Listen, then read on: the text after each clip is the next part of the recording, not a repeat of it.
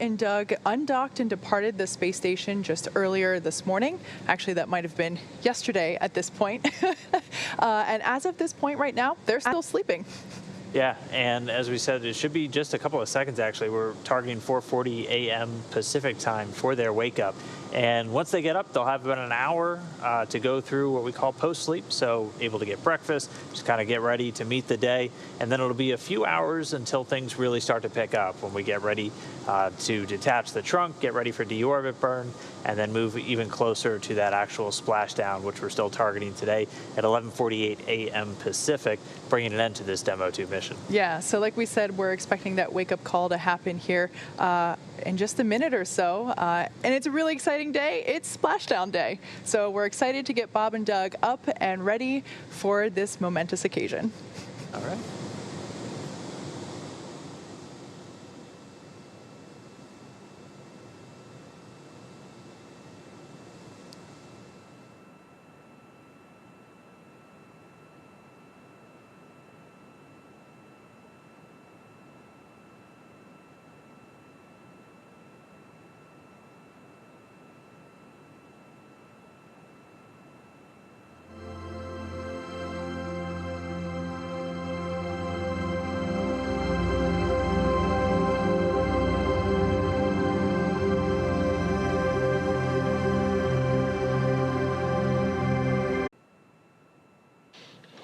Good morning, Bob and Doug. We have a special message for you to start your day.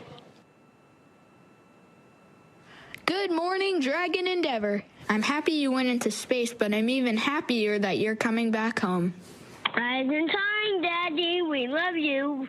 We can't wait to see you. Wake up, wake up. Rise and shine, Dad. Me, Luke, Leo, and Mom can't wait to see you, Daddy. Love you. Wake up, wake up, wake up. Wake up. Say wake up. Don't worry, you can sleep in tomorrow. Hurry home so we can go get my dog. We love you, Dad.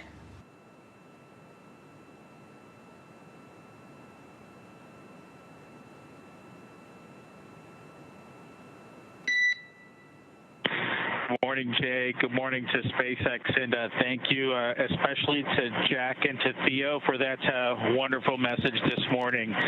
Hopefully the pressure's all on whoever's making the weather call, because those boys seem excited to bring us home. Yeah, we concur. It was great hearing them, and happy to hear you. And lucky for you, weather is looking great at Pensacola. Dragon's also healthy and proceeding towards the primary deorbit opportunity per your timeline. We're going to resume nominal communications at this time. Cameras will remain external, and we are standing by with a system update once you complete your post-sleep activities.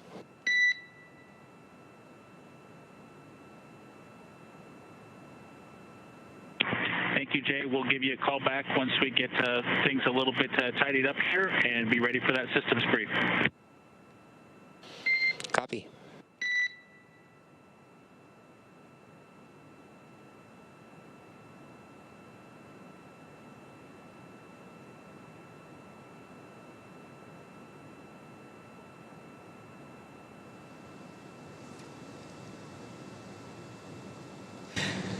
Welcome to our live coverage of SpaceX's Demo 2 mission. I'm Kate Tice, a senior certification engineer here at SpaceX at our headquarters in Hawthorne, California.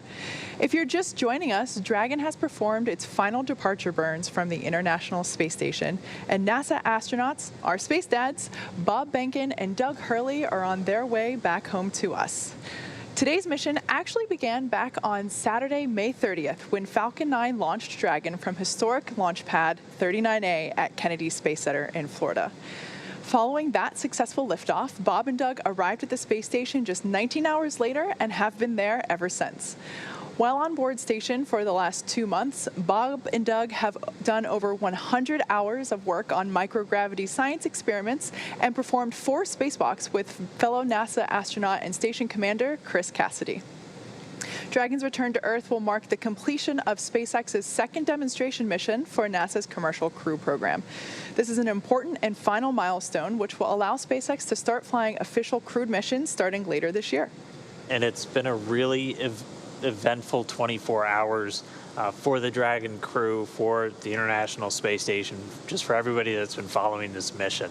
As we literally just heard, Bob and Doug, now awake inside Crew Dragon Endeavour, getting a special message from their sons to wake them up on their return day. So that was just really special.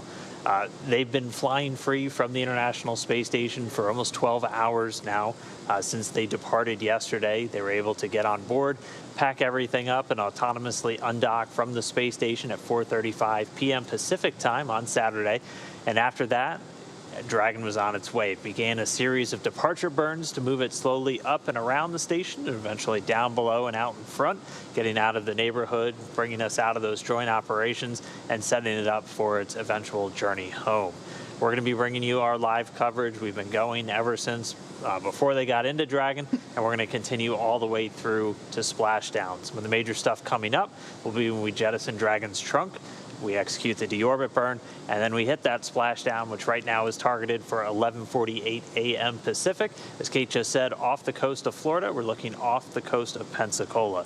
One thing to note, we're not going to be able to show you every step of Dragon's journey, as we're going to have sporadic views inside the cabin once Bob and Doug let us back on board, once they're done with their post-sleep period. And there will be a communications blackout that we'll have during the final phases of reentry. And that'll last for about 6 minutes, but Dragon continues flying itself. It's a planned blackout, and we'll see them on the other side. Yeah, so as you just heard, Bob and Doug are now awake and entering their post-sleep period. So that's about an hour-long period where they're able to get up, stretch their legs, have their breakfast, and get ready for splashdown day. Really exciting day. It's going to be a really busy day for them. More so on the second side of this. They had to, it's a 19-hour journey essentially from space station to that splashdown, and we do that very specifically. Whenever a journey from the space station to the actual splashdown is longer than 6 hours, we have to build in sleep for our crew members. Otherwise, they end up pulling about 20-plus hour days, and we don't want them going through something as dynamic as that reentry, that splashdown in the ocean. Got to get rested. Yeah, got to make sure it's like pilots, it's like anybody else. You have kind of that very strict crew duty day. So they are awake now, though. They got some post-sleep time. And after that, they'll be ready to monitor Dragon the whole way down, because it is going to be pretty much all automated. Yeah, absolutely. They'll have everything available for them on their screens as they monitor telemetry and attitude and all that good stuff. So yeah, really exciting day as we approach splashdown here in a matter of a few hours, which is crazy to think that this all started 2 months ago and here we are. Time certainly flew by. So while Bob and Doug are now in their post-sleep period, let's check in with the team in Mission Control Houston and NASA's Courtney Beasley. Courtney? Thanks, Kate. I cannot imagine a better wake-up call for our two space dads. As you can tell, we've changed locations since our teams were on for undocking and departure as part of the coronavirus protections we have in place to protect our flight controllers performing critical operations here in Mission Control Houston. Since Dragon's departure, it's been back to business as usual for our International Space Station flight controllers. We transitioned out of the joint operations after Dragon departed the approach ellipsoid, but have continued to monitor Bob and Doug's flight home. The team here in Houston is still playing a few roles with Dragon's return trip and recovery. Our TOPO, or Trajectory Operations and Planning Officer, is continuing to monitor Dragon's path, on the lookout for any conjunctions or chances of any space debris that could get in the way of Dragon's return. We also have a representative from NASA's Flight Operations Directorate on console to serve as an information clearinghouse for all NASA personnel supporting splashdown and providing input should any changes to return need to take place. There's also our spaceflight meteorology group actively providing weather updates to our two NASA and SpaceX teams together, making sure that the weather in the Gulf is clear for landing later today. And finally, our LSO, or Landing Support Officer, is on standby in the event that we would run into any major issues that would cause Dragon to end up in an unsupported splash.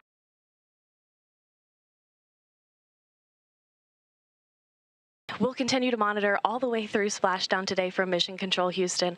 Until then, back to you, Dan and Kate in Hawthorne. All right. Thank you so much, Courtney. So we're going to walk you through some of the dynamic activities that are coming up now that the crew is awake. As we said, it's going to be a couple of hours, roughly 6 hours from now, so we still got a little bit of a ways to go. But once we start getting ready for Dragon to come home, there's a very specific set of milestones that will take place. One of the first ones that'll happen is we'll do a slew maneuver, which is essentially changing Dragon's attitude to get it ready to jettison the trunk.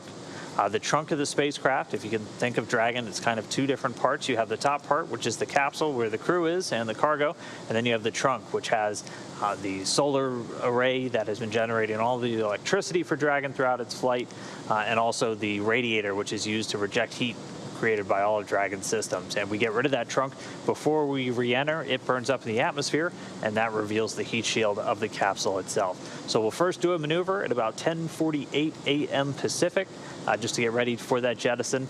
Then the claw mechanism will separate. That's what actually connects the trunk to the Dragon spacecraft, followed just seconds later by that trunk separation. Yeah, then after we jettison that trunk away, we will then maneuver or slew to deorbit burn attitude, and that is essentially putting the vehicle in the proper position for that deorbit burn. The deorbit burn will commence at 10:56 a.m. Pacific time, and it'll last for about 11 and a half minutes. That deorbit burn is essentially placing Dragon Endeavour on its final trajectory to the landing point off the coast of Florida near Pensacola. After that deorbit burn is completed at 11:11 a.m., we will be closing that nose cone. Again, we want to reuse these capsules, and protecting that forward hatch at the top of the capsule is essential, as that is where the Dragon capsule Endeavour, or where the Dragon capsule, crew capsule, connects to the International Space Station, and that's what the crew uses to ingress and egress from the capsule. So we will close that nose cone to protect the hatch for re-entry. Around then, just a couple minutes after that, the Dragon capsule will begin to re-enter the Earth's atmosphere. So a lot of plasma will be building up on the exterior of the capsule, and as such, we won't be able to command the vehicle from here, but it is steering itself. It is completely autonomous, but we will be experiencing an expected communications blackout, and that'll begin at 11:36 a.m., and it'll last for about 6 minutes. So while that's happening, we will have what's called entry interface. That is whenever the vehicle will begin to experience the aerodynamic pressures and loads of Earth's atmosphere. So that's the really exciting point. And then we will get our communications back at 11:42 a.m. So all of that kind of leading up to the big visual fun part, the parachutes. Yeah, and the parachutes are going to come out in two different stages. We'll start off with the drogue parachutes. Those will do the initial slowing. Now, you have to imagine when Dragon starts hitting the Earth's atmosphere, it's moving about 17,500 miles an hour. That's its orbital velocity as it's flying around planet Earth. By the time the drogue chutes come out, just after that deorbit burn and that reentry, it's already slowed down to about 350 miles an hour. Two drogue chutes will come out and do some initial slowing of the vehicle and also stabilize the capsule as it continues to descend through the thicker part of Earth's atmosphere. Those drogues should come out right at around 11:44 a.m. Pacific, while the capsule is about 18,000 feet in altitude.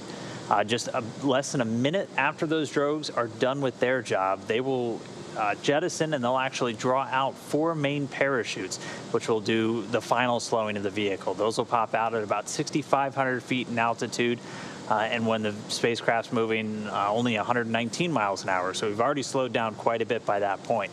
Those main parachutes will do the final slowing down before we do the splashdown. It'll be moving at about 15 or 16 miles an hour once it hits the water, and at that point we are looking at it at about 11:48 a.m. Pacific for their splashdown in the Gulf off of the coast of Florida.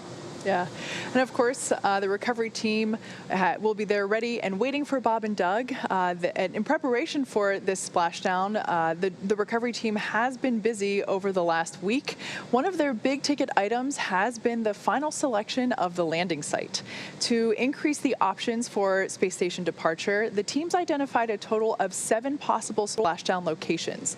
Also, in order to meet NASA's timeline for extraction requirements, The potential splashdown locations have to be close to a port as well as medical facilities. So with all of that in mind, add the evolving weather conditions from tropical storm Isaiah, and it's easy to see how determining the landing site is a complex process.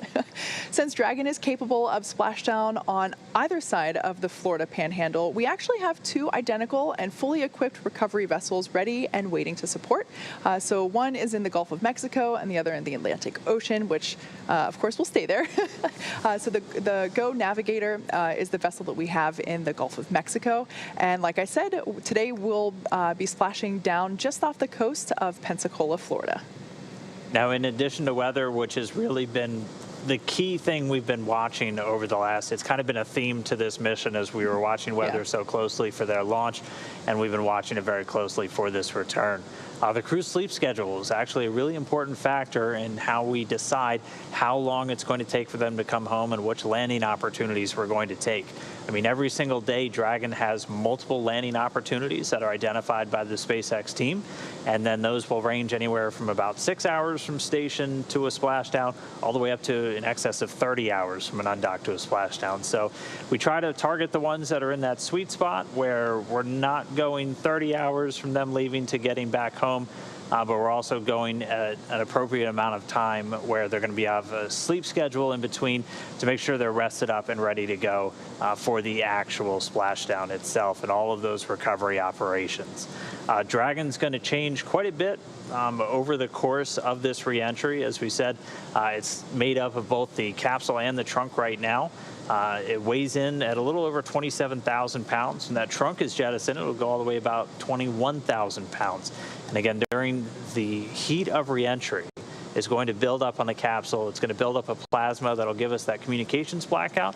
It's also going to heat up the capsule to about 3,500 degrees Fahrenheit during that reentry. Yeah, which interestingly enough, the interior of the cabin will actually remain quite comfortable. There are a number of systems in place to make sure that Bob and Doug won't be heating up along with the exterior of the capsule. They're expected to, I think the internal capsule temperature is supposed to stay around 85 degrees Fahrenheit maximum, but there will be cold air flushing throughout the cabin and throughout Bob and Doug's suits throughout the re-entry phase. So they really won't be breaking too much of a sweat during that re-entry period. Also, something to note, the exterior of the capsule, as you may, if you followed along with our Demo 1 recovery, will, due to those extreme temperatures, we're basically in the last couple of hours of seeing Dragon in its pristine white condition. After that re-entry, it will come back with a lot of that space dust, essentially. We'll see a lot of the charring on the external sides of the capsule to the thermal protective systems that are basically built to insulate the Dragon capsule and make sure that everything stays safe during that very heated re-entry period. Yeah, it's going to be very dynamic for them. It's going to be a new experience. I mean, they're experienced astronauts, but this is their first time coming home in a capsule.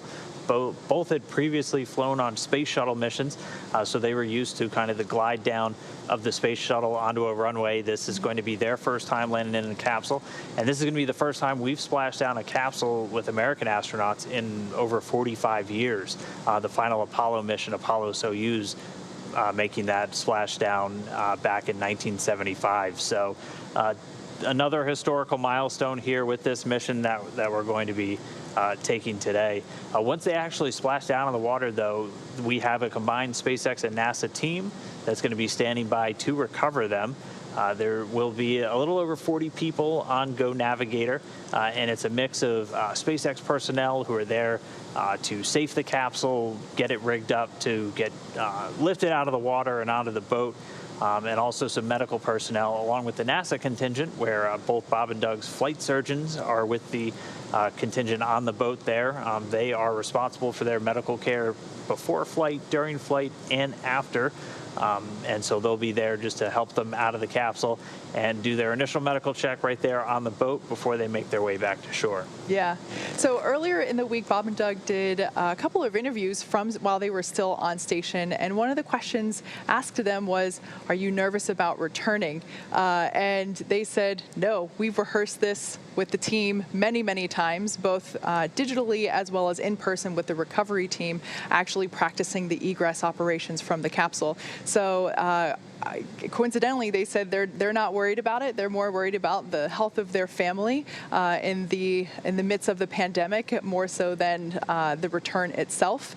When I think about the return, I can't help but to think of G-forces. The G-forces that we're expecting them to experience on the way back down is around 4 Gs. They also got around 4 Gs on the ascent portion of the mission, so this really shouldn't be anything that they haven't experienced previously. That is, if you think of roller coasters, that's about what I would say higher level roller coaster would deliver, is about 4 Gs. I tend to avoid roller coasters at all costs, so you probably won't find me in a crew capsule anytime soon. That being said, Bob and Doug, like we said before, I've rehearsed this many times with the recovery team, with the mission control operators, and they're excited to come home, and we're looking forward to having them back on Earth. Yeah, there's not a ton for them to do between now and then. Just a couple of the activities that Bob and Doug will be doing inside of Dragon. They're obviously going to be monitoring throughout the deorbit burn. Prior to that, though, they're going to be getting suited back up. They're wearing those launch and entry suits for all the dynamic phases, obviously for launch. And then they wore them during all the proximity operations around the space station, and they'll be in the suits once more for the actual splashdown itself. And again, those suits are there as just another line of protection for the crew members. Obviously, the capsule keeping them safe in a very hazardous environment of outer space, or burning up on re-entry with all of that heat. And then the suits are just another line of defense. So they'll have those worn. They'll be wearing those during their re-entry. They'll actually do what's called a suit flush just before they re-enter, where they just inject some cooled down nitrox into the suits just to help with kind of that conditioning inside of the capsule. And before they get suited up, they'll be doing what's known as fluid loading. That's very common for returning crew members. You can end up getting very dehydrated, and the fluid loading can help kind of minimize the unpleasant effects of re-entering a gravity environment. It's very common for returning crew members from long-duration missions to have some orthostatic intolerance, to have their vestibular system, which is responsible for just maintaining your balance, your motion, to just really be all out of whack. It's the same when you first get on board the space station and you're in microgravity and your inner ear is trying to tell you which way is up, which way is down. It doesn't really exist anymore. And the human body adapts to that when you're up there for several months at a time. And so when you get back down to Earth, it can be a little bit jarring. But that's why we have a lot of trained personnel there on site, ready to help them out of the capsule SpaceX Dragon and for their journey to home. ground. Jay, if you're ready, we are ready for the systems brief. All right. Copy. As stated, Dragon's in a healthy state. We are proceeding toward the primary landing site. And your timeline is current to Pensacola. The weather's looking great. Forecasted winds are at 1 knot, and seas are very calm. We are working an issue with the generator on the recovery ship that has eliminated power redundancy, but we're working a plan to get a backup generator. Even without this resolved, we do expect the ship to be at the designated landing site and no impact to your egress timeline. And that is all we have to report.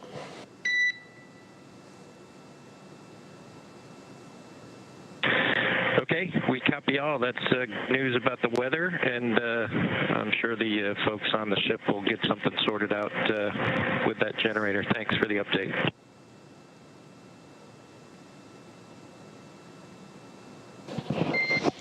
Yeah, good readback, and we'll keep you posted as we proceed on the timeline.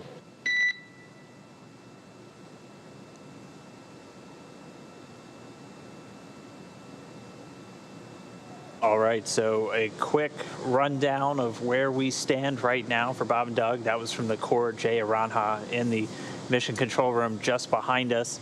The core, just as a reminder, it's kind of like Capcom. If you followed our missions throughout our history, that is really the sole person who's there to talk to Bob and Doug and be their advocate down here on the ground. So as he said, we are still on track for a splashdown today in Pensacola. He gave a couple of those weather details. We're looking at wind speeds of about 1 knot, so just around 1.5 miles per hour, and very calm seas out there. Weather was the thing we were really looking for.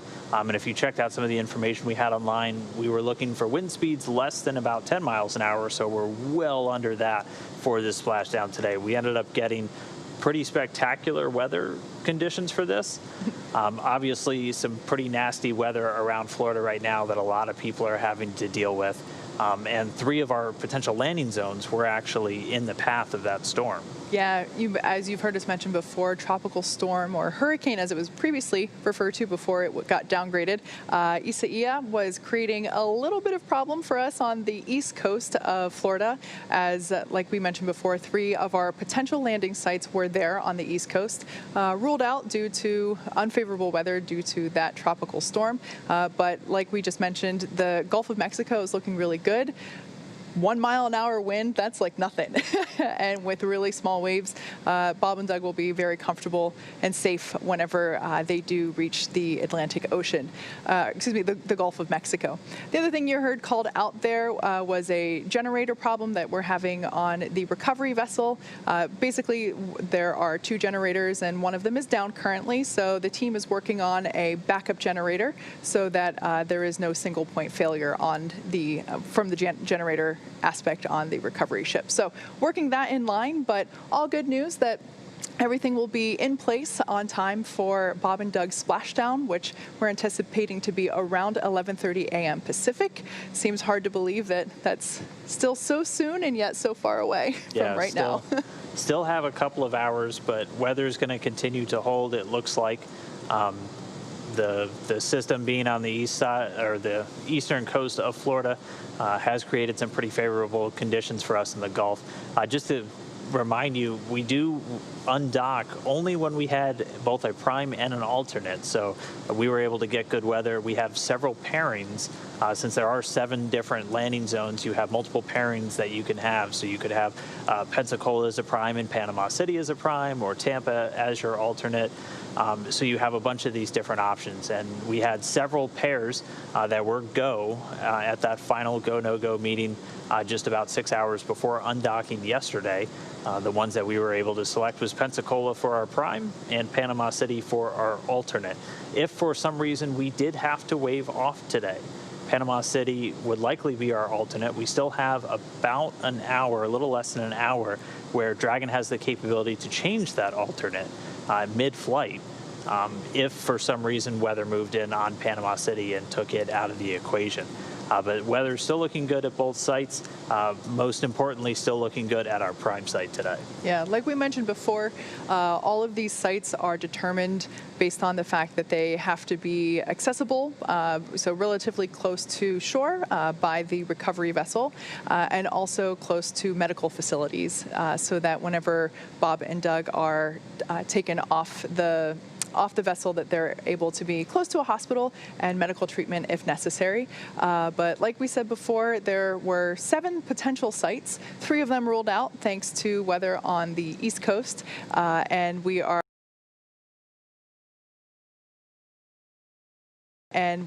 now targeting the Gulf of Mexico off the coast of Pensacola, Florida, as our primary landing site. And once Bob and Doug splash down, a lot of things are going to happen in really quick succession, just to make sure that we can get the capsule out of the water and get them out of the capsule just as rapidly as possible. Within minutes, actually, the teams here in Mission Control Hawthorne will actually do a check on the vehicle systems following splashdown, and they'll give the go to the recovery teams to proceed. We expect that to be just within a minute or 2 of that splashdown. The SpaceX recovery personnel will put 2 fast boats, so smaller boats, off of the prime recovery vessel, which itself is about 3 nautical miles away or so from the splashdown point, which is about a 30-minute journey for the boat at the speed it travels. But those 2 fast boats will hit the water and move in quickly on the capsule once they get the go.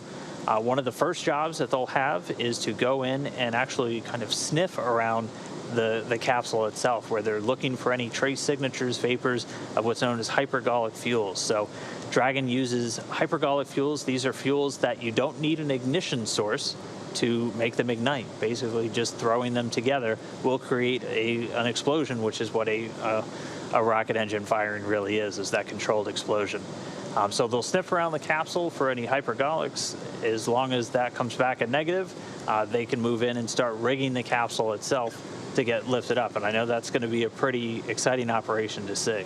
Yeah, there were actually somebody climbing on top of the capsule itself to perform that rigging. That individual is highly specialized and trained for that operation because, as you can imagine, climbing on top of an oddly shaped capsule in the ocean makes it wet, and so having to get on top of there and secure the rigging in preparation for lifting onto the deck of the recovery ship, that's quite a specific job, and that person has undergone hours and hours of training in order to perform those operations safely. So once that is all done, the capsule will then be hoisted up onto the deck of the recovery ship, and then they will be placed back down.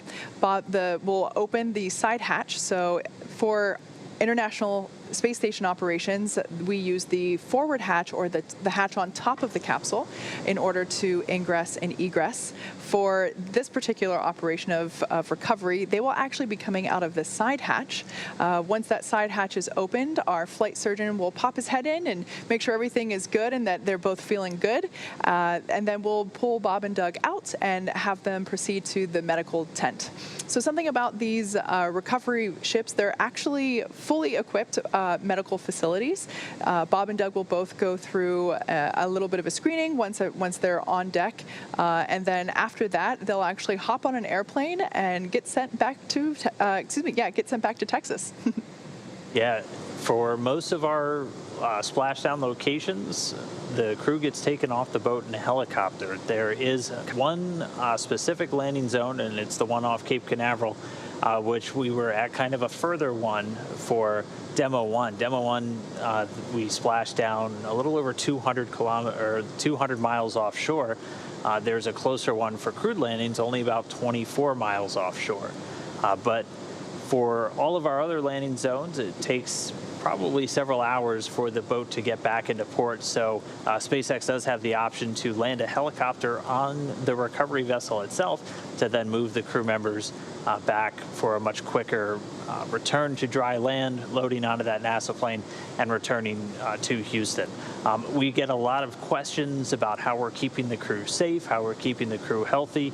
We have a lot of very strict protocols in place anytime we send people into space and anytime we bring them home, as spaceflight can be pretty harsh on the body, even with all of the countermeasures that we have developed. A lot of astronauts will come back immunocompromised, and so we really just have to make sure we're taking very good care of them, especially in our current climate with coronavirus. We've made some additional restrictions and requirements in place for all of our recovery personnel that are going to be on the boat. All have gone through some isolation and testing for coronavirus before heading out to sea. And we're doing this. Anybody that's going to be in close contact with the crew, we're making sure that we have countermeasures in place to make sure that they are screened and that the crew is being kept healthy. Once they get back to Houston, they'll be able to reunite with families and then eventually go home or go to crew quarters there in Houston. Yeah, so they're certainly looking forward to having their family reunion today. Hopefully you caught their wake-up message earlier this morning, messages from both of their sons, having them wake up. It sounds like there is a puppy in the future for one of our astronaut families, so good luck with that. But something else to note about the recovery process is that all of this is going to take about an hour to do. we want to make sure that we get the capsule out of the water as quickly as possible, but safely, as well as opening the hatch and having Bob and Doug come out and wheeled into the medical tents there. So all in all, it'll take about 60 minutes or so, and we're certainly looking forward to seeing all of that happen live. But backing up a little bit to the events that we have coming up sooner, we will be performing a couple of maneuvers in order to get the vehicle in place and ready for its deorbit burn. That will take place, and then we will close the nose cone in order to protect that top hatch. And then shortly after that, the vehicle will begin to re-enter the Earth's atmosphere, and then we will have parachute deployment. So all of that is going to be happening around 11:30 a.m. Pacific. So be sure to stick around as we prepare to step into the really exciting events of Splashdown Day. And throughout the morning, and Leah and Shiva were doing a great job of it overnight. We're going to be taking your questions on social media. If you have a question for us, jump on Twitter, use the hashtag AskNASA, and we'll try to get through as many as we can today. We do have a couple of hours until we really start picking up the operations, so we should have a chance to get through quite a few. We'll take one right now. This one comes from Mogster, who wants to know roughly what speed are Bob and Doug going at splashdown. And it's quite a slowdown. Yeah, it certainly is. At the point of splashdown, they'll be going about 15 or 16 miles per hour. So that's about the speed that you go in your car whenever you're driving through a school zone. So that slow is how slow that is the speed that they'll be landing in the Gulf of Mexico. A slowdown from 350 miles per hour as they re-enter the Earth's atmosphere, and that's a slowdown from 17,500 miles per hour that they were traveling whenever they were orbiting Earth with the International Space Station. So they Pretty are, drastic. Yeah, very, very drastic indeed. We have another Twitter question coming to us.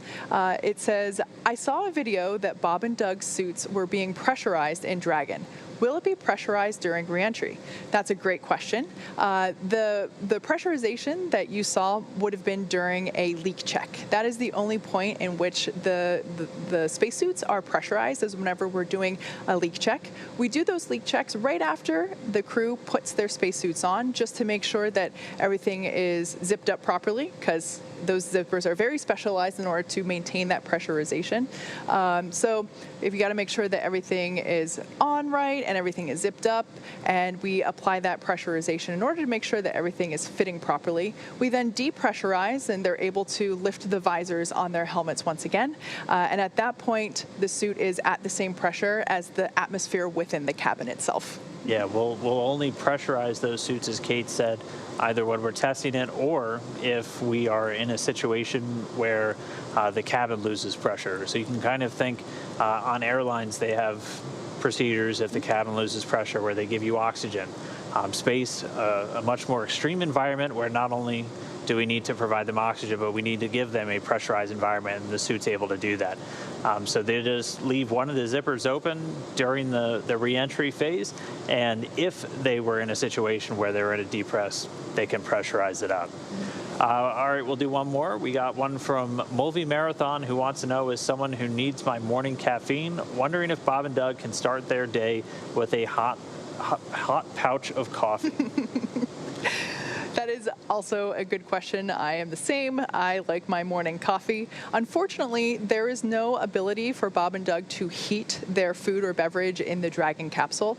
So if coffee is part of the packaging, the packaged food that they have, because everything is pre-packaged, it is vacuum sealed so that it's easy to stow and easy to consume. The coffee that they would have would be at room temperature coffee, so might not be the ideal type of coffee, but it's safe to say that they'll be able to get their hot coffee in less than 24 hours. All right. So again, keep sending in those questions using the hashtag AskNASA. We'll continue to get them throughout our show this morning. We do need to take a moment, though. For those of you watching on YouTube, take a look at the comment section down below. We're going to be switching over our links. We need to stop the broadcast momentarily on YouTube and start a new one just to make sure it gets archived correctly. So we'll be back live at that new location very shortly. If you're watching on NASA TV, no changes needed. Coverage stays interrupted all the way through Splashdown today. You won't notice a thing.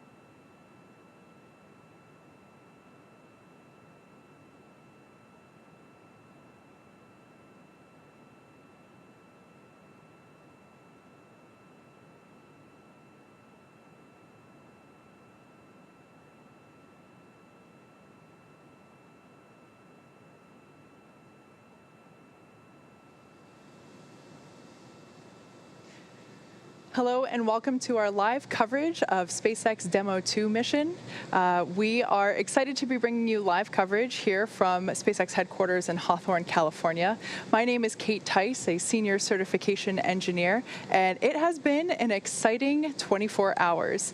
Backtracking a little bit, Bob and Doug launched to the International Space Station just 2 months ago, and earlier today departed from the International Space Station and began their journey home. They've completed all of the departure burns, and they are now awake and ready to begin the day. So a couple of events that we have upcoming. At 10:48 a.m. Pacific time, we will do what's known as slew to trunk jettison attitude, and that's basically positioning the vehicle in its proper place in order to jettison that trunk. We want to expose the heat shield in preparation for capsule reentry. So we will separate from the trunk, and that will be occurring at 10:51 a.m. Pacific time. We will then slew or maneuver to deorbit burn attitude, and that deorbit burn is what is going to really place Dragon on its final trajectory back to Earth. Yeah, once the engines fire on that deorbit burn, Dragon is committed to returning home, and that's what really adjusts their orbit to line them up straight with that splashdown zone right off the coast of Pensacola. And so we are expecting that deorbit burn. Times have stayed pretty much solid throughout all the different burns that Dragon has done since it's left the International Space Station. We're expecting that burn at about 10:56 a.m. Pacific, 17:56 GMT. We'll try to give you guys a couple of split times here. That deorbit burn is expected to last 11 minutes and 22 seconds. It's executed primarily using the forward bulkhead thrusters on the very top of Dragon. There are 4 of them, and it'll alternate between a couple of them during that deorbit burn.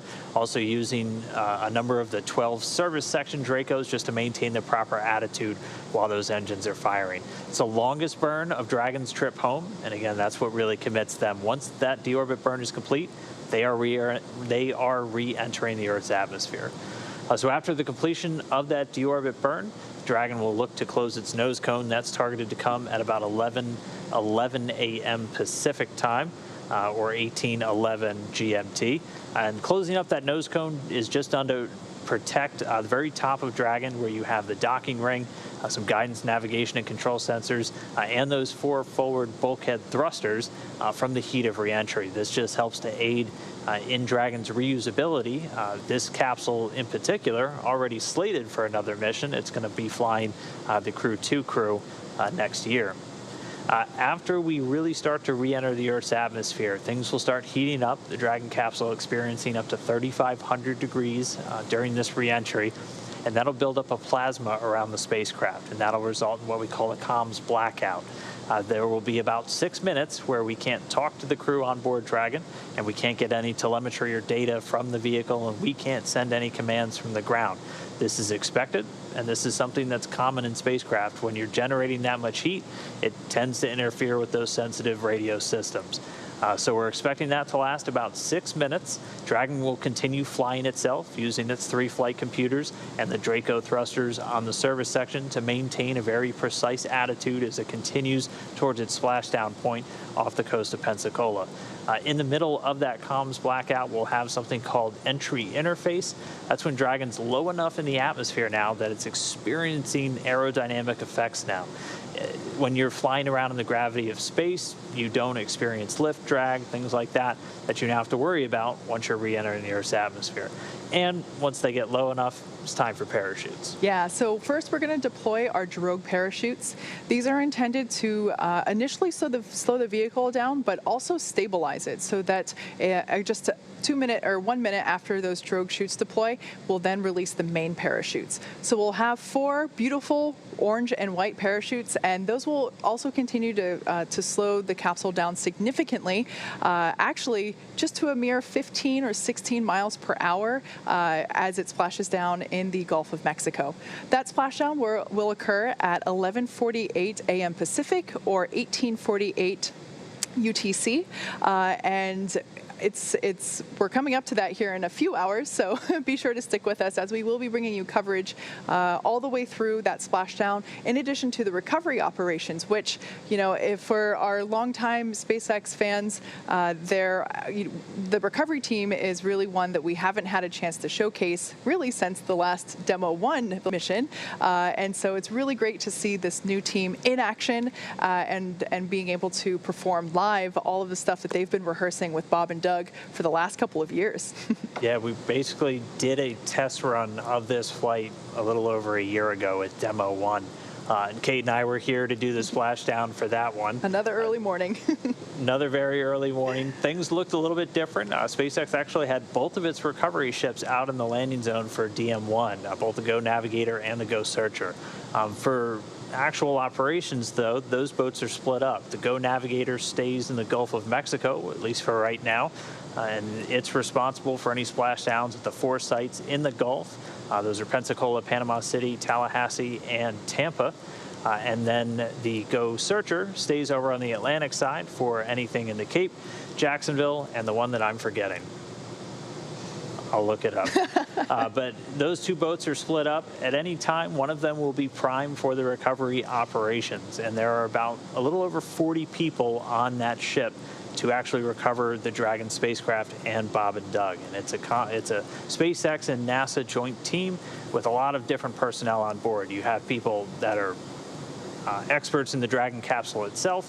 You have the ship's crew. You have a number of people from the medical community, doctors from both SpaceX and flight surgeons from NASA, nurses, and then you also have cargo specialists on board as Dragon's bringing some cargo home. Yeah. So if you followed our missions to the International Space Station previously, you might hear us refer to as the maneuvering of Dragon around the station as a carefully choreographed dance. The recovery operations are just like that as well. Whenever it comes to recovering the crew, safety is the #1 priority for not only the astronauts, but the recovery team and all individuals on board that recovery ship as well. So while there are 40 or so people on board, there definitely won't be 40 people on deck. It'll be a strict limitation to the personnel that are in the active recovery operations that will be on the deck, on the recovery deck of the ship as the Dragon capsule is being lifted out of the water and into the nest. So I'm really excited to be able to see that firsthand. We will be, like I said before, we'll be bringing you that coverage all the way through. And after Bob and Doug are brought out of the Dragon capsule, so once the Dragon capsule is placed onto the recovery vessel in that nest, our flight surgeon will pop his head in and make sure that everything is looking and feeling good with our astronauts, our space dads, and we will then have them exit the capsule through that side hatch. We will wheel them into the medical tents, and they'll then get their in-depth medical review with the medical team, and at which point they will then hop on a helicopter and head back to Texas. Yeah, and I mean, all of that is supposed to unfold in just about an hour following splashdown. Within minutes of Dragon hitting down in the water, a lot of things will happen simultaneously. The Dragon capsule itself takes a number of automatic steps as soon as it detects that it's splashed down. One of the first things that it does will be to detach the parachutes. As once you're splashed down, you don't need them to slow you down anymore, obviously, and you don't want them dragging you through the water. So Dragon will automatically cut those main parachutes, and they'll be sitting there floating in the water. That's also one of the actions the crew can take if they realize that the parachutes haven't detached. They have a hardwired button right there on their control panel to release those parachutes. Within the first 2 minutes of splashdown, the teams will get the go to proceed in closer. The main recovery ship will be about 3 nautical miles away or so, and it'll deploy 2 fast boats that'll get to the capsule much quicker within just those 2 minutes after getting the go. The first boat will move in and do a sniff check around the Dragon capsule, checking for any vapors of hypergolic fuels used to power the Draco thrusters on board the vehicle. Once they can verify that it's safe to approach, they can move in. As Kate was talking about, someone will climb up on the Dragon and get it rigged. The second fast boat is basically a backup for everything that the first boat's doing, and they're also responsible for gathering those parachutes up out of the water. And then it'll take about 30 minutes until the main recovery vessel gets there, and then it's time to lift it up out of the water. Yeah, so at that point, the capsule will be set onto the platform of the recovery ship, and then we'll, like I said before, our flight surgeon will do those initial checkouts. We'll pull Bob and Doug out, and then they will go into the medical tent. So like I said, that's all going to happen within about 60 minutes is our designated timeline for those operations, and we're really excited to see all of that unfold. It has been a very long morning, night so far. We've been broadcasting for a few hours now, and I don't know about you, but I'm starting, the more that we talk about the parachute deployment and just recalling what that looked and felt like for the Demo 1 broadcast, I'm getting really rejuvenated and really excited to see that with our space dads on board. And we should be able to show you a lot of the same things you saw for Demo 1. Again, it's a little bit different, as for Demo 1, we had 2 ships out there in the same recovery zone. So we were able to have some of our camera assets, things like that, on the other ship. Now it's all on one. But one of the first views we should be able to see will be from a NASA high-altitude research plane, the WB-57. It's going to be, once again, flying in the area of splashdown. For Demo 1, it was able to get us an infrared view of the capsule actually during that re-entry period, so when it was still glowing very brightly on the infrared as it was still generating and dissipating a lot of the heat of re-entry. Able to see the drogue chute deploys and then the main deploys, and then we'll have some cameras actually down on the boat, on the water, hopefully getting us some great views of Dragon as it descends under those parachutes. So we are looking forward to that. Again, we have about 6 hours or so until the actual splashdown. We're targeting that at 11:48 a.m. Pacific, and I want to make sure 18:48 GMT. Yeah. So if you're just joining us, Bob and Doug have completed their 8-hour sleep shift. They woke up about an hour ago, an hour and 20 minutes or so. They had a really nice greeting from their sons telling them to wake up, wake up, wake up. And they're now in their post-sleep phase where they're having their breakfast. They received their, basically their informational update from the core here at SpaceX Mission Control in Hawthorne, California. And so far, everything is looking great, or green, as we say, for today's recovery operations. Yeah. And so as we continue to monitor the operations today, we do want to keep taking your questions on social media. So we've got a couple that we're going to get through right now.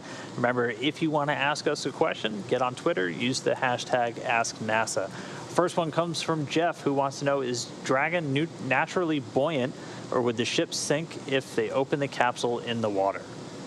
It would not. Dragon is designed to stay afloat for at least 24 hours. If not beyond that, but the requirement was just to make sure for 24 hours. It has a ballast system to make sure it's upright in the water following the splashdown. And if the crew had to get out of the capsule before they get on the boat, they have practiced those operations as well.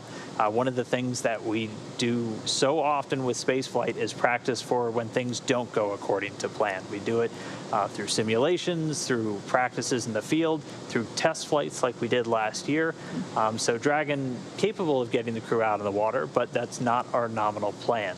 The plan is to get them out of the capsule once it's already on the ship. Much more stable environment, a lot easier. You're not bobbing around in the ocean by that point. Yeah, absolutely. So our next question coming to us from tardigrads. The question is, how fast will the capsule initially enter our atmosphere? Well, the capsule, whenever it departs the International Space Station, initially is going 17,500 miles per hour, thereabouts.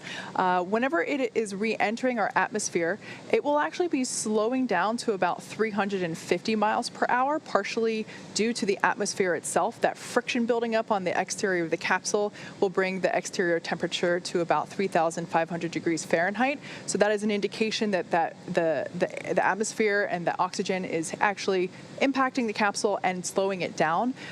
We also have, like we mentioned before, the parachutes that will also further decelerate the vehicle from 350 miles per hour to a mere 15, 16 miles per hour whenever it touches down on the ocean floor. All right, our next question comes from Arash, who wanted to know, is Crew Dragon Endeavour reusable? It is, and in fact, it's already got a mission signed up in its future. It's going to be flying the Crew 2 crew, which we're targeting for sometime next year.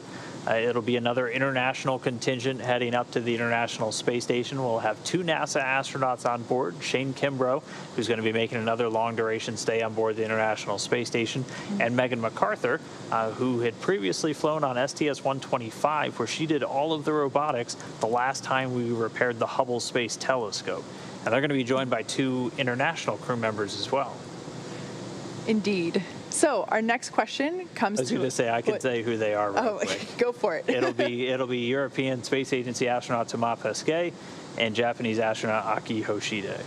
So another international crew heading up on a Dragon. Our first international crew is actually slated to launch no later than this September. This September. Mm-hmm. Yes.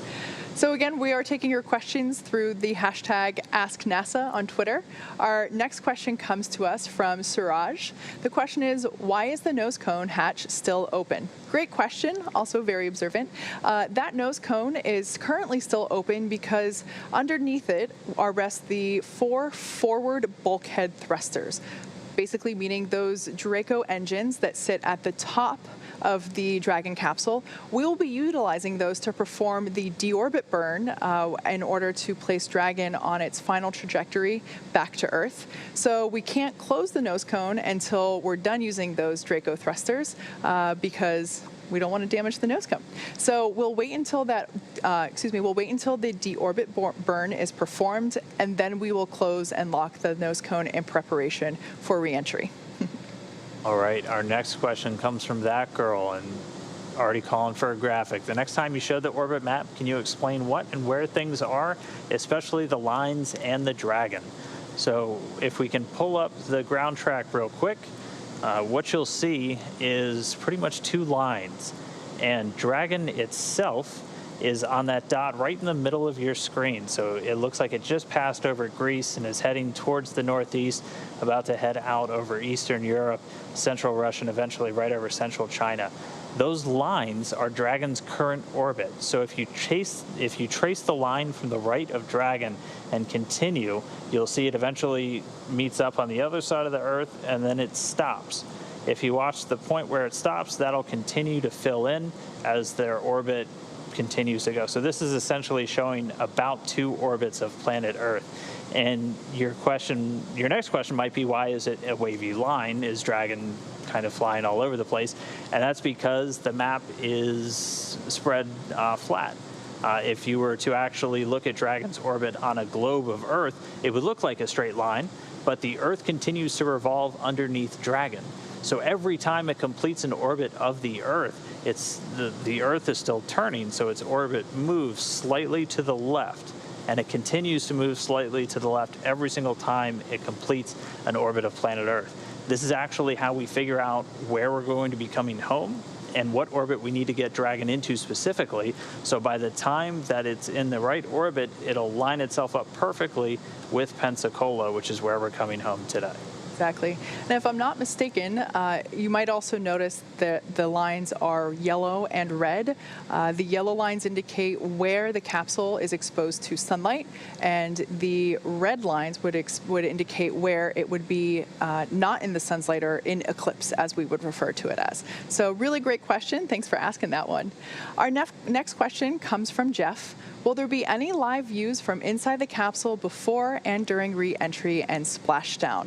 Also another great question. Yes, we will be bringing you views from the capsule where we can. Like we mentioned before, there is an expected loss of signal or a blackout period where we are unable to communicate or receive telemetry or video from the capsule.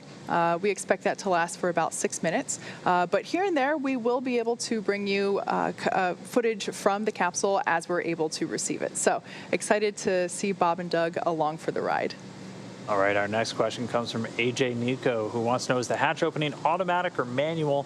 What kind of system makes sure the hatch opens safely and properly? It is a manual hatch opening. You can open the hatch on either side of the capsule itself, and it's got a number of different locks and mechanisms in place to make sure you're not accidentally opening up the hatch. You can kind of think of it like the escape doors on an airplane, where you have to go through several steps before you can actually, there's not just a handle to turn and open it. You have to go through several steps to physically open the hatch. And there are a number of different configurations on the vehicle you can do to make hatch opening easier. Like one thing they can do following splashdown is actually increase the pressure inside of Dragon's cabin. So it's at a higher pressure than what is outside of the capsule, and that makes the crew's job of opening the capsule hatch outward much easier. So it's kind of, there's some little things that you don't necessarily think about, but it is always a manual process. Next question comes to us from Klaus. Question is, what is the difference between the capsule suits and the ones used for EVA or extravehicular activity? Yeah, so those EVA suits used on the International Space Station are famously used for spacewalks. Personally, one of my favorite things to watch on NASA TV are those spacewalks. Those suits are designed to operate in the vacuum of space, whereas our flight suits for inside Crew Dragon are not. So we won't be performing any EVA suits in these ones. However, they are designed to protect the crew in the event of a depressurization event. The face shields are able to come down and lock, and we are able to pressurize the suits themselves in order to protect the crew in the unlikely event of a depressurization. That being said, that's the primary difference why, while they're both white and they're both pretty good looking in their own ways, one is much bulkier, and that is because, you know, those EVA suits are designed to essentially do that hard exterior work on the ISS external in the vacuum of space. Yeah, they're also kind of carrying their atmosphere with them. Yeah. With the Dragon suit, you have an umbilical to plug it into the seats. And we have a great video that we've showed a couple of times tonight where a SpaceX suit engineer describes it as kind of a suit-seat system where the suit's able to plug in and draw all of that breathing gas and cooling air, whereas those big, bulky EMUs, it's all in their backpack where they bring out all of their breathing gas, their water, which is not only used for drinking for the astronauts, but also for keeping them cool while they're working outside in space.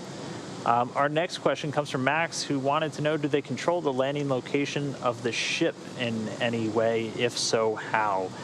The astronauts themselves are not, as again, Dragon is flying autonomously, but what we're able to do is actually calculate where Dragon will have an opportunity to splash down, and then we're able to give those calculations to the flight computer so it can then build out what's called a burn plan. You've heard us talk about burns quite a bit, departure burns and phasing burns and the deorbit burn, where the vehicle will itself calculate when I need to fire these engines and how long I need to fire them for to line myself up exactly where I want to splash down. It's incredibly complicated, and only people like Kate are able to do stuff like that.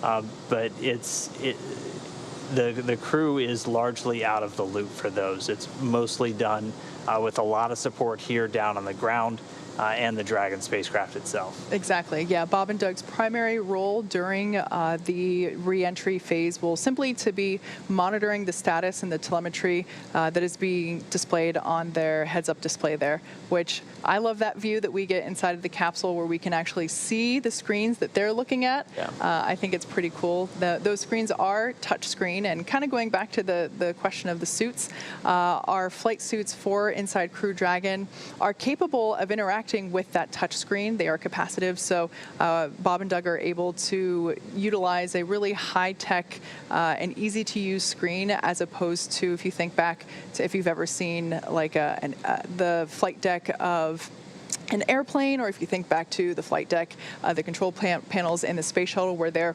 were a lot of buttons and switches. Now that screen is flat, and we're also able to simply rotate the data that's being displayed depending on what phase of the mission that we're in. So it also cuts down on the bulkiness, the bulkiness of the display itself, because we're able to configure and specialize exactly what's being shown depending on what's going on. Yeah. All right, we'll get to a couple more questions in just a second. If you're just tuning in, though, welcome.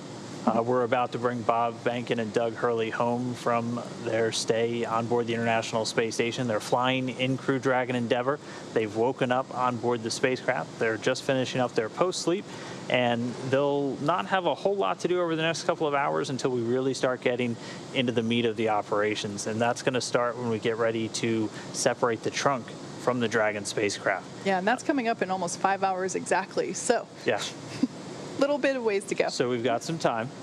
That trunk separation is immediately preceded by something called the claw separation, and that's just the attachment fixture between the trunk and the capsule itself. And just to run down some quick times for you again real quick, we're expecting that claw separation at about 10:51 a.m. Pacific or 17:51 GMT, and then just less than 50 seconds later at 10:51 and 54 seconds, the trunk itself will separate from Dragon, and that trunk eventually burns up in the Earth's atmosphere.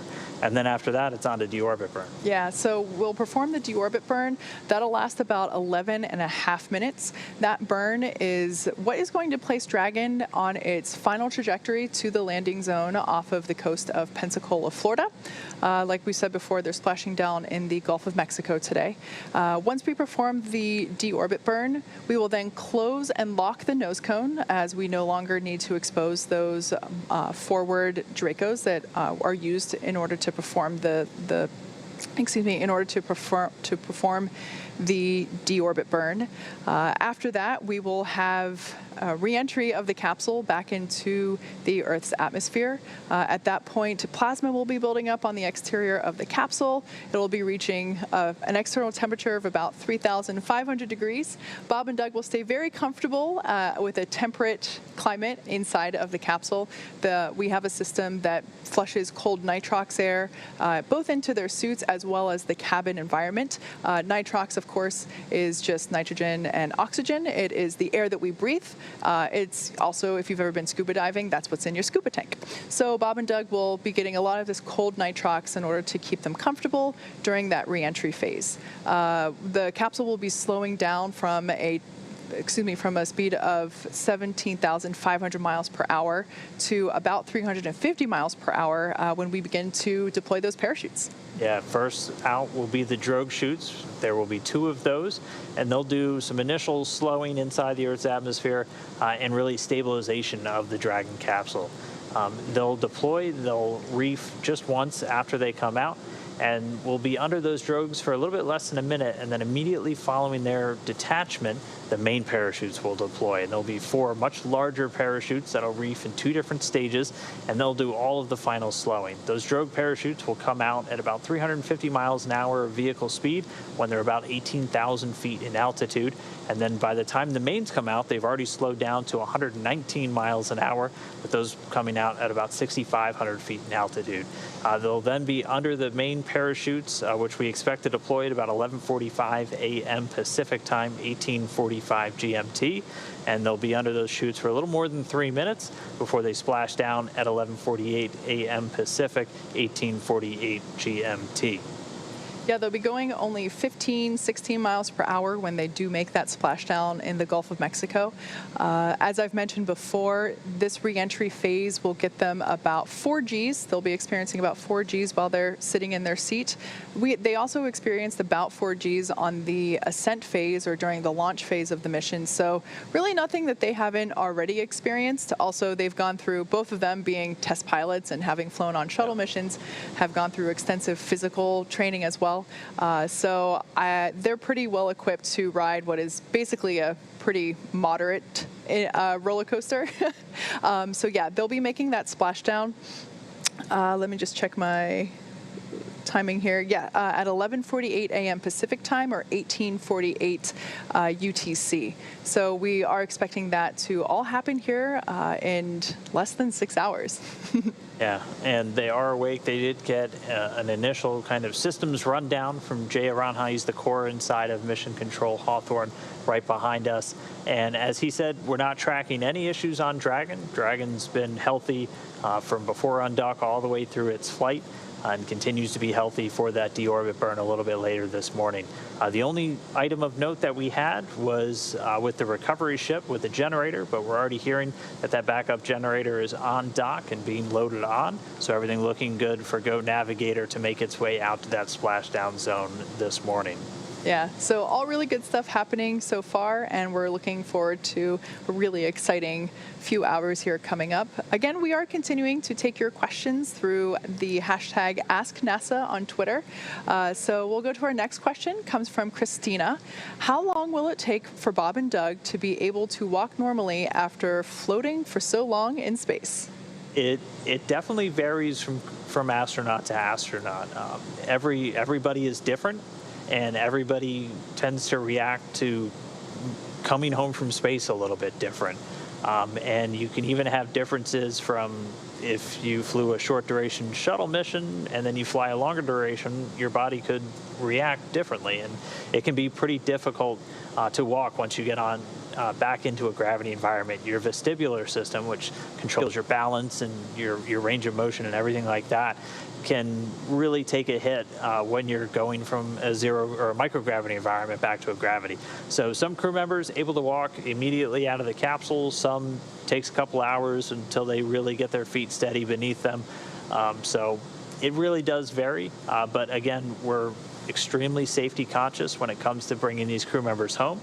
So we always make sure we have plenty of personnel, trained medical officials there with them just to make sure they're safe with their return from space. Absolutely.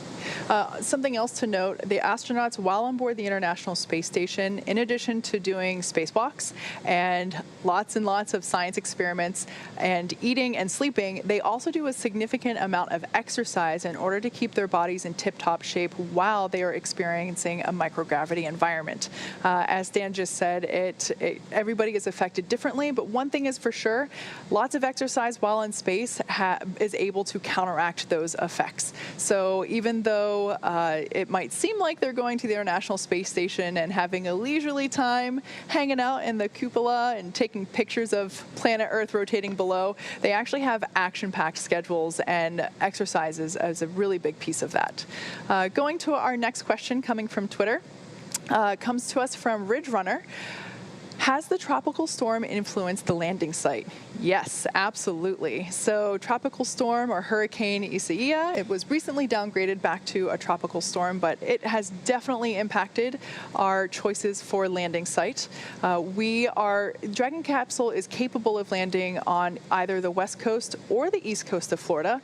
We have two identical recovery ships on either coast that is ready and able to support. The decision on where to land actually isn't made until just a few hours prior to departure from the ISS. So it's important that both coasts have the ability to be able to support, but the opportunity that we had for this particular mission, we had 7 potential landing zones picked out, and due to that tropical storm, it ruled out all 3 located on the eastern coast of Florida. So that made decision-making pretty clear that we were going to select from our Gulf Coast sites. And after a couple days of evaluation, not only of wind speeds, but also thunder and lightning storms, in addition to wave slope degrees, as whenever you land in the ocean, you're subjected to, of course, the wind as well as the condition of the seas itself. All of those things taken into consideration to make sure that landing is safe and as comfortable as possible for Bob and Doug. So yeah, I would say that tropical storm certainly had a major impact, but fortunately, today's anticipated conditions for splashdown are going to be very mild, if not picture perfect, with a very low degrees slope of those waves and just barely 1 mile per hour wind. Yeah, we got extremely lucky. We've had to kind of dodge around weather a bunch with this mission. For those that remember the launch, we got all the way down to just kind of the final minutes before launch and had to scrub just because of some storms in the area. And things were not looking great earlier this week. And then we just kind of hit that lucky window. That's why the teams will continue to go down all the way to just the final hours before we undock to try and preserve these opportunities, because weather around Florida, very dynamic. You just really never know. Our next question comes from Jasmine, who wants to know which is more stressful, launch day or splashdown day. That's kind of a personal question. I don't really know which one I'm usually more stressed about. I think splashdown day kind of feels like it lasts longer. Launch is something that's over so quick. You either you did it or you didn't. Exactly. Splashdown day, we have a little bit more time. Things take a little bit longer. I don't have a good answer for it. Yeah, it's something I noticed in the interviews that Bob and Doug have been performing on station for the last couple of weeks. They're not stressed about anything. Yeah. You know, they're cool cats up there. You know, and that's partially attributed to not only their personalities, but also the fact that they have done extensive training with the NASA and SpaceX teams in preparation for every element of this mission. Everything from the phases that you go through prior to launch itself, to ascent, docking, all of the mission operations while actually on station and completing the mission objectives for this demonstration mission, and then of course undocking and reentry. They've done it all. They're not. It doesn't. I never got the impression that they were stressed about anything. My personal response would be, I think it's similar. Splashdown is a little bit more dynamic in terms of to the total timeline. Also, it's just it's just so exciting that knowing that we're bringing our space dads home today. All right, our next question comes from Megan, who wants to know what the difference is between zero gravity and microgravity. It's a good thing to pick up on because it's something that gets kind of confused between the two very easily. For sure. On board the International Space Station, and Bob and Doug right now, what they're experiencing is microgravity. So they are actually subject to the Earth's gravity right now, almost the exact amount that we are. When you're on the International Space Station, you're subject to more than 90% of the Earth's gravity. The reason it seems like everything floats for them is because they are in microgravity, and that's because they're in a constant state of free fall. You can actually mimic the exact environment that they have just on an airplane if you fly in a parabola that has an exact deceleration rate as the rate of gravity going down. And one of the easiest ways to kind of visualize it is if you were to stand on a hill and throw a ball as hard as you could. That ball would eventually go out, and then it would come back down to Earth. And the harder you threw that ball, the further it would go.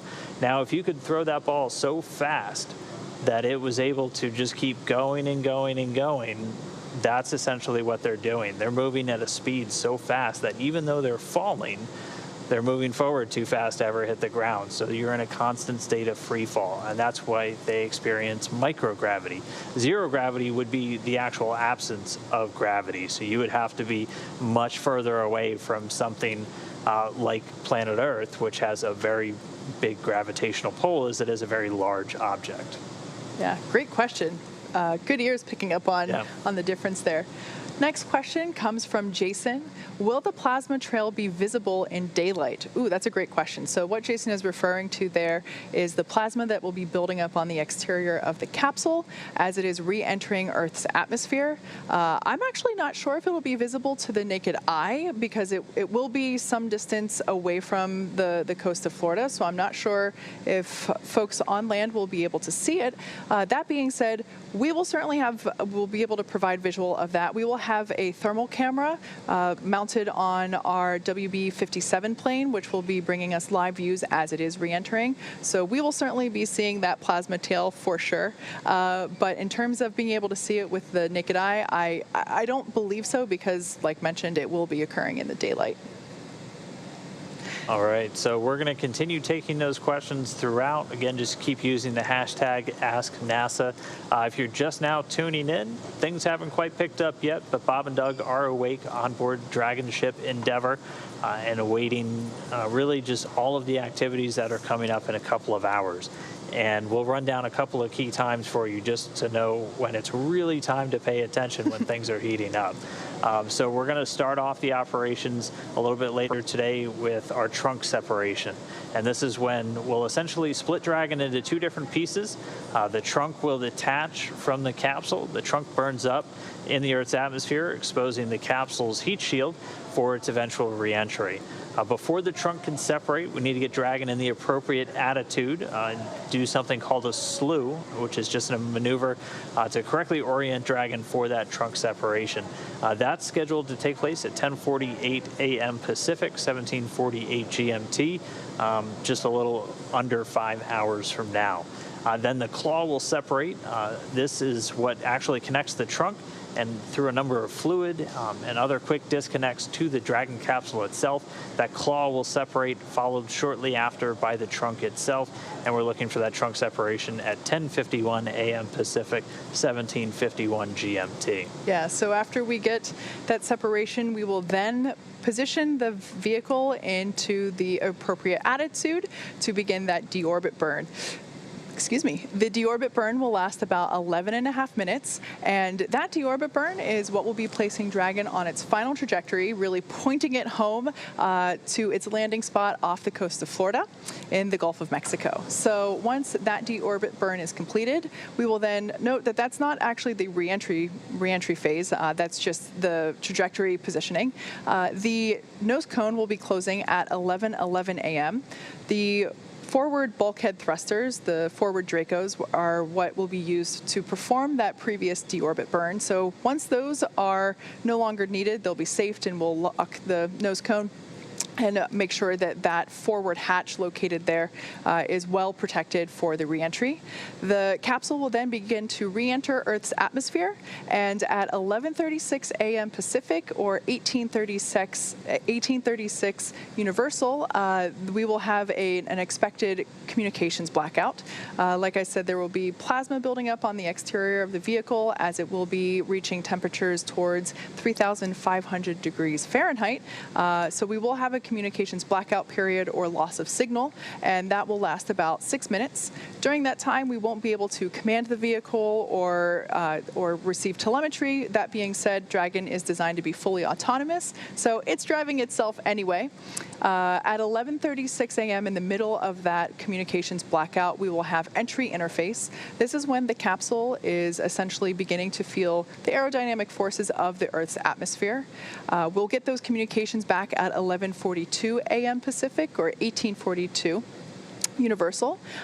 We'll get those communications back, and we'll do a comms check with Bob and Doug, make sure that they're doing good and feeling okay. And then at 11:44 a.m. Pacific, we will begin the parachute deployment. So we'll deploy the drogue parachutes, those 3 parachutes that are designed to initially continue to slow the vehicle down. They will also stabilize the vehicle so that we are prepared for the main parachute deploy. Those main chutes will come out at 11:45 a.m. Pacific on the dot, or 18:45 Universal.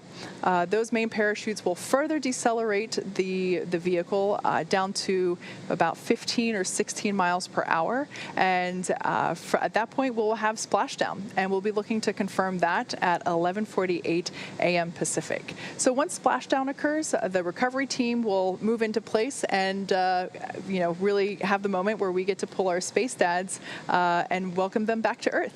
Yeah, it's only expected to take about an hour from the moment of splashdown until we have them out of the capsule on the boat.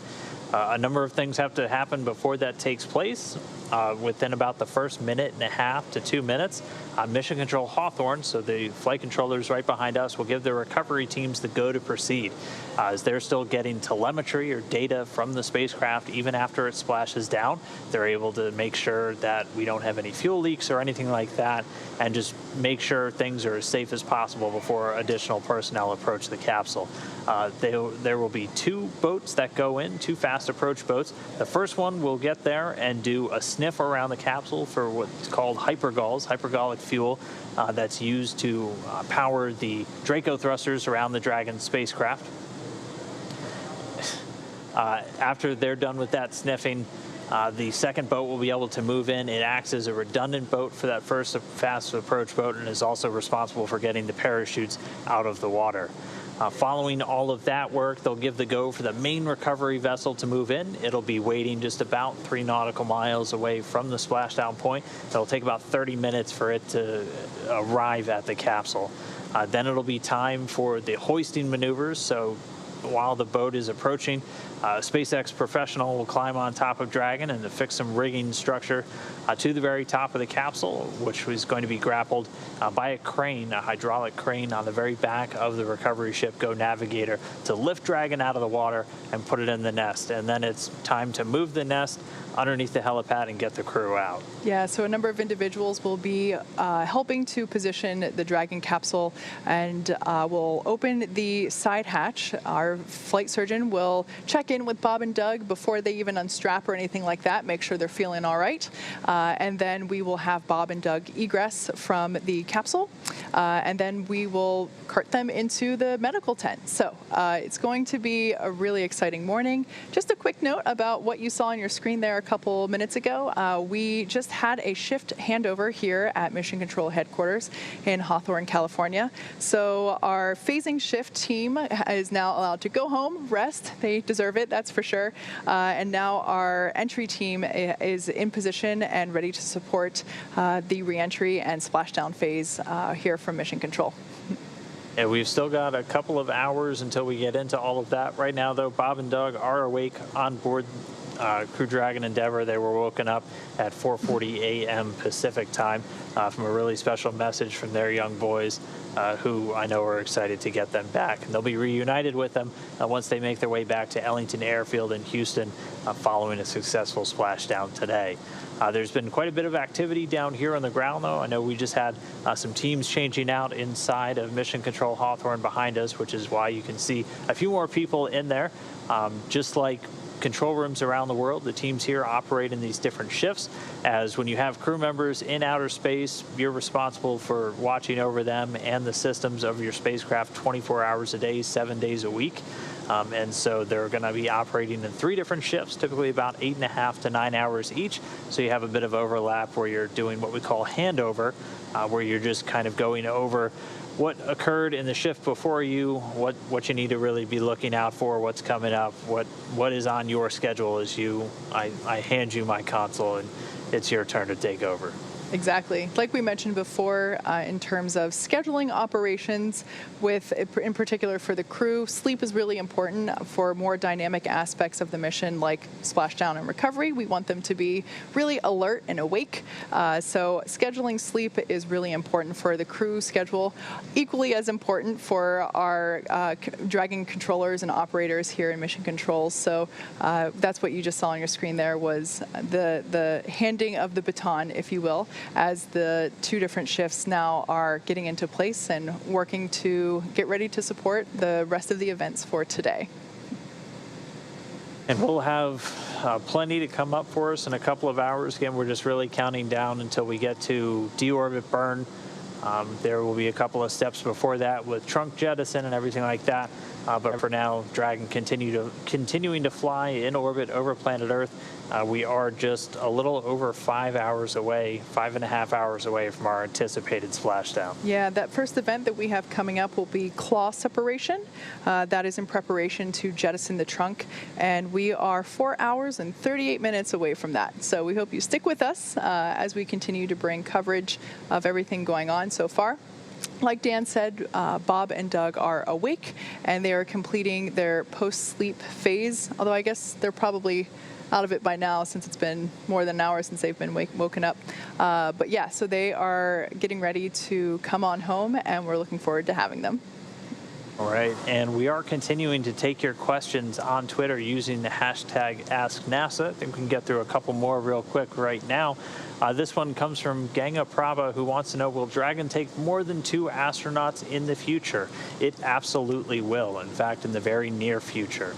We're already counting down the days once this mission is complete to Crew 1. That'll be the first operational flight in a Crew Dragon spacecraft, and there will be 4 crew members on board. And it'll be our first multinational crew to fly on this new capable vehicle. We'll have to do some work between the end of Demo 2 and that flight just to get everything certified and ready to go. But that crew has already been in training for several months, even years now for a couple of them. And we're looking forward to them flying as early as late September. Yeah, it's really interesting. You know, I've been at SpaceX for 5.5 years now, and to be able to say that we're coming up to our first fully operational mission is incredible. My job is to work the certification element of our human spaceflight with NASA, and it's just mind-boggling, and that we're at the point where for so many years we've been getting ready for things like Demo 1 and Demo 2, and the fact that Crew 1 is knocking on our doorstep already is amazing. It's a really exciting time. All right, our next one comes from Annie, who wants to know, is the Crew Dragon trunk reusable?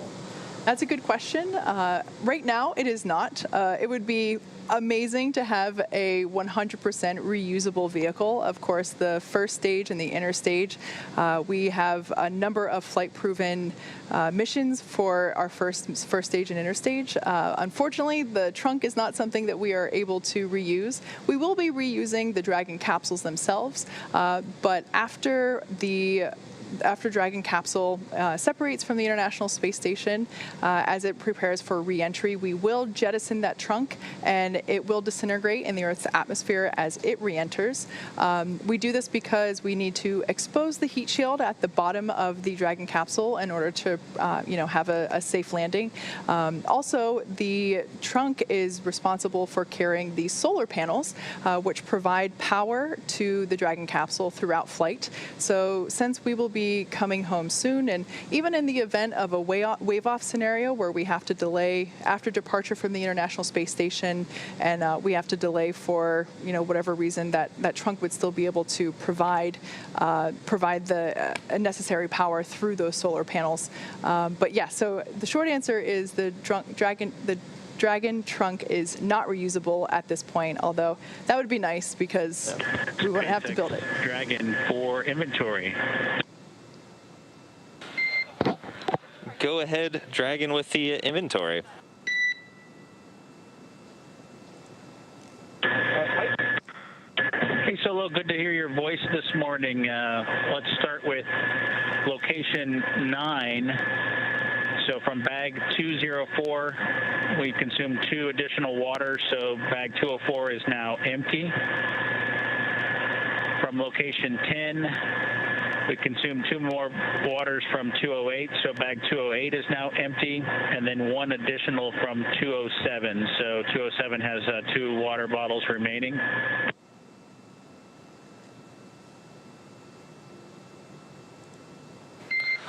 Okay, SpaceX copies. Bag 204 took away 2 waters, which is now empty. Bag 208, 2 waters down, now empty. And bag 207, 1 water down and 2 remaining.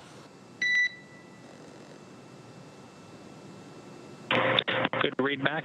For location 12, from bag 315, 1 breakfast. I'm sorry, from location 11, bag 315, 1 breakfast. And then from location 12, bag 319, 1 breakfast.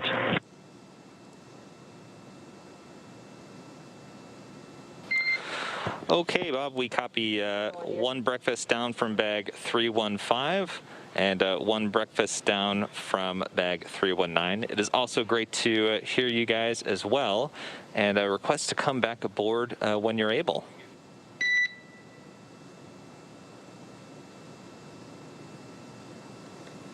Okay, so we'll give you a call here in just a couple minutes to come back on board. Okay, fantastic. Thanks, Bob.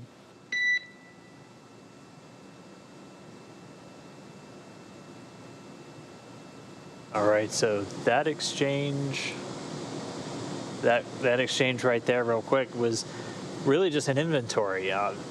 Believe it or not, one of the hardest things about spaceflight is just keeping track of everything. Things tend to float around and get lost in microgravity pretty easily. There's a couple of stories of wanted posters for items on board the International Space Station when they go missing. And even on the station, which much bigger than just the Crew Dragon itself, they have very intricate system to track everything through RFID and very meticulous ground annotations like we were just hearing read off. So if a crew member ever gets in a situation where they need to find something, you have people dedicated here on the ground who will know exactly where that is. It always kind of blows me away when you can give them an item and they can tell you it's in this rack, in this bag, this is also in that bag. This is exactly where you will find it. Yeah, that would be a very extensive list, especially for the items on board the International Space Station. What they were reporting there was essentially what they've consumed, both liquid and food, over the last couple of hours, just documenting their fluid intake and the meal consumption. Also, that to translate that request to come back on board, that is requesting permission to let the cameras turn back on, of course, for privacy reasons during the sleep phase and their wake up, the post-sleep phase, as they're waking up and stretching their legs. The cameras are turned off for the crew privacy. So that was just our core here in Mission Control requesting to have those cameras turned back on. So hopefully we get some views over their shoulder or just inside the cabin in just a little bit. But again, for Bob and Doug, they're finishing up that post-sleep period. And so they're really just going to be kind of getting their house in order, really getting Dragon ready for that reentry. They'll have some steps just to get suited up and get positioned into the Dragon space, inside Dragon itself, where they're going to be monitoring the deorbit burn, all the different events on their touchscreen displays. They're going to be able to see changes in orbit, changes in velocity, all just the really critical bits of data to tell them how the performance of these burns and these different activities are going. They're going to be able to tell exactly what orbit they're on and see when it lines up with the coast or with the ocean just off the coast of Pensacola, Florida a little bit later. They'll largely be in a monitor mode, as Dragon is designed to fly autonomously and kind of guide itself back, but they are in the loop essentially where they could jump in and be that backup capability if required. Yeah, as Dan said, that they'll be putting their suits back on here shortly. We only have them wear the suits for the more dynamic phases whenever they are inside the capsule. So obviously we want them to have that on as they re-enter the atmosphere. So they'll put it on well before we begin those deorbit sequences. That being said, they were able to sleep. Therefore, they were able to sleep not in their suits and comfortably in their chairs with a little bit more wiggle room there. Something else to note that we have coming up, hopefully, like Dan said, we'll get some of those camera views coming from inside the cabin. And we'll, like I mentioned before, something that I really like being able to see is the shot between the two of them looking at the actual display panels themselves. We'll actually be able to see what they're seeing on their screens as they are monitoring all the telemetry and data and attitude information as the capsule is re-entering the atmosphere. So we are going to continue to take your questions through hashtag AskNASA on Twitter. Our next question comes from Christian. What ensures that the capsule does not melt upon re-entry? Please explain the thermal protection. Yeah, that's a great question. One of my personal favorite pieces of hardware on our Dragon capsules is the heat shield. Part of my job is to work with NASA to certify the heat shield, and so I am very lucky that I get to work. SpaceX Dragon, you're cleared to come aboard anytime. All right. All right. Okay, Doug, copy. Welcome aboard. We should get that in work shortly. In addition, as able, when you're ready, request your game plan for fluid loading water. That corresponds to section 3 of 4.700.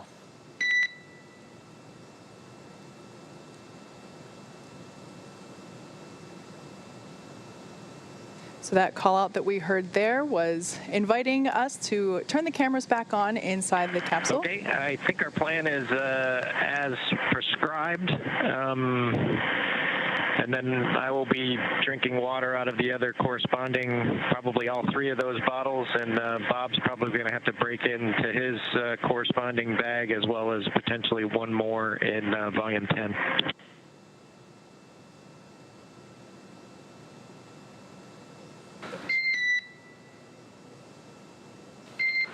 Okay, copy, Doug. So basically, what you're saying, the bottles you expect to remove are the ones you just spoke about during breakfast, as well as one additional one from volume 10. Is that an accurate statement? negative. I think it's going to be one more bag full from each side. Okay, copy. We'll probably tag up with you after fluid loading complete just to verify. Thank you. Yeah, that sounds good, Mike. I think that's probably best because it might be somewhat variable, but I think it's pretty accurate. Okay, copy. Thank you. So that conversation there about fluid loading, the official space way of saying drink your water, making sure that Bob and Doug will remain hydrated throughout the re-entry period. If you fly on airplanes, if you do your research, it's important to stay hydrated while you're flying on airplanes due to the different pressures. Your body tends to lose a little bit more water, and so it's important to continue to drink water to stay hydrated. Same here for Bob and Doug. You heard them mention as surprise. Oh, there we can see them in their capsule. There is Doug Hurley there reading his instructions. Looks like Bob is there to your right. Looks like he's wearing a blue sweatshirt there, drinking some water. Yeah, so they're just checking to make sure, there's the back of Doug's head, just to make sure that they are drinking enough water. You heard them mention as prescribed. That means that our flight surgeon is prescribing them how much water they should be drinking, whether or not they should be taking salt tablets to help them retain that water as they are making their journey back home. So here's that view we've talked about a couple of times, looking directly over their shoulders. And so you have those three main touchscreen displays, and they can configure them in a number of different modes. It looks like the one they have in the middle is giving them their trajectory. They had one on the right that was looking at a lot of the different control systems, and they get everything from current velocity, altitude. They can get deep insight into their life support system, all of the pyrotechnics on board, all of the different things of the Dragon spacecraft. Those displays are really their window into it. You'll also notice a couple of illuminated buttons underneath the touchscreens. Some of the really critical functions that require immediate action get a button dedicated to them. For example, they have buttons for a number of the pyro events on board the Dragon spacecraft, like parachute deploy, or the ability to cut those parachutes once they splash down in the water. And so they're going to get these configured, and this is going to be how they track the progress of their flight home today. Yeah, if we get that view back between their heads, on the left-hand side of the screen, there we go. The left-hand side of your screen there is actually the control display that they'll be using for the re-entry, for the deorbit burn. There's a bunch of information that'll be displayed there, like trajectory details, such as entry angle and capsule perigee, and how much distance is remaining between the current time and whenever that deorbit burn is terminated. So yeah, a lot of really important information there for them. They'll also be able to see which of the 4 Draco thrusters are firing at any given time during that deorbit burn. So that's we'll probably see that particular screen on both of their screens during that phase of the mission. So going back to the previous question that we had from #AskNASA, came to us from Christian. He asked, what ensures that the capsule does not melt upon re-entry? Please explain thermal protection. I was just saying that my job here as a SpaceX engineer, I have the awesome opportunity to work with our heat shield experts, both on the SpaceX side and NASA's heat shield experts, and really get the stamp of approval to use the hardware for flight. It is, you can think of it kind of like a pizza. There is the base of the heat shield, or the shape, the structure, and that's made out of carbon fiber. And that you can think of that as the crust. We then apply a coating to it that allows the individual heat shields, the individual tiles of the heat shield themselves, to stick to the structure itself. So what we use to adhere it, you can think of as the sauce, and you can think of those tiles as the pepperoni pieces on your pizza. So it's kind of a different way to explain it, but that's how I like to think of it. The heat shield, again, is responsible for really really protecting the capsule. Those temperatures will get up to 3,500 degrees Fahrenheit, so pretty toasty. We will, I'm sure, have a great shot of our toasted marshmallow back on the recovery vessel once it splashes down.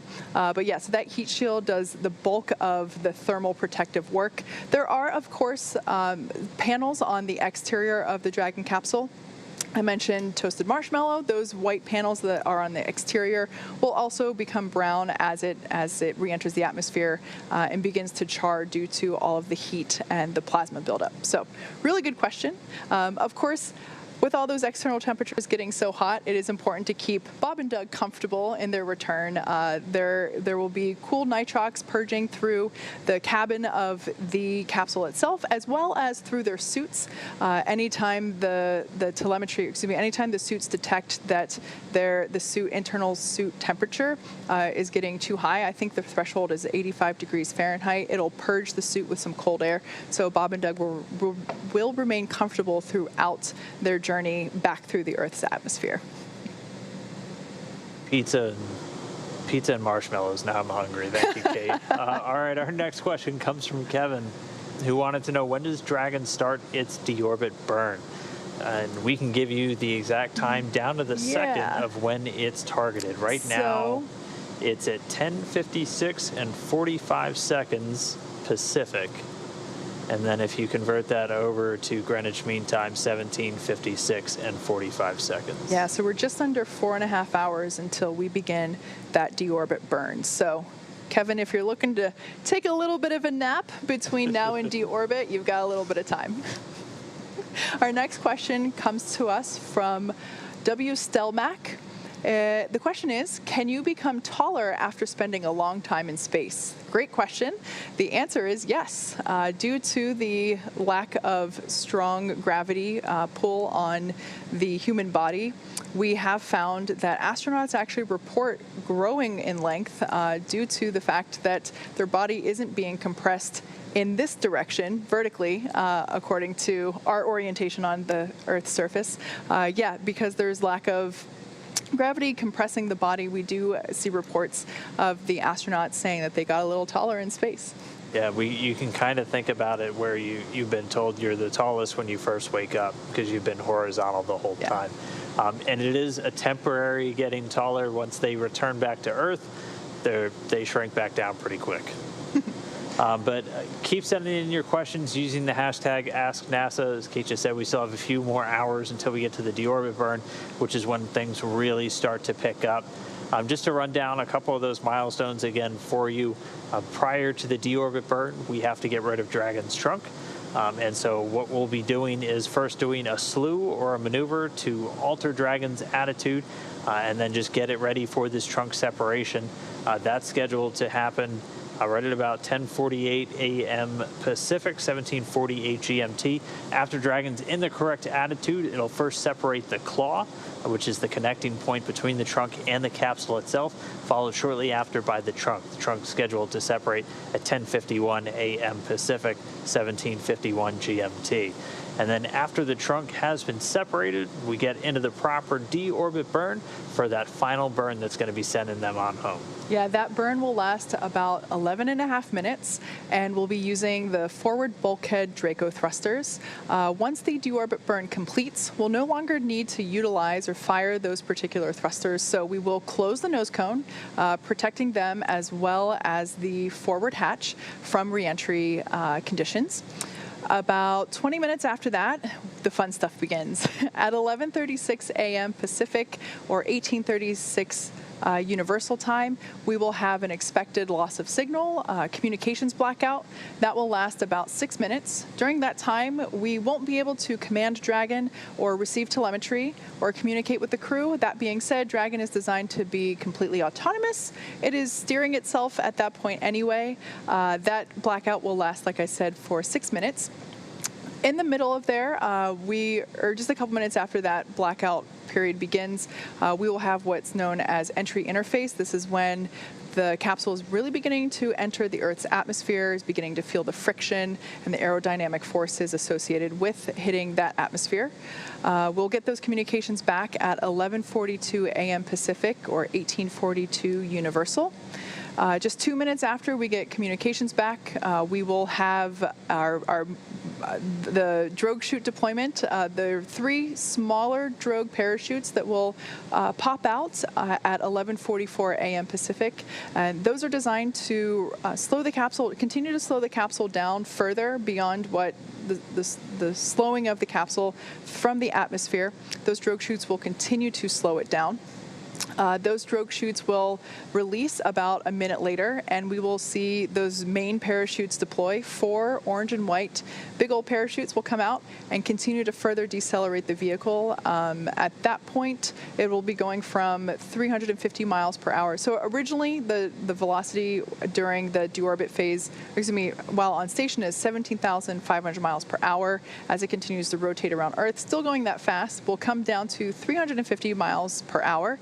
As it re-enters the atmosphere, the parachutes will further decelerate it to a mere 15 or 16 miles per hour as it touches down into the Atlantic Ocean.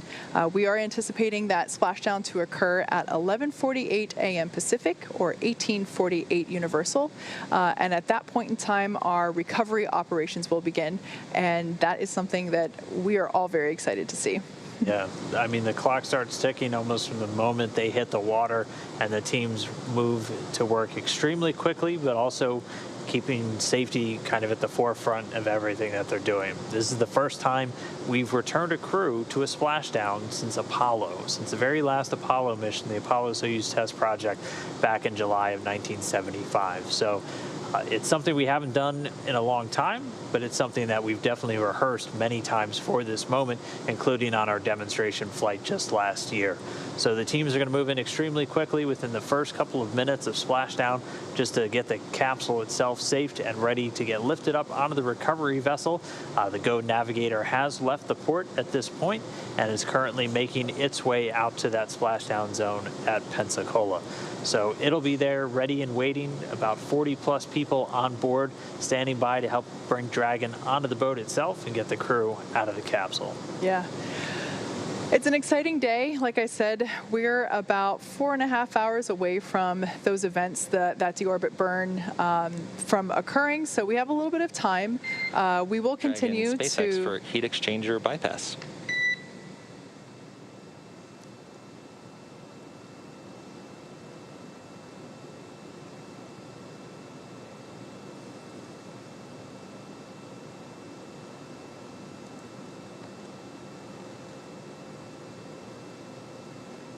Go ahead, SpaceX. Okay, in preparation for entry, we'll be commanding the heat exchanger bypass close, so this will mean that manual control of cabin temperature will be disallowed. That commanding should come in shortly.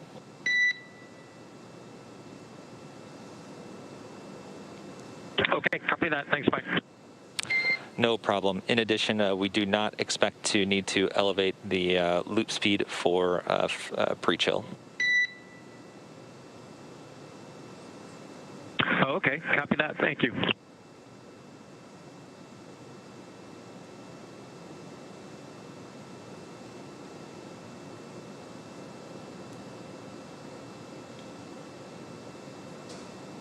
And so right there, they're just doing of housekeeping steps as, again, they're going to be conditioning the inside of the cabin and Doug and Bob's suits for that actual reentry. They're going to be cooling down the inside of the cabin and doing what's known as a suit purge. So once Bob and Doug are suited up and in their seats, they'll do basically a flush with with cooler air, with cooler nitrox flowing into their suits. They're not pressurized while they're suited up. They'll just leave a zipper open a little bit. They will do suit leak checks, which will see them pressurize the suits completely, as, again, those suits designed to protect them in the event of a cabin depressurization, any contaminants in the atmosphere, things like that. But they will be wearing them for this dynamic phase, which I know we have a question here from Nick, who had wanted to know, do the seats recline to allow them to lie flat during sleep, or do they sleep upright? And the suits and the seats, kind of an integrated system. The seats themselves, as Kate described a little bit earlier, are rigid carbon fiber. So the seats do move, as we saw on launch day, where they're able to both recline and decline, but the seats themselves don't move. And really, when you're in outer space, you can't get the sensation of laying down. So the seats reclining don't really do much for you when you're in microgravity. Pretty much any surface on the Dragon spacecraft will serve as a bed. The same thing kind of true on board the International Space Station, where if we have more crew members than we have crew accommodations at times, crew members can just camp out. And if you've ever seen any of the photos from back in the shuttle days, when we would have 7 people in a relatively small enclosure, you can just essentially strap your sleeping bag to the wall, and that's your bed for the evening. Yeah, so essentially in space, your body doesn't really have a reference to determine what is up and what is down, aside from what you can determine visually. So in the case of whenever they're sleeping, their body can't really feel laying down. They just feel being in their seat. So while, like Dan said, the seats do actuate so that they're in launch position or landing position where the entire seat is basically moving 40 degrees this way or that way, they don't necessarily recline out like a recliner chair would. So, although I'm sure that would also be very comfortable. Our next question coming to us again from Twitter using the hashtag #AskNASA. Can you talk about the recovery ship? Absolutely, Rose. Like I mentioned before, this is the second opportunity that we've had to highlight the recovery team, given the fact that our water landings and needing to retrieve a crew is very new to our company here. We're very excited to be able to highlight that team now for the second time on our webcast. The recovery team, the recovery ship is, there are actually 2 of them. We have one that is capable of assisting recoveries on the west coast of Florida, and that's the Go Navigator. That's what we will be using for today's recovery. There's also the Go Searcher, which is located on the east coast for east coast landings. They are identical, and they are able to be staffed, fully staffed, not only for recovery operations, but for medical as well. SpaceX Dragon, we're putting the grab sample container collection in work. Okay, SpaceX copies. Grab sample container collection in work. Good luck. And that right there, they'll occasionally... And so it'll be serial number 2088. Okay, SpaceX copies serial number 2088.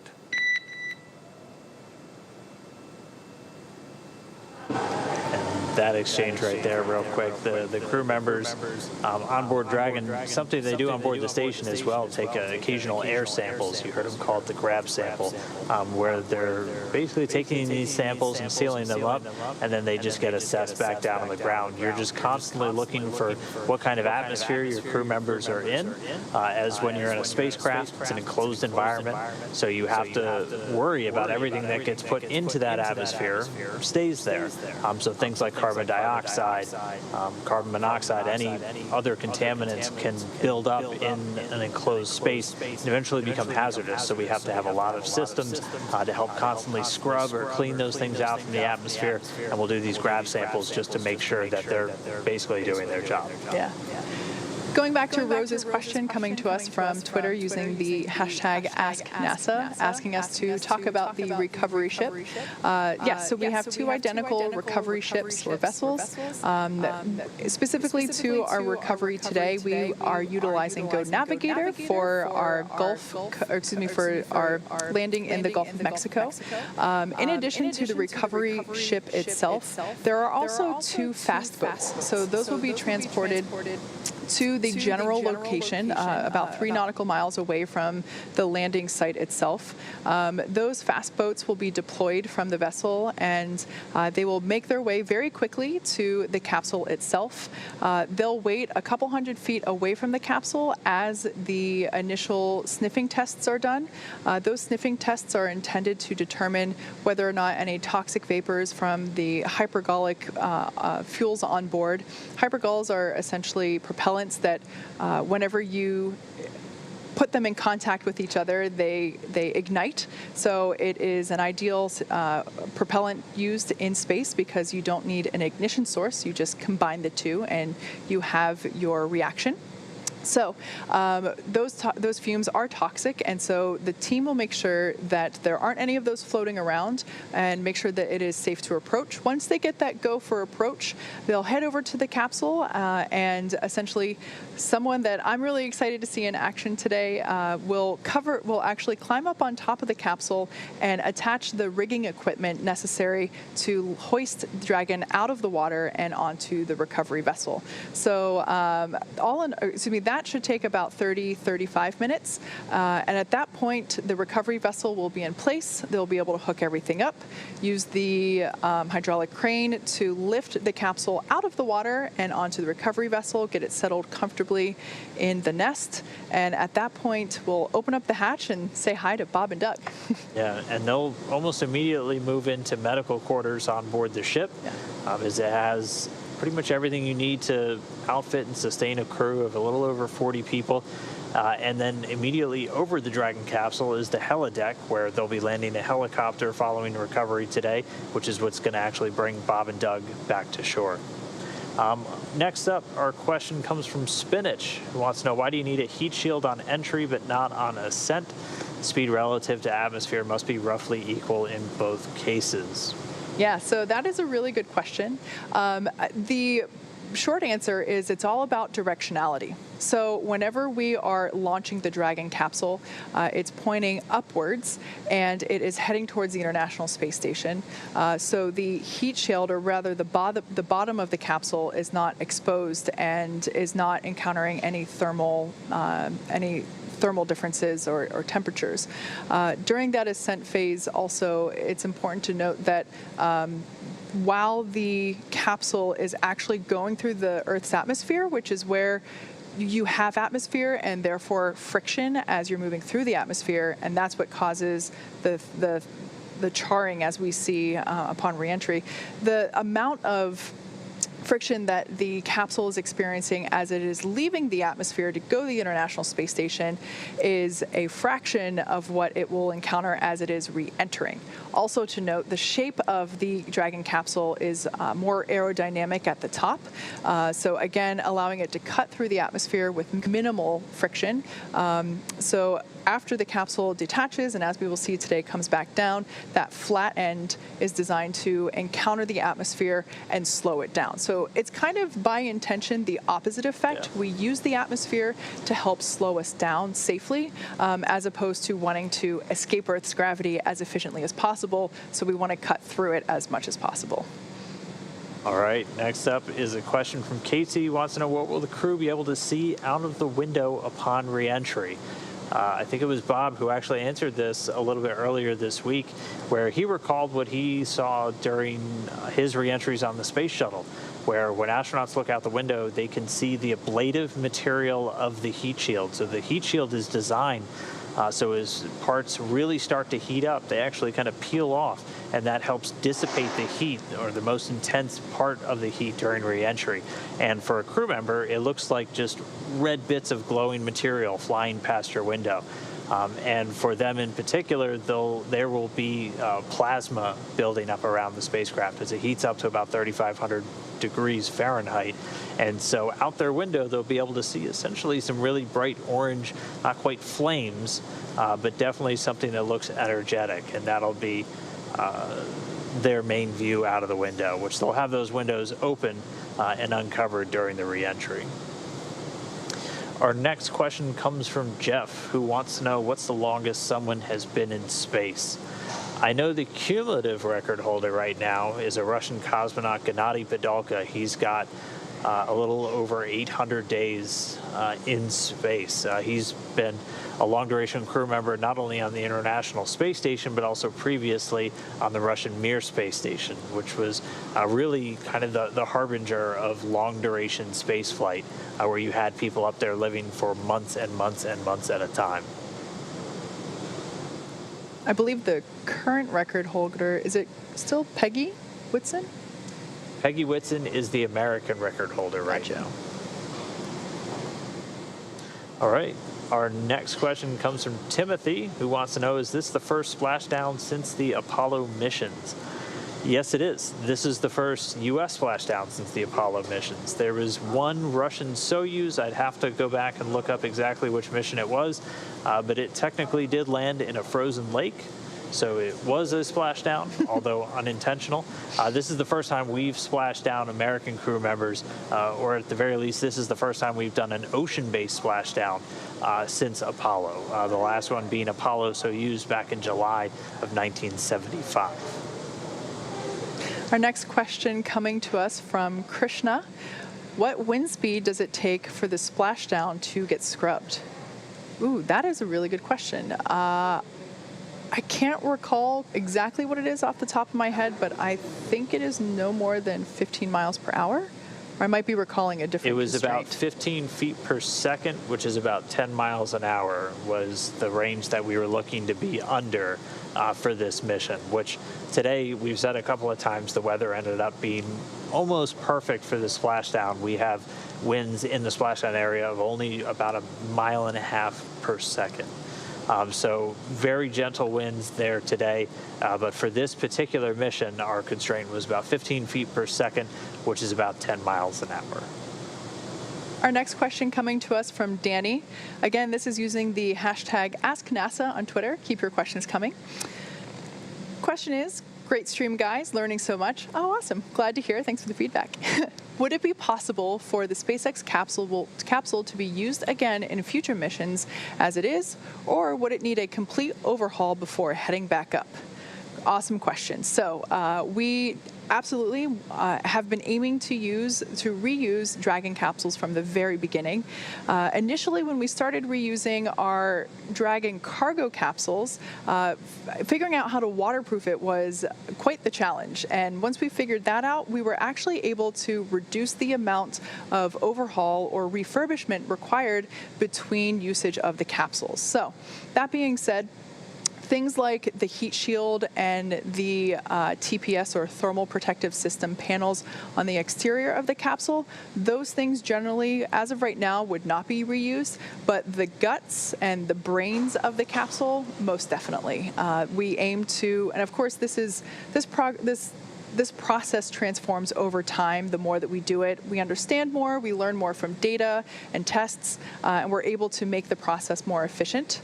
And so eventually, we will hopefully be able to get to absolutely no refurbishment required in order to reuse a capsule. All right, our next question comes from Texas Dog Mom. Wants to know, why is it important to know exactly what food and water is consumed during reentry? It's a good question. And it really comes down to, we have a very set amount of food. And again, Dragon, not the biggest space, so it's probably hard to lose something on Dragon, but we do meticulously track everything in microgravity, just so if we are in a situation, because remember, today was the primary landing opportunity for Bob and Doug. If for some reason we had to wave off, they would still be in space for another 48 hours. And so we're always just tracking where everything is inside that capsule for the mission, not only so it's easy to find, but at the end of the mission, if we find something is missing, you have to go and find it. That's something, if you think to how aircraft factories operate, anything that gets brought into the area has to be tracked, because if something is found and it hasn't been tracked previously, or if you know you brought something in and you can't find it, you have to generally stop what you're doing and go find it. So definitely important to track everything on board. Water and food was just the item of the day for them this morning as they were in their post-sleep, just wrapping up, getting their breakfast before they began their day. And there you see a live shot of our Mission Control Center here in Hawthorne, California. Our Dragon operators are ready to begin our deorbit phase, which, again, that won't be happening for a couple hours still. But everyone is in place and ready to monitor Dragon as we approach the final steps of our re-entry phase. At this point, we're going to check in on Dragon, see where it is. It looks like it's about to go over Brazil down there in South America. So enjoy this live view of our ground track.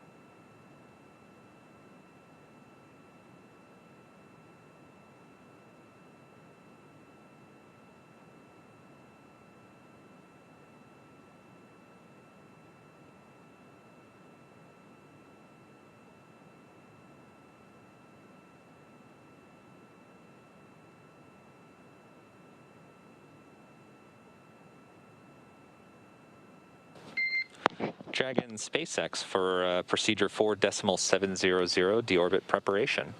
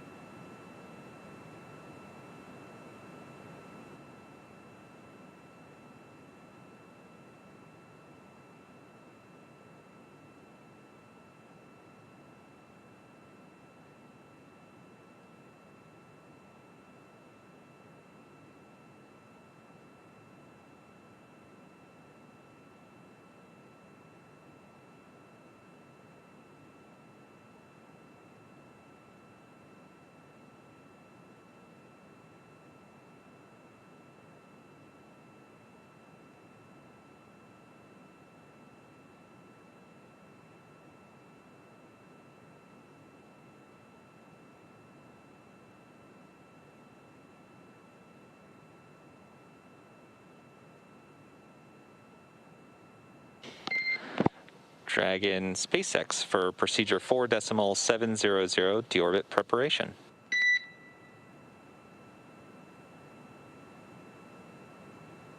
Go ahead, Mike. Hey, Doug. Just want to clarify a couple things. So per the previous mention, for Section 1, the no path is applicable because we will not be elevating loop speeds. In addition, when completing step 3.4, please be sure to untether and stow the camera caps back in location 8.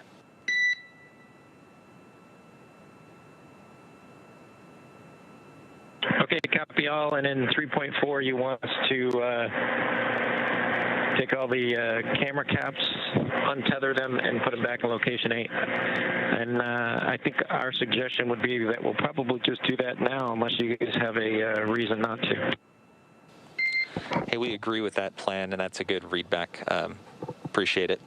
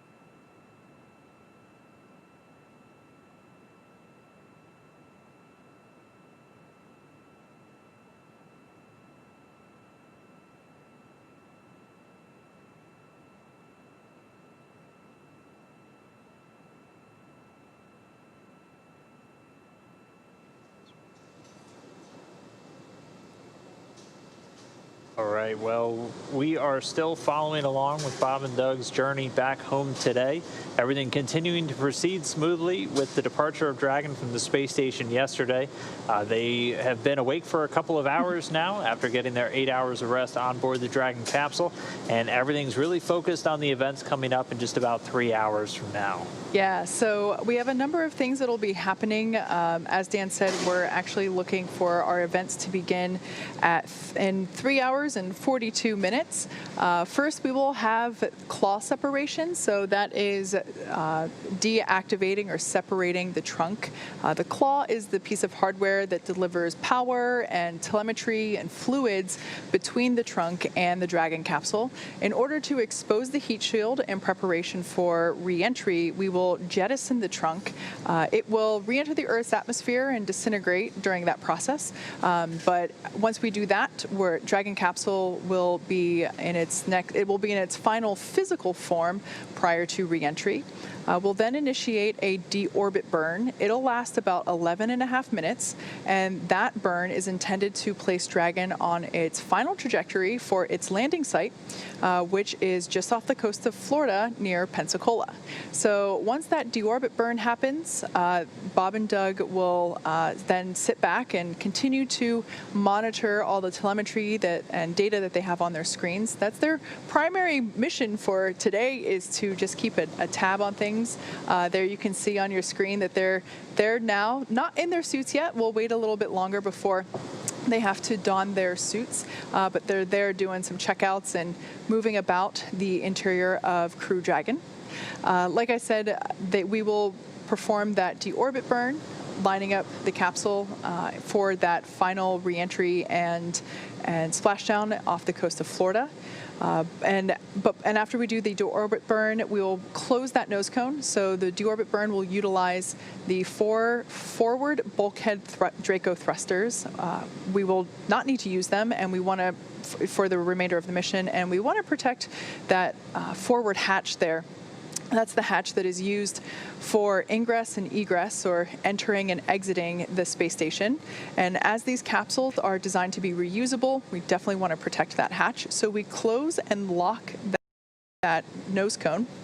And then after the nose cone is in place and we confirm that it is locked up, we then maneuver to that deorbit burn attitude. Let me rephrase that. We are performing the deorbit burn. The nose cone will close, and we will then begin the process of re-entering the Earth's atmosphere. Yeah, that was pretty cool. We just saw Bob kind of re-stowing his spacesuit. They keep their spacesuits, at least for this mission, in the seats on either side of them, as Bob and Doug are right there in the middle, in the commander and the pilot seat. But after they're able to successfully re-enter the Earth's atmosphere, we'll get out of that comms blackout and we'll get to the actual parachute deploys. So first we'll have 2 drogue chutes come out. Those will do the initial slowing and stabilization of the vehicle, followed shortly after by the 4 main parachutes, which are scheduled to deploy right around 11:45 a.m. Pacific. All of that sets us up for splashdown in the Gulf of Mexico off the coast of Florida, just a few miles away from Pensacola. That splashdown time targeted for 11:48 a.m. Pacific, 18:48 GMT or Universal Time. There to meet them is going to be the crew of the Go Navigator, which has left its port. These actually some live views from the boat itself as it continues to make its way out to the recovery zone. It was able to leave the port right at around 9:20 a.m. Eastern Time this morning. As we talked about a little bit earlier, they were tracking an issue with one of the backup generators on board the Go Navigator. They were working to try and get a replacement for that, but weren't able to get it on board quite in time. But Go Navigator still has a fully functional prime generator on board, and not having that backup is not any constraint on normal recovery options this morning. So Go Navigator steaming full speed ahead, heading to that recovery zone, and they're going to be there several hours before splashdown. They'll maintain a distance of about 3 nautical miles from the anticipated splashdown point and just be ready and on standby for when Bob and Doug are in the water. Yeah, as you may have heard us mention before, it has been, at least over the last week, the recovery team has been really busy with trying to determine where exactly we were going to point Dragon for its return home. In order to allow for multiple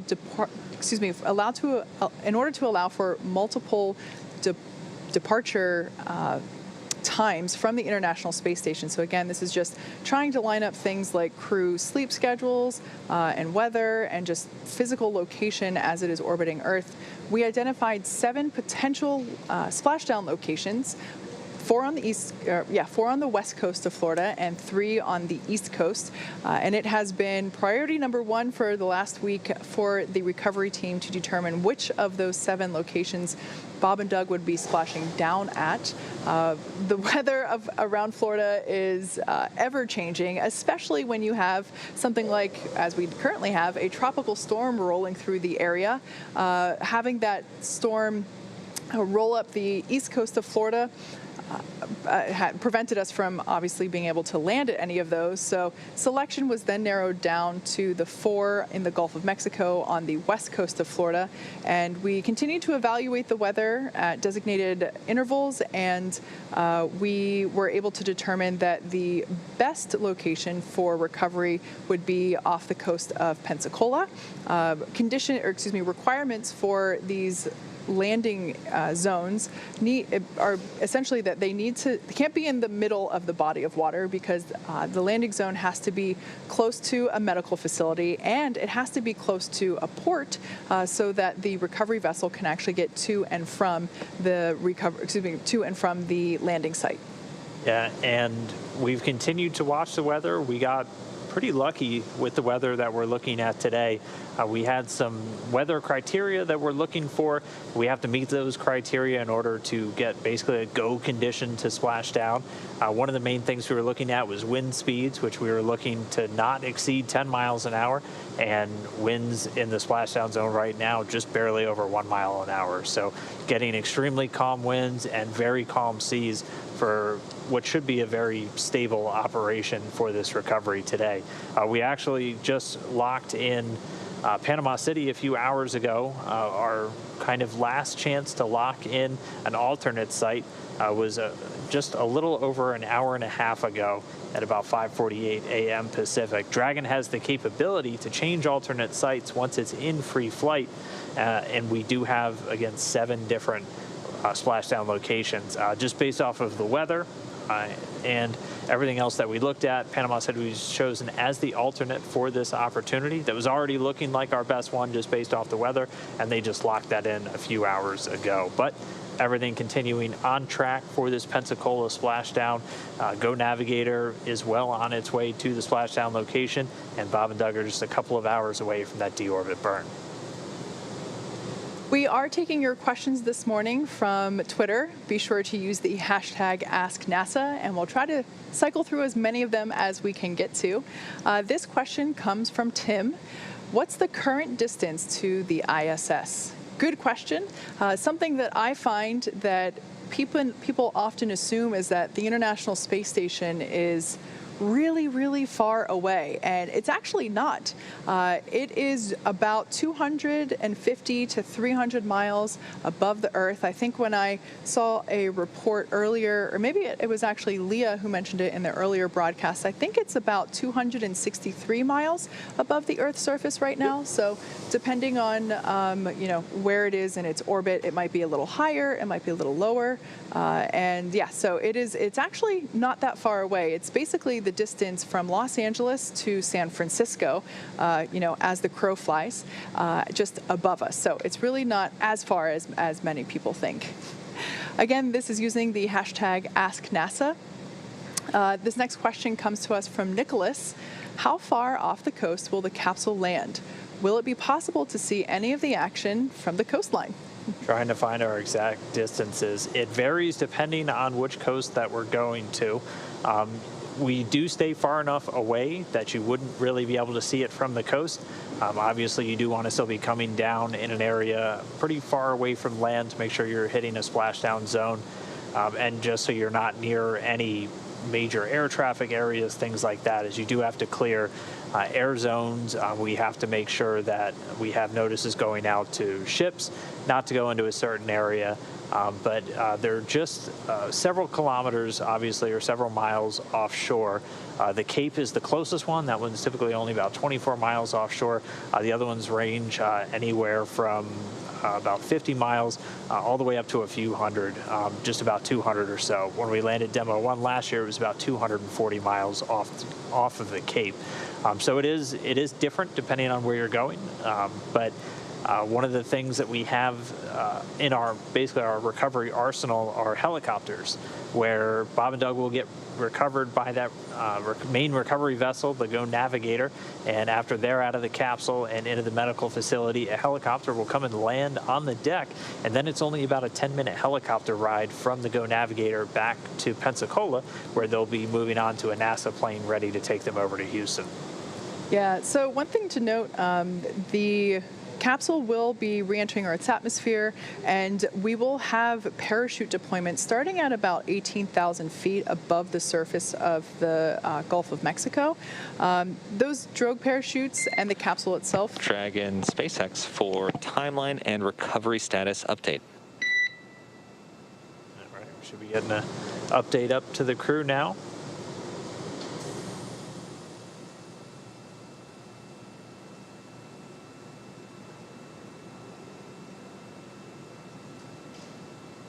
Go ahead. Okay, first off, for timeline update, we are now within 4.5 hours of splashdown for contingency planning purposes. How copy?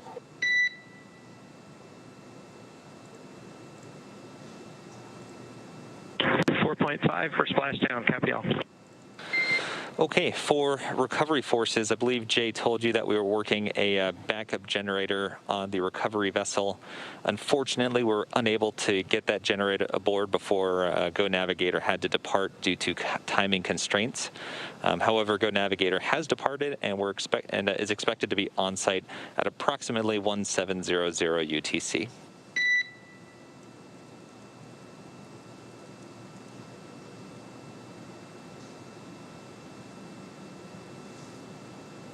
Okay, Go Navigator will be on site in time for splashdown. Yep, good readback. And as Jay mentioned before, we're down to one generator due to the loss of the other one.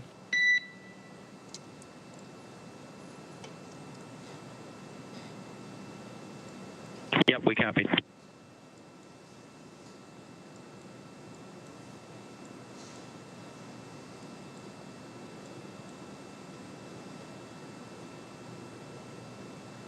So that was just a real quick update on giving the crew on board Dragon the latest. As you just heard, Go Navigator on its way. It's expected to be in the splashdown zone on time for their descent. Again, we're targeting a splashdown at 11:48 a.m. Pacific, 18:48 GMT or Universal Time. And they talked through the generator issue. The Go Navigator is still fully equipped to safely recover the crew this afternoon or this morning, but they are down one of the generators on board. Still able to use that hydraulic lift, get Dragon up out of the water and on board. The ship itself has a full deck area where it has an A-frame on the very back of the ship, and we'll get some views from the boat throughout the operations once we get a little bit closer into the recovery zone.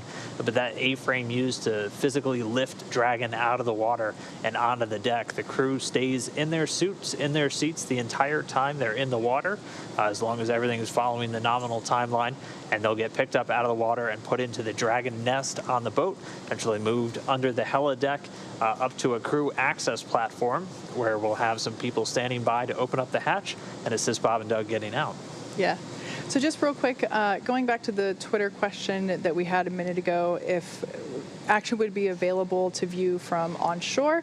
I just did a little bit of sleuthing, and due to the splashdown location, I do think that if you're in the Pensacola area, you might be able to spot the main parachute deployment, or after they inflate. Those main parachutes are deployed around 6,000 feet whenever Dragon is descending, when it hits about 6,000 feet above the Earth's, above the surface of the ocean. Those main parachutes will deploy, and it takes about a minute or so for them to fully deploy out into their larger state, capturing all that airflow. But it is possible that I think that if you're in the Pensacola area and you have really keen eyes, you might be able to spot those orange and white parachutes off in the distance. Again, the capsule, from that distance would be pretty small, so no promises, but it might be worth a look. So if you're in Pensacola, take a look south, and around 11:48 is, yeah, I've lost track of my time, 11:48 a.m. Pacific or 18:48 Universal. Yeah, and it's on what we call an ascending approach. So if you're at Pensacola looking south, the capsule will be heading towards you from the south. It's going to be moving from southeast to southwest to northeast across the Gulf of Mexico as it makes this approach. There are also what we call descending orbits. So essentially when Dragon is traveling from the northwest down to the southeast, which would actually bring it over the U.S. before it splashed down, but we are on an ascending one today, so it's largely going to be over the Gulf the whole way in during that final descent. Yeah. So again, we are taking your questions through Twitter this morning. Be sure to use the hashtag AskNASA, and we're going to try to get to as many of them as we can this morning. The next question comes to us from Andrew. He asks, why can't Dragon make... Dragon for interior cameras. Go for SpaceX.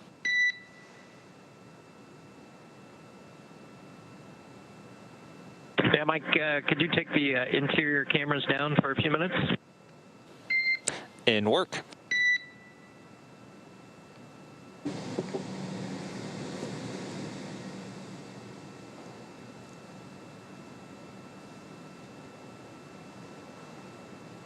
So the crew just making a quick ask, having those interior cameras brought down.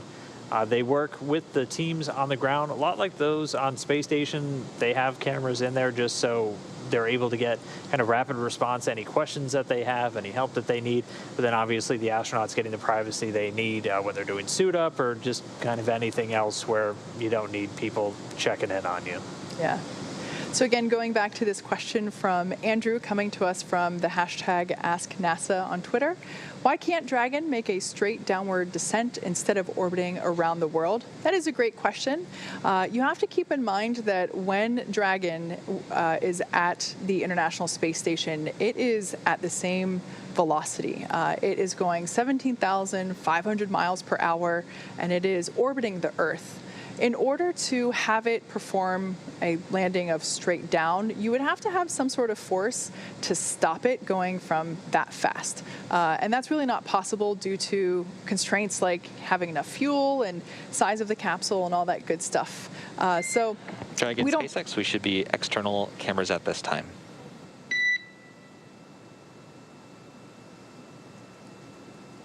Thanks, Mike. So there was that confirmation from SpaceX Core that the internal cabin cameras have been shut off. So Dragon's reentry can't be straight down because you would need some sort of force in order to stop it, thanks to, I think it's Newton's second law. That being said, an orbital reentry like we do use is highly calculable. We are able to have very precise details in terms of where it's going to land and at what time. So there's no downside to doing it in the way that we do it, other than the fact that from a physics standpoint, the straight down approach isn't really possible. All right, so our next question from Elaine, what difference is there in the route map from the red and the yellow line? I think Kate touched on this a little bit earlier. That's showing you where Dragon is essentially in sunlight or in eclipse. We don't have shades on this map, but if you look at the red parts, that's where Dragon is essentially on the dark side of the planet at that point in the orbit. And then the yellow line in the orbit is where it's in sunlight. Obviously matching up with the sunlight for all of us down on planet Earth. The sun, I think it's up here in California. There are many windows, but that's all that line is signaling. And you might wonder, why are there two lines, it kind of looks like. It's actually just one continuous line. And just to run you down real quick again, Dragon is in kind of the top right portion of your screen right now.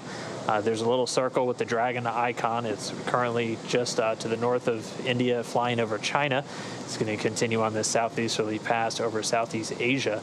It's about to head into an orbital nighttime, which means things will get dark for the spacecraft and the crew on board. And that also means it's about to cross what's known as the terminator line. That is the line between night and day on the Earth's surface. And when you're on board the International Space Station, or in this case, on board Dragon, you can get some pretty spectacular views as the Earth goes from night to almost pitch black beneath you. Yeah, one of my favorite views that we get from the International Space Station is as they are transitioning from day to night and night to day, you get to see the sunrises and sunset from their perspective, and I just absolutely love it when we actually get to see the lightning as well. It's just such a cool phenomenon to view from above. So we'll hang out for a few minutes here and watch Dragon's track as they continue to circle the globe. We're still about 3 hours away from things really starting to pick up when we get into trunk separation and deorbit burn, but we're going to continue to stick with it as we get ready to welcome Bob and Doug home a little bit later this morning.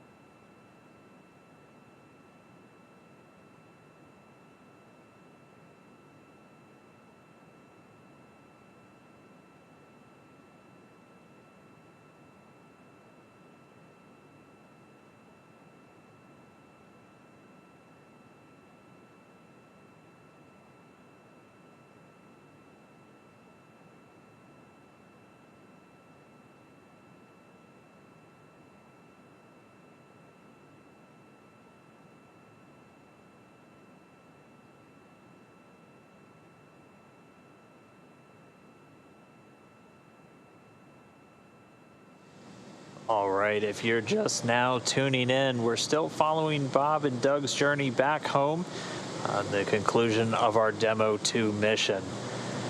Just to walk you through how we got here, everything started back on Saturday when they made their way into the Dragon spacecraft, where they had been living on board the International Space Station for about 62 days, and by the time they splashed down, they'll be just shy of 64 total days spent in space. Everything started with hatch close after Bob and Doug made their way into the Dragon spacecraft, closing up the hatch on their side. After that, they were able to get the hatch closed on the station side, closing what's known as the APAS hatch. It also had a docking target affixed to it, but that created an area between the two known as the vestibule. That vestibule gets exposed to the vacuum of space following the undocking, so we first have to depressurize it, or basically draw all of the air out. After that, and some leak checks are completed, the crew gets ready for their actual departure from the International Space Station. The teams on the ground, both here in Hawthorne and in Mission Control Houston, did a go, no go. Basically, we check everything on Dragon, everything on station, and get them ready for departure. Following a successful go for undocking, it's time to actually move Dragon away, and separation takes place. A docking command was sent, and then just about 5 minutes later, Dragon fired its thrusters in 2 small bursts to separate from the International Space Station. It then begins to fly away, and did so yesterday evening, doing 4 departure burns to bring it first up and over the International Space Station, eventually passing beneath and out in front. All 4 of those departure burns done successfully. By that point, Dragon's opening rate away from the station got larger and larger and larger until it was time for it to move into its departure phasing burn. This was one several minute long burn, about a 6 minute long burn, to fine-tune Dragon's path to its eventual splashdown site. That was conducted successfully last night after Bob and Doug had gone to sleep. And then once that departure phasing burn was in the book, we only had one more burn coming up down the line, and then we were going to get ready for this reentry. Bob and Doug did have about an 8-hour crew sleep period, as this is about a 19-hour trip door to door from space station down to the ocean off the coast of Pensacola in Florida. That crew sleep is completed. They woke up a couple of hours ago, and our more dynamic action is about to pick up soon. Yeah, so our events coming up next will be the claw and trunk separation. This will essentially be the final, when we separate the trunk, it'll be the final physical form of Dragon prior to reentry. We will then have exposed the heat shield at the bottom of the capsule after jettisoning that trunk, allowing it to get ready for its reentry. We put a deorbit burn.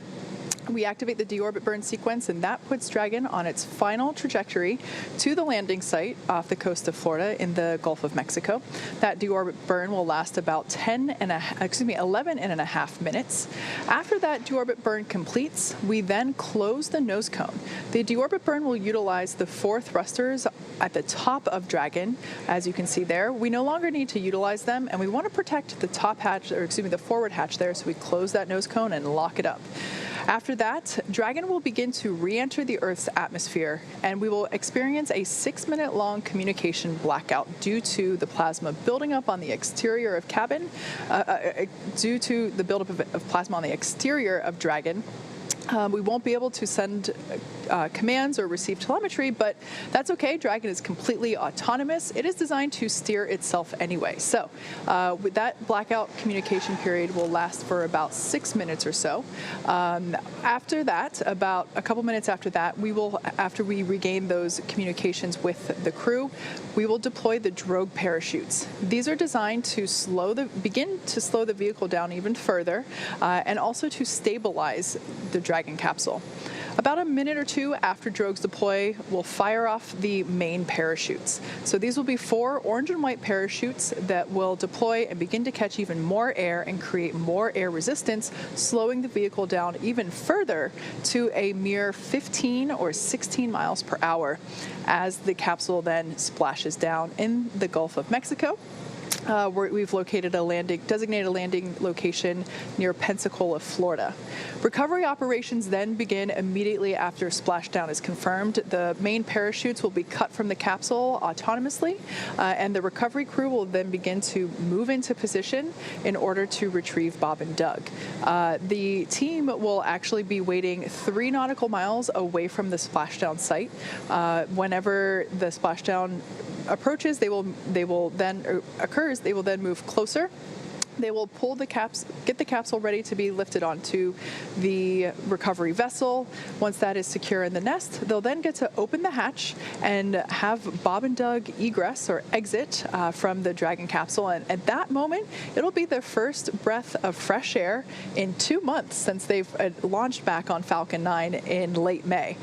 So we're really excited. All of that will be coming up shortly. Those events that we have in the future, that the deorbit burn and the jettison of the trunk, that will all be in like 3 hours exactly. So my countdown here shows that the trunk separation will be happening 3 hours from now. So we're looking forward to all of those events coming up. It's going to be a very exciting morning. Like I said, seeing Bob and Doug for the first time coming out from the capsule on that recovery vessel. Go Navigator will be the first time that they are getting, they're back down on planet Earth for the first time in 2 months. Safety is everything, and of course the human body experiences microgravity, and just to be safe, we will place them into a wheelchair or my mind is blanking. Stretcher, yeah, there we go. Essentially, we'll be helping Bob and Doug as they get out of the capsule. Anybody who's familiar with our long-duration crew members returning to Earth, if you've ever seen a Soyuz landing, you've seen the crew members get physically lifted out of the capsule typically and immediately carried over to chairs where we're able to do quick medical checks, take things like pulse, a number of other items, and just really give them a moment to rest, as it can be pretty jarring on the body when you re-enter into a gravity environment after living in space for several months.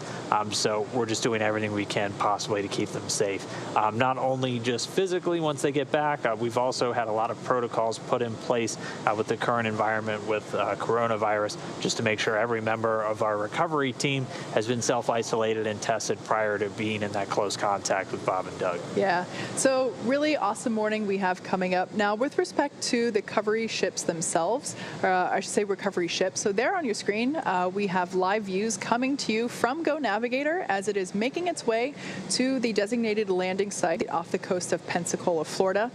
In the lower right-hand side of your screen, what you see there is the hydraulic lift that will be used to hoist Dragon out of the water and into the nest, which is just barely out of view there.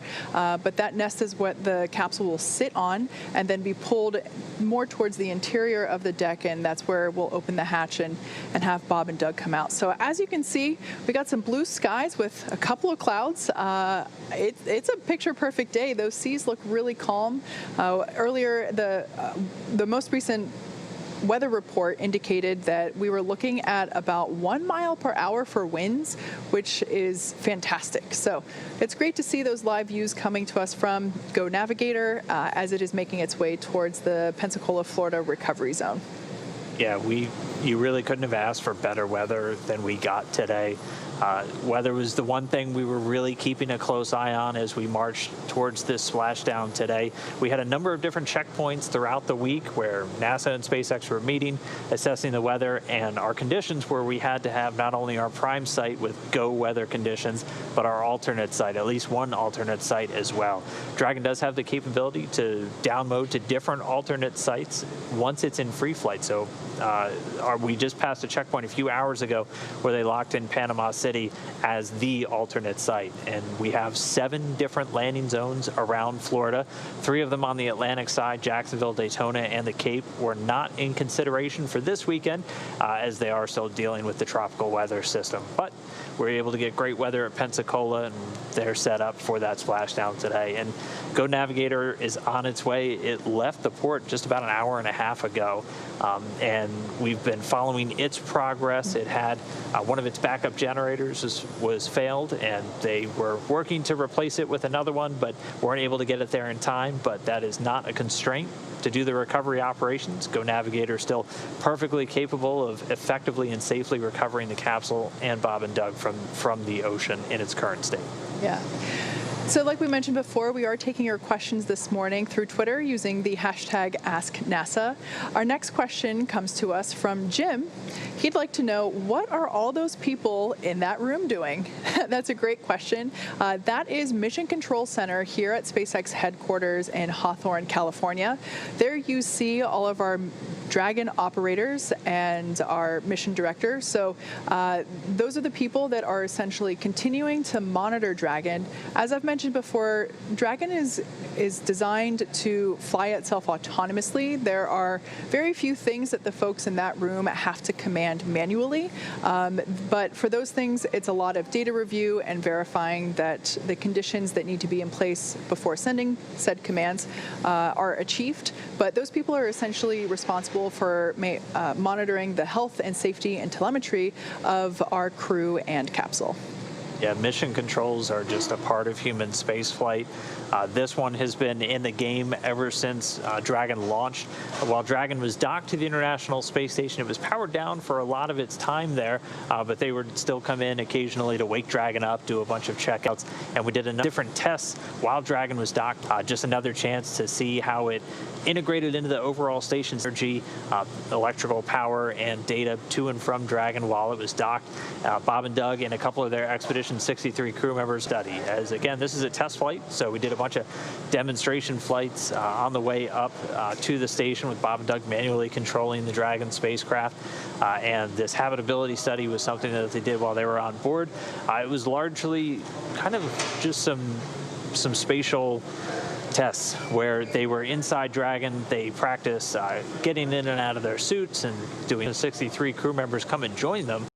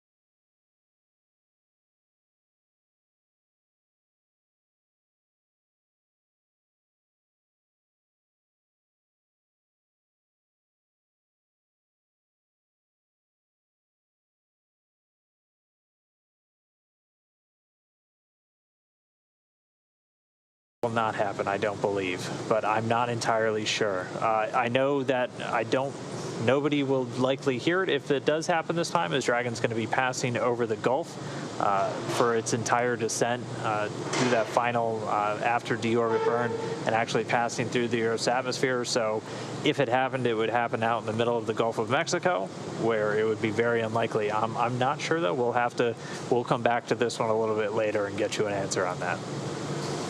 Our next one comes from Lakin, who wants to know, will Bob and Doug be able to feel splashdown or feel the capsule rocking in the water? I think the answer to this is an unequivocal yes. Yeah. They'll be touching down at about 16 miles an hour, which is vastly slower than that 17,500 miles an hour they're going right now in orbit, but still enough that they'll feel a bit of a jolt. Some of the Soyuz landings, which might be a little bit rougher, but those use soft landing engines, and a lot of astronauts kind of compared those to being almost like a minor car crash, because you are still strapped into a seat, and then you're kind of hitting into something. So they'll definitely feel that, and they have been talking about their expectations for rocking in the water. They've been a little graphic at times at what they think they might experience with seasickness once they get down. But as they've told us, there's only one way to find out, but they're prepared for it nonetheless. Yeah. Given the fact that they have both flown on shuttle missions previously and they are both test pilots, Bob and Doug have gone through extensive physical training for all of their missions, including this one. I have mentioned before that the Gs that we're expecting to encounter during re-entry is around 4 Gs. We also saw about 4 Gs during the launch portion of the mission. So this really shouldn't be anything too different from what they've experienced previously. For a point of reference to those of us that haven't been to space, there are many roller coasters across the world that deliver 4 Gs or more throughout the ride or at one point or another. So it's safe to say that 4 Gs might sound like a lot for those of us that haven't been to space. It's actually just kind of a moderately intense roller coaster. So we can expect that they will feel the splashdown, and they will feel the rocking a little bit. If there are waves, the most recent weather report indicated that the waves weren't going to be too bad. So all in all, we are expecting it to be a pretty comfortable touchdown for Bob and Doug on their return home to Earth. Our next question comes from Terry and his dog. At what speed will the capsule hit the water? Great question. So we are anticipating about 15 or 16 miles per hour will be the speed when the capsule touches down in the Gulf of Mexico. Like we said before, we're targeting just off the coast of Pensacola, Florida. That is where Go Navigator, our recovery ship, is en route to. And when the capsule is re-entering the Earth's atmosphere, the atmosphere itself is helping to slow it down. We will deploy parachutes to help further slow it down. And by the time it hits the top of the ocean, it's only going 15 or 16 miles per hour. All right, our next question comes from Ezekiel, who asks one that I think a lot of people are going to be thinking about real soon. How do we get to buy tickets soon for traveling to the International Space Station? That, good timing, as that is something we're looking at in the not too distant future. NASA recently committed to supporting at least 2 private astronaut missions a year to the International Space Station. There are a number of companies, SpaceX included, that have been working to kind of develop the capability to fly private citizens, non-government astronauts into space and potentially to the International Space Station. So I would say definitely follow the industry, keep an eye out. The prices will likely be a little bit high at first, especially for most of us, but that really is a major goal right now of a lot of space travel, is to try and open it up to those who aren't necessarily just governments. Space travel for so long has just been the realm of governments who would have the budgets to do these kinds of things, and we've seen basically an explosion of commercial activity in low Earth orbit. The International Space Station's been kind of the cornerstone of enabling that entire market with a marketplace and a capability for research and transportation and a number of other things. And we work with a lot of partners in the space industry to try and just grow that even more. Yeah. Another question comes to us from Twitter using the hashtag AskNASA. This one comes to us from Chris. How airtight is the ISS? Well, I think it's safe to say that the ISS, the International Space Station, is completely airtight. Given the fact that it is orbiting Earth in the vacuum of space, it has to be airtight in order to make sure that the crew is safe throughout their stay on station. Yeah, it is essentially airtight. There is enough that you will get a tiny little bit of leak sometimes through seals. So it's never anything where you'll be sucked up against the side of a hatch or anything like that. But just because making something perfectly vacuum proof is extremely hard, especially when you have so many interconnecting parts. That's why we do occasionally have to inject additional breathing gases into the space station atmosphere. We actually deliver them in these super densified spheres called NORS tanks, nitrogen and oxygen regeneration system, just to kind of top off the atmosphere inside of the International Space Station. But great question. Well, let's do one more from Andrea. Why are spacecraft usually painted white? That is a good question. So generally speaking, a lot of it comes down to preference. All SpaceX vehicles, our operational vehicles, are black and white. Of course, Starship currently is silver. But as of right, that's still in development. But all of our operational vehicles are black or white. And in this case, it just so happens that in order to conform to that aesthetic, the paint that we use, the thermal protective paint, on top of those panels on the exterior of the capsule, we make it white. And a lot of other things are white exactly for the reason Kate just said, is those thermal properties. When you're in outer space, the only way you can really heat up or absorb heat or reject heat is through radiation. And if you are a black surface, it's just like down here on planet Earth. If you wear a black shirt and you feel hotter, that's because your shirt is basically absorbing more of that infrared radiation. So to help keep things cooler, essentially, you can paint them white with these reflective or very low albedo coatings, and that can help maintain a better thermal. We have a lot of things we call thermal blankets, which are just essentially white fabrics that will cover up metallic areas of the space station that would otherwise get really hot in direct sunlight, that you can keep cool just with that white color. Great question, though. Again, we are taking your questions through the hashtag AskNASA on Twitter, so be sure to continue to submit those. We'll try to get to as many as we can throughout the morning. And for now, we're just going to continue to watch Bob and Doug as they zip around planet Earth. We are a little less than 3 hours away now from things really starting to pick up. We're going to be looking for all of those events that we talked through, starting with that trunk separation coming up soon, and everything's still on track for a splashdown today at 11:48 a.m. Pacific, 18:48 Universal Time, so stay tuned.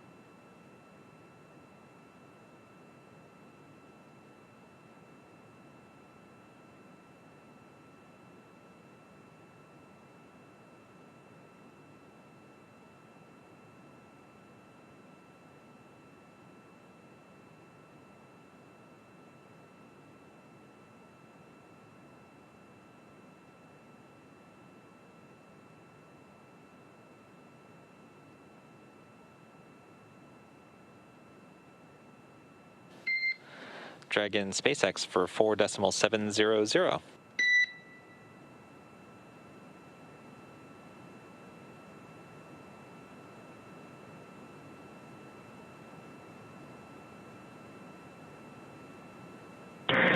Go ahead, SpaceX. Okay, Doug, we're just a couple minutes into the planned suit donning time. I wanted to give you guys a go for all sections of 4.700 deorbit preparation. We are standing by to support suit don. Okay, copy that. We are through section 3, and we'll report the status of the inventory here in a few minutes. And copy go for suit donning. And just as a status for that, we are in our comfort garments and our orthostatic garments, and we have started the fluid loading protocol. Okay, SpaceX copies. We'll listen up for that inventory in a few minutes. And you got your comfort garments, orthostatic garments, and have started fluid loading. Thank you for the update.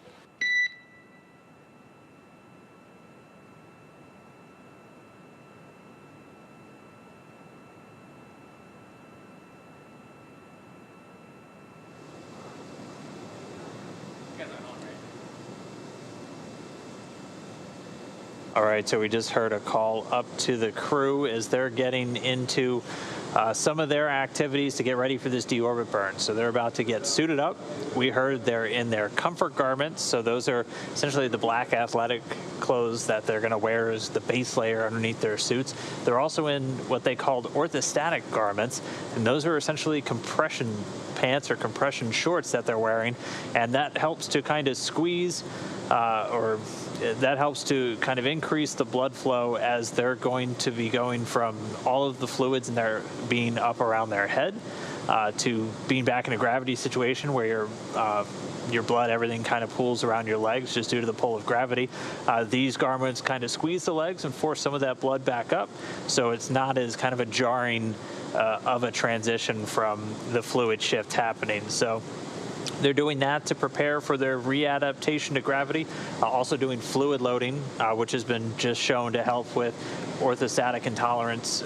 So essentially they won't feel as dizzy or disoriented once they get back down. It helps by actually increasing the amount of plasma in the blood even for once they re-enter gravity. So all that going on board right now on Dragon. Yeah, so it's exciting to hear that they are beginning to enter the last phases that they as crew members need to complete prior to re-entry. We're about 2 hours and 20 minutes away from the next physical milestone in terms of the vehicle itself. We'll have what's known as claw separation, and that's where the mechanism that basically contains the umbilicals for power and telemetry and fluids between the trunk and the capsule, we will separate that in order to allow us to jettison the trunk.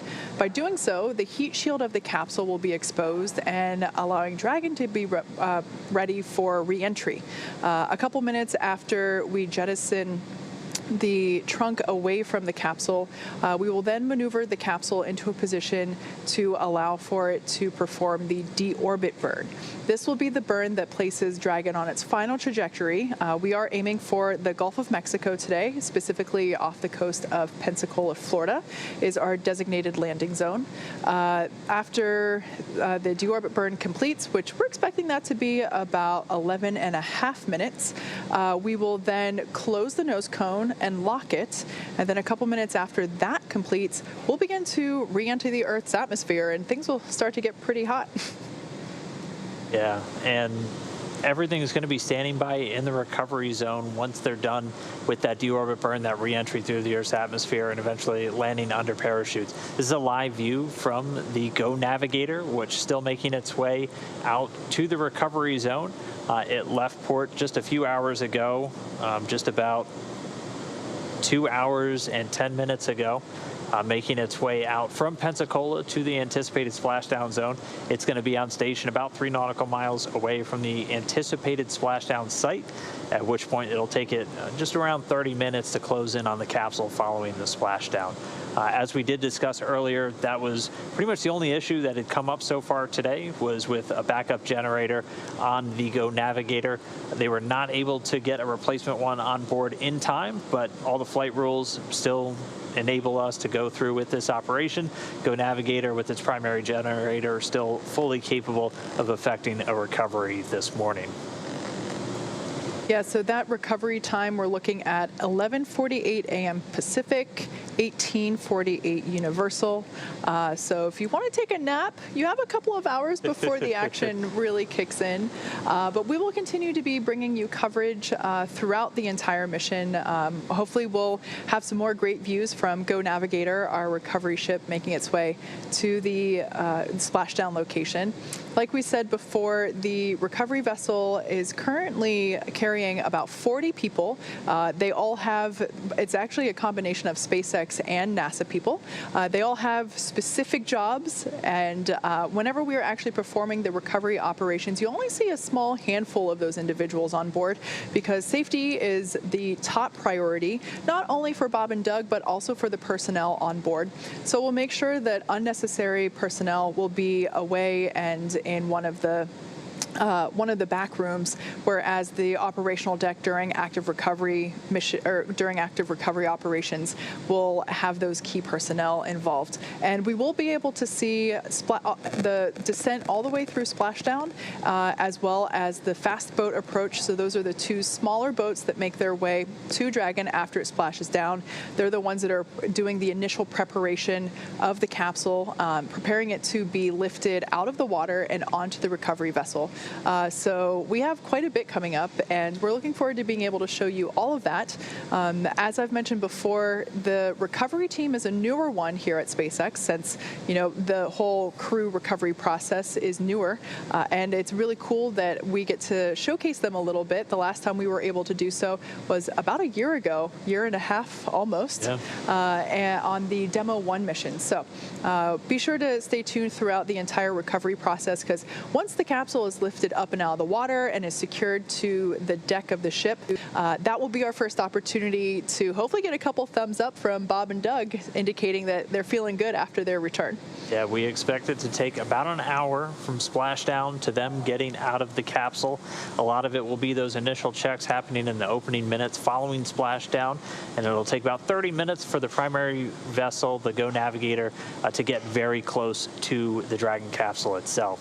And then once it's there, it'll take only a few more minutes to lift it up onto the boat and then move it on that nest towards the crew recovery platform. So it's a platform with enough space for just a couple of people underneath the helipad on board the Go Navigator, where they'll be able to open up the hatch. SpaceX's Anil Menon, one of the flight surgeons that works here, is going to be the first one through the hatch. He'll do a quick check on Bob and Doug, making sure they're ready to come out, and then we'll be assisting them out of the capsule and immediately over into a medical facility on board.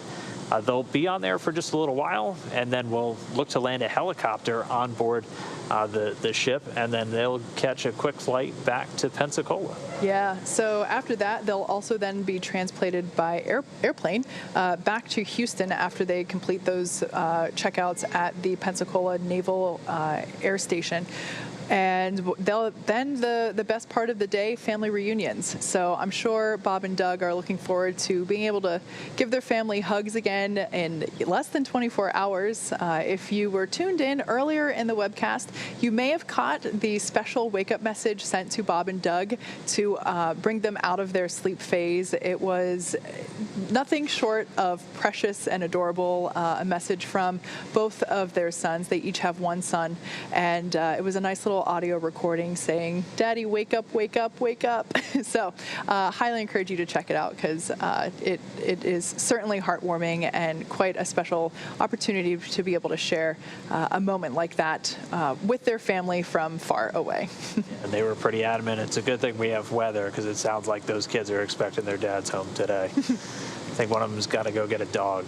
so he's excited. That's what it sounds like. But everything's gone extremely smoothly with Dragon's flight. It all started yesterday on Saturday when they loaded in and departed the International Space Station. Since then, we've had a series of steps, all executed flawlessly. We haven't had any issues tracked with Dragon during the departure and the setup for splashdown. Again, today, this is our prime location. This is our prime opportunity. So once we undock from station, Dragon had an identified prime and a backup, the alternate, which was several days later. If we were unable to land today, we would target a different site 48 hours later. It's actually about 47 hours from the initial splashdown target to the secondary.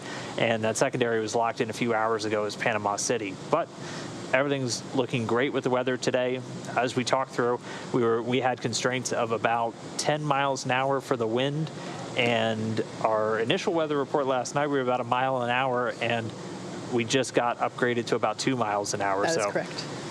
Winds have doubled, but when you go from 1 to 2 miles an hour, we're still well within the limits. So still looking forward to an on time and a good splashdown today. Yeah, the other good news coming out of that most recent weather report is that the waves are also looking really calm. The threshold for the waves is based on how high the wave is going to get and how frequently. So waves occur in this type of pattern, and for safety reasons, we can't have high waves or waves at a certain height occurring very frequently. That makes recovery operations dangerous.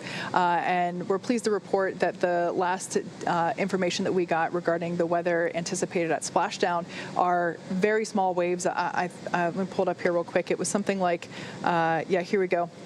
Just half a foot occurring every 6 seconds. So you can basically think of it as if your ocean baseline is here, every 6 seconds if your ocean baseline is here, every 6 seconds, your wave comes up a half a foot every 6 seconds. So really calm. So we're really happy to see that while unfortunately the weather in the Atlantic Ocean landing zones wasn't really cooperating, we're very happy to report that the anticipated weather for splashdown today is going to be mild, and based on the views that we were seeing from Go Navigator earlier, quite the picture-perfect day. And weather is something that we track very closely. If you've been following the mission since May, weather was definitely in the conversation back when we launched, where we had to scrub the first attempt just due to some bad weather that moved into the area. But we're able to just kind of pinpoint right between some clouds for that second launch attempt on May 30th. And then we were watching it extremely closely today, too, or even in the lead up to where we are today. And we're going to continue to have weather checkpoints all the way up until about an hour and a half before landing. That's really the final opportunity we have to wave off. And we actually have a question from Twitter. Just a reminder, use the hashtag AskNASA on Twitter, and we'll try to get to your question throughout the morning. And this one from Demi wanted to know, if the splashdown were to be scrubbed, could Dragon go back to ISS, or could they be in the orbit on their own? For this mission, we don't have a plan essentially to re-rendezvous with the International Space Station. We weren't going to undock until we had good weather at a prime and alternate location. Both were go at the time that we left. So if for some reason we had to wave off within the next hour or so from Pensacola, Dragon would continue in its orbit. It would make some adjustments over the next 47 hours, and then we would target a splashdown at Panama City. We had to lock in that alternate site just a few hours ago. Up until that point, for the first about 12 hours or so, Dragon has the ability to change alternate sites. So we could have targeted one of the other Gulf sites, potentially even going back to Pensacola on the second 2 days later. But we were able to lock in Panama City. And not anticipating to need that, but Dragon does have the ability to wave off and kind of reattempt a splashdown 2 days later. Yeah, as we mentioned earlier, Dragon will be performing a deorbit burn. That'll last 11.5 minutes. That deorbit burn is the moment where we are sending Dragon on its final trajectory to the landing zone. That deorbit burn maneuvering is performed a little bit less than an hour prior to splashdown itself. So like Dan said, definitely continuing to monitor weather until the very last moment that we can, but there is a little bit of flexibility there in terms of if we have to wave off for 24 or 48 hours, Bob and Doug would remain in the capsule. All right, our next question comes from Cody Bone O'Brien, who wanted to know what were Bob and Doug doing in space. Well, they spent 62 days on board the International Space Station as crew members of Expedition 63, and they were fully fledged crew members, so they kind of did the full gamut of space station operations. They did everything from executing science, contributing more than 100 hours of their time to executing science experiments on board from pretty much every discipline we have on there, from biology to technology demonstrations, to just learning more about the human body and how it adapts to spaceflight. Bob Behnken was part of 4 spacewalks along with Chris Cassidy. The two of them both now have 10 spacewalks in their careers, ties them with Mike Lopez Alegria and Peggy Whitson as the most for U.S. astronauts. So they were extremely busy while they were on the space station. I know Chris Cassidy was happy to have some help on board, as it's just been him and his 2 Russian cosmonauts for the last several months, and they're kind of back in that situation now, and that's why we're really looking forward to Crew 1 coming up this fall. Yeah, days on the International Space Station, in addition to spacewalks and performing science experiments, you also have to eat, you have to sleep, and you have to exercise. So it's really easy to see how whenever there are only a couple of people on the International Space Station, that things that are, exercise, eating, and sleeping are absolutely essential. Exercise helps to keep the body strong and try to prevent the effects of that microgravity has on the human body. So when it comes to what might get shifted out a little bit, it's not exercise, it's not eating, it's not sleeping. And so having 2 extra hands on board to assist with things like spacewalks and being able to perform some of the science on board was definitely a help. But in addition to that, Bob and Doug were also completing mission objectives related to Demo 2 while it was docked, making sure that the battery life was as expected, making sure that the solar panels were still absorbing and generating power as expected. So I am sure that by the time that they get home, they will be pretty tired, not just from the dynamic events happening today, but just from the last 2 months as a whole. I'm getting tired just thinking about it. Ready for a break, yeah. All right, our next question comes from Philip Hartman, who wants to know how much training does it take to be able to operate, control all of the technology on Dragon and the things on Space Station? I can touch on the space station stuff. We typically train crew members for about 2 years. We've had a couple that kind of cram in that training a little bit shorter than that, but typically crew members get assigned about 2 years out and spend that entire time training just to do day-to-day tasks on board the space station. I mean, that's everything from just operating the basic facilities, learning how to repair all of the major pieces of hardware, like the thing that generates your oxygen or scrubs the carbon dioxide, how the water recycling system works. They get kind of crash courses in operating a bunch of different science hardware that's on board the space station. You kind of have to become a jack of all trades when you're up there, because one day you're a mechanic, the next day you're a physicist, the next day you're spacewalking, and so they get a whole bunch of training that they have to take, and it's done all over the world too. Yeah, definitely can't call a handyman when something goes wrong. Yeah. You are the handyman. The next question comes to us from Abby. Again, this is the hashtag AskNASA on Twitter.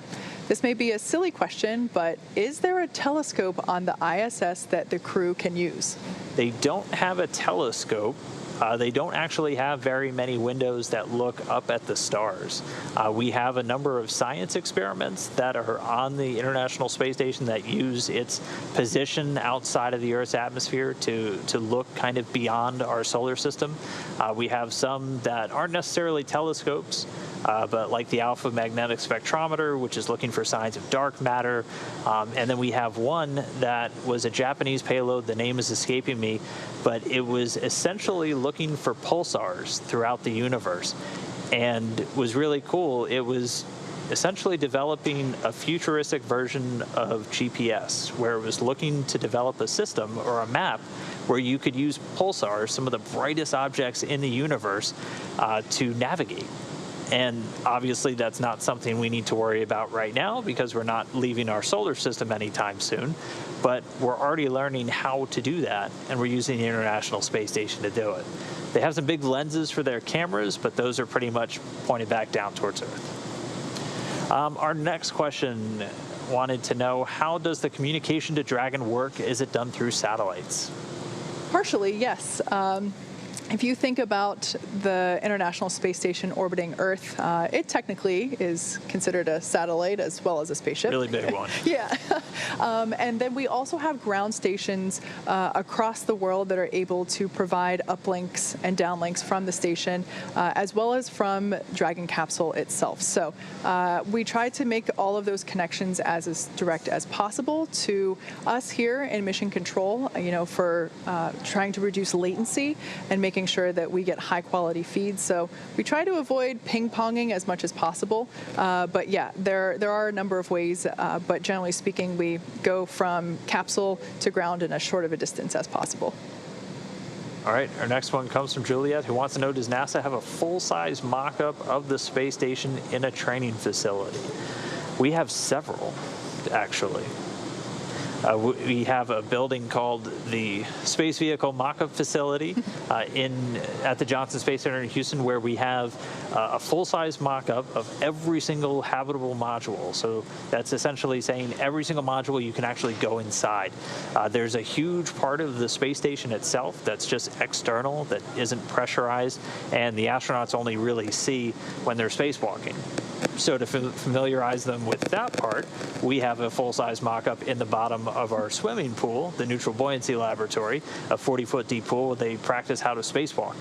So we have several, and they're typically of kind of different fidelity is what we call them. So you'll have some that have real racks, real science hardware, real oxygen generation system built in, and then you'll have some that are just kind of representative of them. They'll be full size, but they might have like a printed poster of what's on the wall here. But you can still use things like that for emergency training. We really try to do as much training on the ground, and I know we do the same in Dragon, in something that's lifelike for what they're about to be flying on once they're in space. So by the time that they get there, a lot of your actions just feel like reflex. So at this point, we're going to check in on Dragon. Looks like it is about to go over Eastern Europe. We're going to show our ground track here and allow you to follow along. We still have, let me check my timer here. We still have 2 hours and 1 minute until our major milestone begins. That will be the claw separation in preparation to jettison the trunk. Again, that's coming up in 2 hours and 1 minute at 10:51 a.m. Pacific or 18:51 Universal. So stay with us and enjoy watching Dragon traverse the Earth.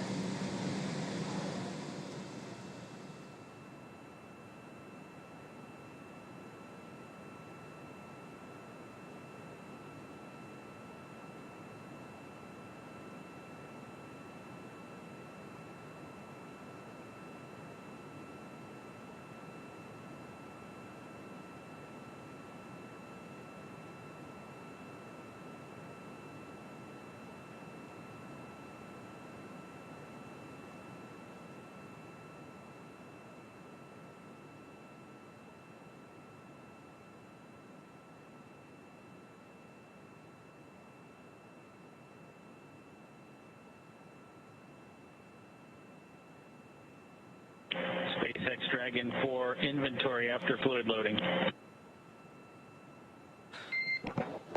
Okay, SpaceX is ready to copy fluid inventory after fluid loading.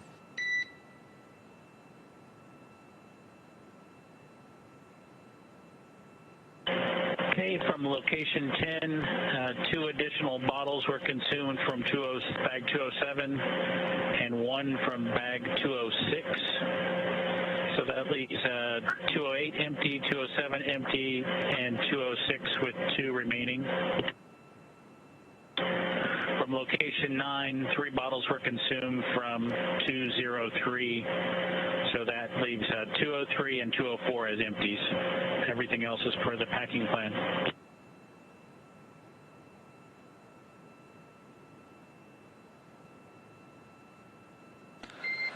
Okay, thanks for the update. Looks like bag 207 consumed 2 bottles, 206 consumed 1 bottle, 208, 207 are empty, and 206 has 2 remaining. And then from location 9, we copy 2 bottles from 203, I believe, and that means 203 and 204 empty, the rest per packing plan.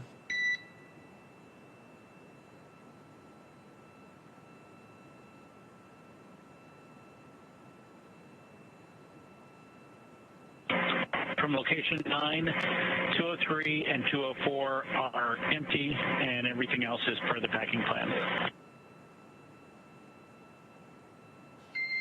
Okay, copy location 9, correction, 203 and 204 empty, the rest in location 9 per the packing plan.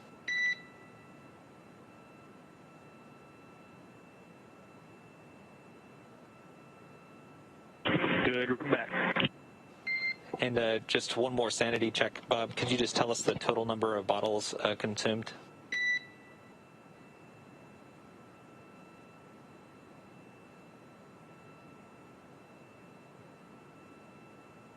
Let me try to do the math from my notes here.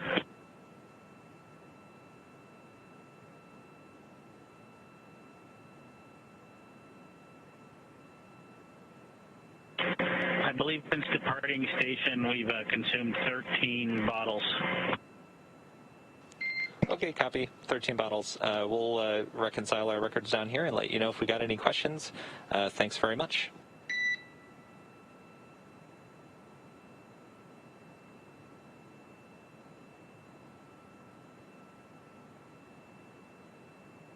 Thanks, Solo. And we're about to close out locations 9 and 10 and be suited, and so it's not going to be practical to go back and re-inventory anything if there's any questions after about 3 minutes. So please let us know if you can early. Okay, copy. And actually, we do have a question for location 10, bag 206. Can you please read back the quantity there remaining?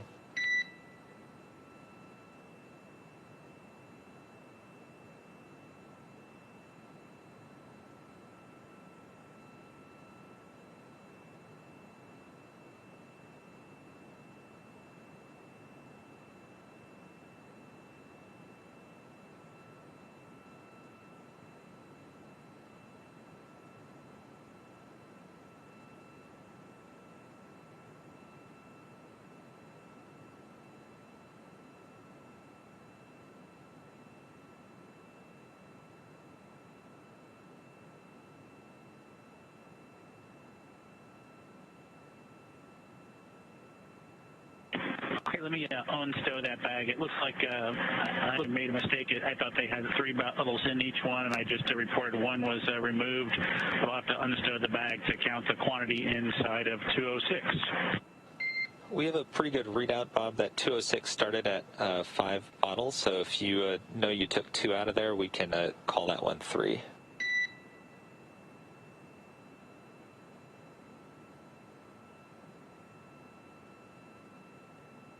No, from 206 we took a single bottle out. So let me count them for you.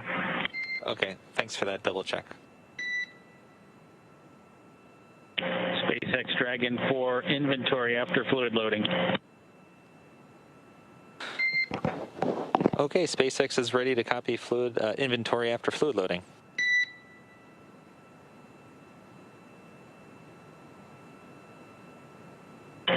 Okay, from location 10, 2 additional bottles were consumed from bag 207 and 1 from bag 206. So that leaves 208 empty, 207 empty, and 206 with 2 remaining. From location 9, 3 bottles were consumed from 203. So that leaves 203 and 204 as empties. Everything else is per the packing plan.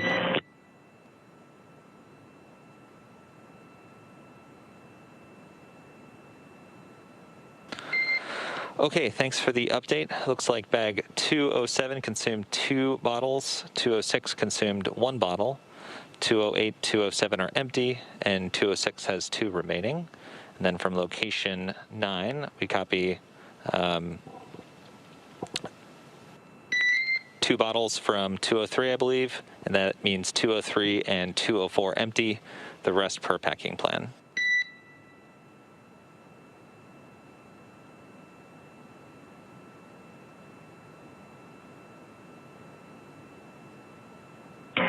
From location 9, 203 and 204 are empty, and everything else is per the packing plan. Okay, copy location 9, correction, 203 and 204 empty, the rest in location 9 per the packing plan.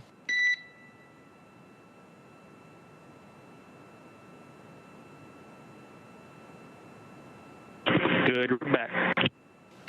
And just one more sanity check, Bob. Could you just tell us the total number of bottles consumed?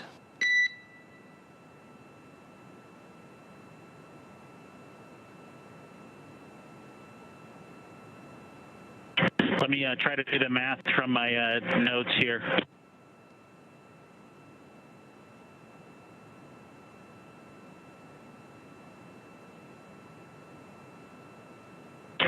I believe since departing station, we've consumed 13 bottles.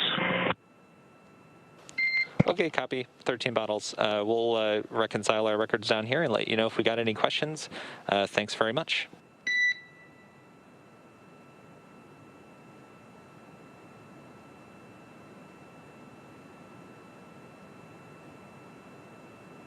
Thanks, Solo. And we're about to close out locations 9 and 10 and be suited, and so it's not going to be practical to go back and re-inventory anything if there's any questions after about 3 minutes. So please let us know if you can early. Okay, copy. And actually, we do have a question for location 10, bag 206. Can you please read back the quantity there remaining?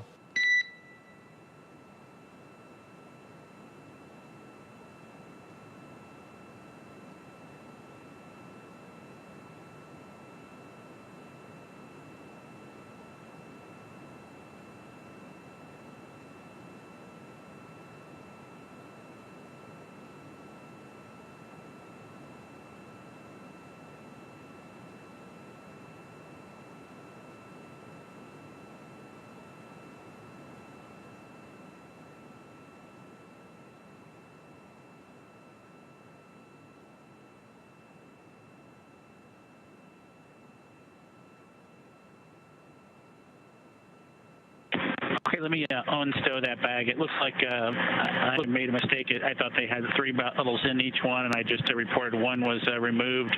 We'll have to unstow the bag to count the quantity inside of 206. We have a pretty good readout, Bob, that 206 started at 5 bottles. So if you know you took 2 out of there, we can call that one 3.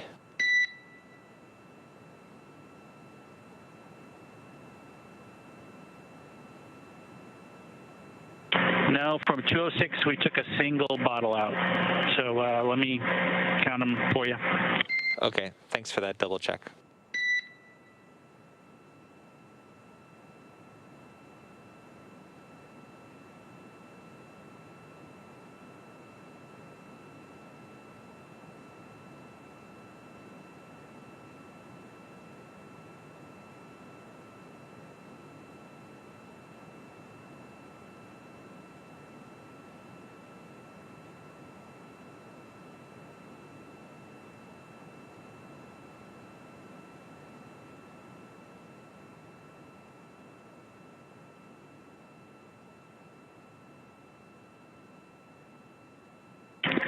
And in location 206, there are 4 bottles remaining.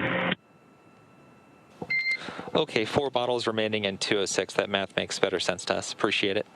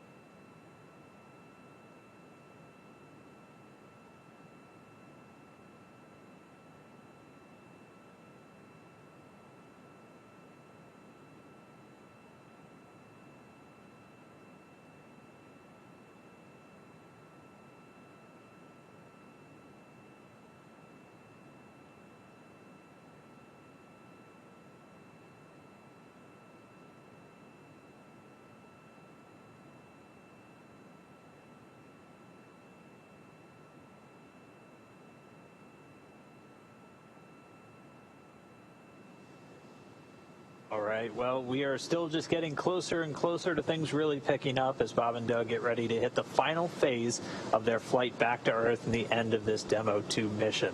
Still have a couple of milestones to go, but I mean, everything picked up when we departed the space station yesterday, and it's been a pretty smooth ride so far. So everything really kicked off back on Saturday as on their 62nd day on board the International Space Station and their 63rd day in space, Bob and Doug began to get the capsule ready for their ride home. Everything picked up when they got all of the final cargo into the Dragon capsule and then got themselves in and then closed that hatch, crawling in through the top hatch to the Dragon spacecraft, getting suited up shortly thereafter. Meanwhile, on the station side, Station Commander Chris Cassidy closed the A-Pass hatch, creating what is known as the vestibule, a space between the two hatches that would be exposed to vacuum following undocking. Then we use valves on the Dragon side to draw the air out of that vestibule in a depressurization step, bringing it down to vacuum and getting it ready for that eventual physical separation or undocking. After that was complete, the teams down here on the ground, both in MCCX right behind us in Hawthorne and in the International Space Station Flight Control Room in Houston, did a go, no go for undocking, making sure everything was good with systems on board Dragon and the health of the International Space Station. Following that go, no go, we had a successful separation with Dragon using Draco thrusters around its service section to physically separate from the International Space Station. After hooks had driven back that were holding it in place, it executed those 2 quick burns. Then it was on to 4 departure burns spread over a number of hours, initially taking Dragon up and over the International Space Station, which brought it behind, and then after it lowered its orbit beneath the station, eventually bringing it out in front. Following all of those successful departure burns, it was just about time for the crew to get some sleep. And actually, during their sleep period, we were able to do what's known as the departure phasing burn. It's a little off in this timeline as it actually switched in the final hours leading up, but that departure...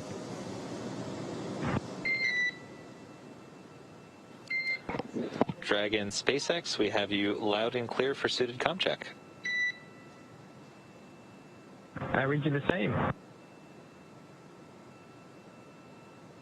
Just pausing that timeline as the crew in their suit up steps, they just did a comm check. So they have communications run through the umbilical in their seats directly into their suits where they're able to maintain that conversation with the ground. We heard a little bit of chatters a few minutes ago as they were finishing up that fluid loading. Again, that's done to help with combating orthostatic intolerance. And to put it simply, that's dizziness in most people. Fluid loading can actually help your body react to what's typically a rush of blood away from the head once you get back down in a gravity environment, which can make you extremely dizzy. So fluid loading, you can actually up the amount of plasma in your blood, and that just helps kind of minimize that. They're also wearing what's known as an orthostatic garment, essentially compression pants that's squeezing their legs and forcing some of that fluid from the legs up towards the upper part of their body. So everything's continuing to proceed. They're suited up inside Dragon for the second time in the last 24 hours as we get ready for this deorbit. Yeah, there on your screen, you can see a shot of our Mission Control Center here at SpaceX headquarters in Hawthorne, California. Those folks there are our Dragon operators, our technical experts that continue to monitor the data and telemetry coming down from Dragon, not only about the vehicle, but of the crew themselves, continuing to make sure that everything is going well and just making sure that we are green or go to step into the next major milestones that we have coming up. At this point, we're about an hour and a half away from that. Those milestones will begin with the claw separation, which is when we initiate the jettison of the trunk. In order to expose the heat shield underneath the capsule, we need to let the trunk go away. So we separate the two. That trunk will actually re-enter the Earth's the trunk will actually re-enter the Earth's atmosphere, and it'll disintegrate. All right. Well, we are still just getting closer and closer to things really picking up as Bob and Doug get ready to hit the final phase of their flight back to Earth and the end of this Demo 2 mission. Still have a couple of milestones to go, but I mean, everything picked up when we departed the space station yesterday, and it's been a pretty smooth ride so far. So everything really kicked off back on Saturday as on their 62nd day on board the International Space Station and their 63rd day in space. Bob and Doug began to get the capsule ready for their ride home. Everything picked up when they got all of the final cargo into the Dragon capsule and then got themselves in and then closed that hatch, crawling in through the top hatch to the Dragon spacecraft, getting suited up shortly thereafter. Meanwhile, on the station side, Station Commander Chris Cassidy closed the A-Pass hatch, creating what is known as the vestibule, a space between the two hatches that would be exposed to vacuum following undocking. Then we use valves on the Dragon side to draw the air out of that vestibule in a depressurization step, bringing it down to vacuum and getting it ready for that eventual physical separation or undocking. After that was complete, the teams down here on the ground, both in MCCX right behind us in Hawthorne and in the International Space Station Flight Control Room in Houston, did a go-no-go for undocking, making sure everything was good with systems on board Dragon and the health of the International Space Station. Following that go-no-go, we had a successful separation with Dragon using Draco thrusters around its service section to physically separate from the International Space Station. After hooks had driven back that were holding it in place, it executed those 2 quick burns. Then it was on to 4 departure burns spread over a number of hours, initially taking Dragon up and over the International Space Station, which brought it behind, and then after it lowered its orbit beneath the station, eventually bringing it out in front.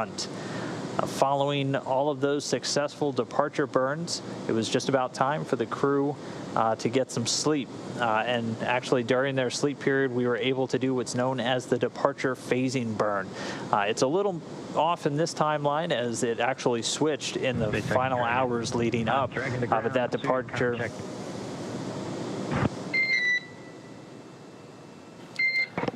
Dragon SpaceX, we have you loud and clear for suited comm check. I read you the same. Just pausing that timeline as the crew in their suit-up steps, they just did a comm check. So they have communications run through the umbilical in their seats directly into their suits where they're able to maintain that conversation with the ground. We heard a little bit of chatters a few minutes ago as they were finishing up that fluid loading. Again, that's done to help with combating orthostatic intolerance. And to put it simply, that's dizziness in most people.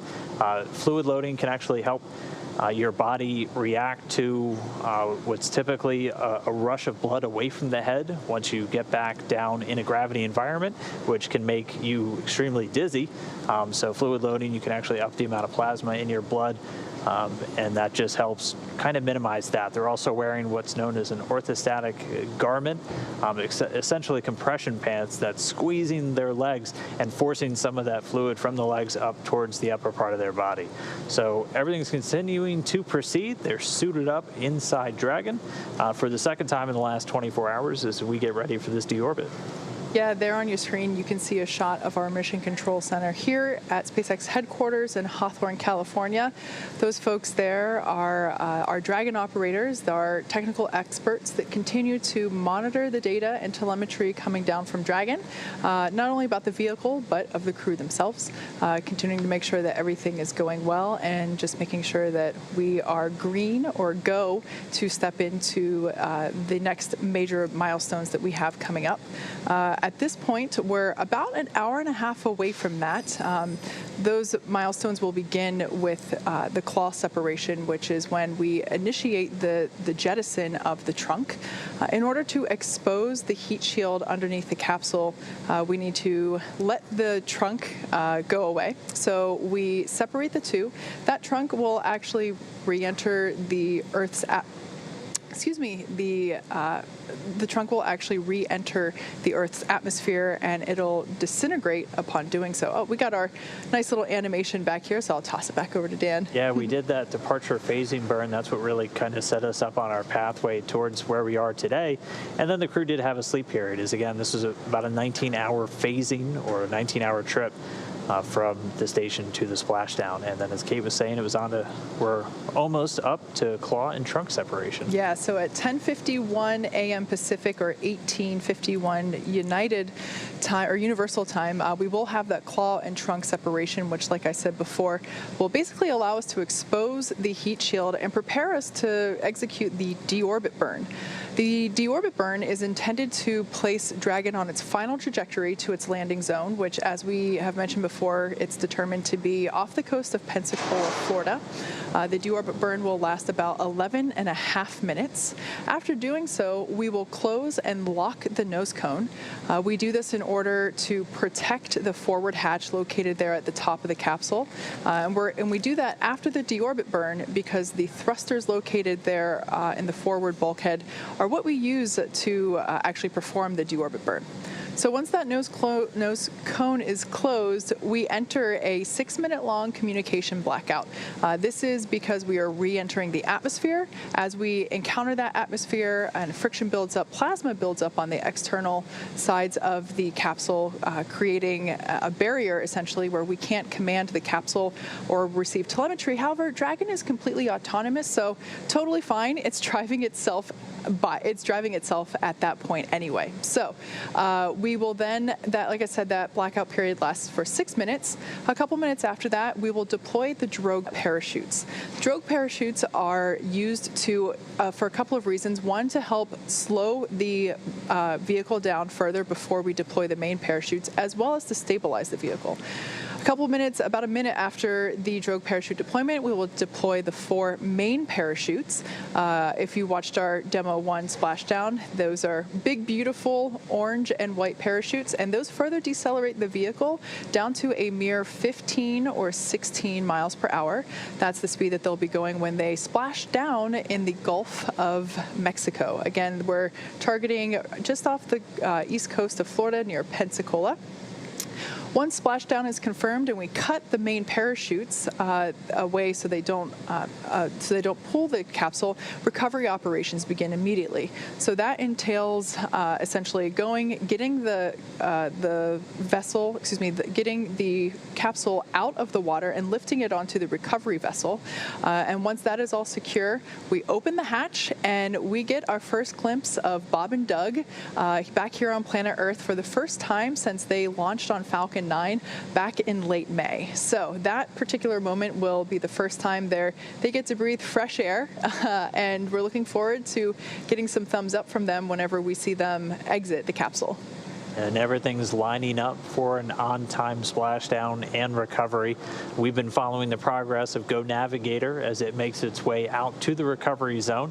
It left its port in Pensacola just a few hours ago, and we're tracking that it should be arriving on station just about at the top of this current hour. So it'll be there in advance of all of the upcoming hardware milestones where we get into trunk step and everything like that. So it'll be there and ready with the operational teams, a little over 40 personnel on board from SpaceX and NASA, ready to assist in the recovery of the capsule and getting Bob and Doug home. Yeah. So as those mission controllers there in our mission control center here, just to my left, continue to monitor Dragon's health, we continue to monitor Twitter for your questions. We're using the hashtag AskNASA, and we're trying to get through to as many questions as possible this morning. Our next question comes to us from Jackie. The question is, what is the name of the Dragon recovery vessel that's sailing to the splashdown location? Great question, especially because we actually have 2. The one that we are utilizing today is Go Navigator. This recovery ship is for all of our west coast, of all of the splashdown locations on the west coast of Florida. So any potential splashdown location in the Gulf of Mexico is serviced by Go Navigator. For our East Coast landing sites, which we will not be attempting today, we use Go Searcher. Both the Go Navigator and the Go Searcher are identical. They have a fully functional recovery platform as well as medical bays. So it's really nice that we're able to assist the departure process. So departing the International Space Station, it's really great that we're able to assist that departure process by allowing for more opportunities for departure by having more landing sites. So today we are using Go Navigator, and it departed for the landing zone about 2.5 hours ago, I think, at this point. And it is en route to the designated landing zone just off the coast of Pensacola. All right, and our next question comes from Takur, who wanted to know what's the importance of inventory check during the splashdown. If you were just listening a few minutes ago, you heard Bob and Doug going through a wide range of inventory checks, and a lot of it was their food and water, particularly the water, as they had just completed that fluid loading. As we've talked about a few times today, we have to meticulously track every single item on a spacecraft for the obvious reasons, like if an astronaut needs to find it, it helps to know where it is. And then for some of the less obvious reasons, like we have to track where everything is, and if something is missing in a spacecraft, you have to kind of halt work once it's back on the ground and make sure you find it. And then also for things like food and water, that's something we call a consumable. So those are essentially resources that you have a finite amount of. Food, water, obviously one of those.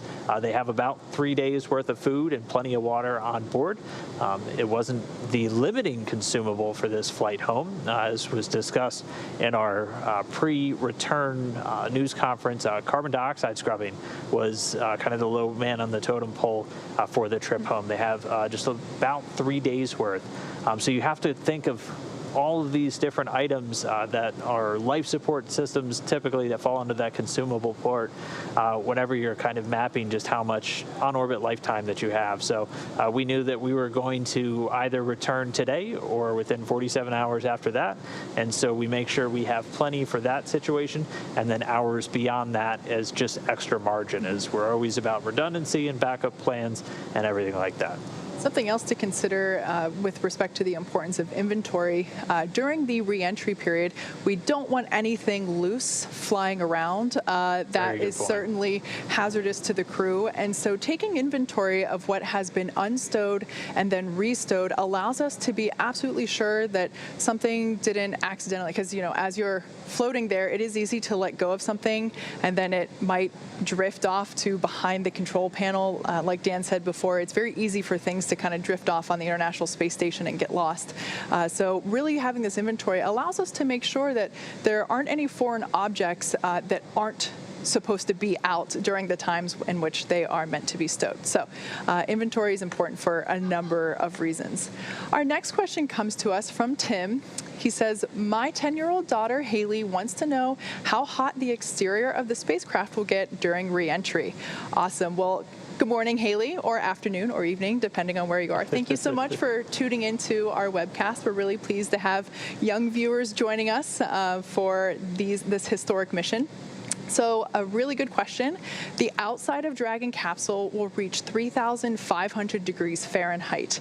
That is very hot, but Bob and Doug will be safe and comfortable inside of the Dragon capsule.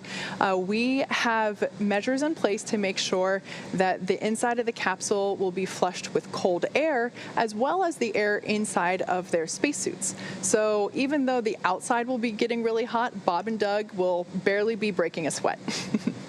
All right, our next question comes from Mohan, who wants to know, will the Super Draco thrusters be a backup to the parachutes? That's a good question, because one of the earliest designs of Dragon had it doing what's called a propulsive landing. So kind of like how the Falcon 9 comes back, an early design of this Crew Dragon had it landing propulsively, so using those Super Dracos to touch down on like a runway. That's no longer in Dragon's configuration. In fact, those Super Draco thrusters are completely inhibited following a successful flight into orbit. They're only used for an emergency escape situation, either on the pad or during the initial climb up to orbit. They enable Dragon to do that escape from the pad all the way up, so you have kind of that extra safety net your entire way uphill. But once they're on orbit and they're making their way to the space station, or even when we're coming home, those thrusters are disabled. We're only using the smaller Draco thrusters around the service section, so the bottom of the capsule itself, and the four at the very top, the forward bulkhead thrusters. Our next question from Amy wants to know what happens to the parachutes after splashdown. Are they recovered? Yeah, absolutely. So there will be, after splashdown, there will be 2 fast boats or smaller boats that will be approaching the Dragon capsule. The first boat is responsible for determining that there aren't any toxic vapors surrounding the capsule. That fast boat will then also be responsible for preparing the capsule for lift out of the water. The second boat is responsible for retrieving the parachutes out of the water. We definitely don't want to leave any waste behind where possible, and so that second boat is responsible for going and retrieving the parachutes. After splashdown, those parachutes are automatically cut so that there's no potential that if there was a little bit of wind, that the Dragon capsule wouldn't be moved due to wind catching in those parachutes. So great question, but short answer is yeah, they're cut. They're automatically cut after splashdown, and then one of the crews from the fast boats is responsible for going to pick them up. The next question we have coming from #AskNASA on Twitter comes to us from Novacon. What will be the purpose of the crew for the Crew 1 mission? The Crew 1 mission will be what we call the first operational flight of the Dragon spacecraft. So the mission we're still on right now is a demonstration. This is still a test mission. This is when we're really proving out Dragon's capabilities from launch all the way through splashdown. After this test, if everything goes well and we're lined up great for a splashdown today, we'll sit down and we'll go through a certification process for SpaceX to fly operational missions. This means they'll be flying regular expedition long-duration flights. So the Crew 1 will be the first 4-person crew to launch in a Dragon spacecraft and then spend 6 months on board the International Space Station. So we'll have 4 individuals, Mike Hopkins, Victor Glover, Shanna Walker, and Soichi Noguchi from the Japanese Aerospace Exploration Agency, launching in Dragon and then spending 6 months on board the space station doing science experiments, conducting spacewalks, repairs, everything that a normal expedition crew does. They'll just be arriving and leaving in a Dragon. Yeah, I think Commander Chris Cassidy will still be on board with our targeted, given the current targeted Crew 1 launch. SpaceX Dragon comm check from the PLT. We've got you 5 by 5, Bob.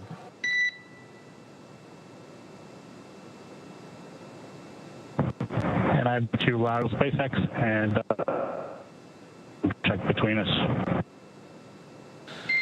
And please repeat the last 5 seconds of that call. We had a bit of a comm dropout.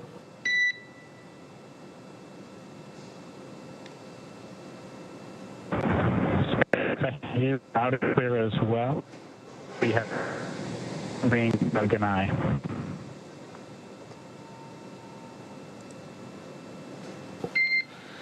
And Dragon, we copy that you heard us loud and clear. Unfortunately, the rest of the message was garbled. Please repeat one more time.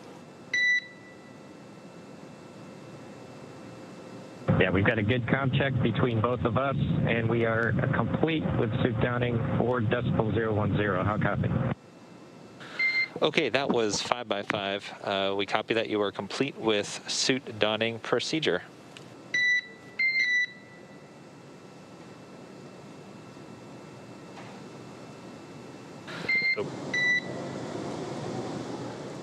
Okay, it sounds like the crew now suited up. They just conducted those communications checks, those comm checks with the core here in Hawthorne. The core of the crew operations responsible engineer, that's essentially the person who's talking directly to Bob and Doug throughout their flight. That's rotated through a couple of different positions as we're on the 3rd shift of their flight home. And that'll be pretty much the person who's getting all of the updates to and from Bob and Doug, being that liaison between the teams on the ground. But they did those comm checks successfully. They are in their suits. They're going to stay in their suits and in their seats for the rest of the day, pretty much, from that deorbit burn. SpaceX looking for an update on sections 1 through 4 of 4.700 deorbit preparation when able.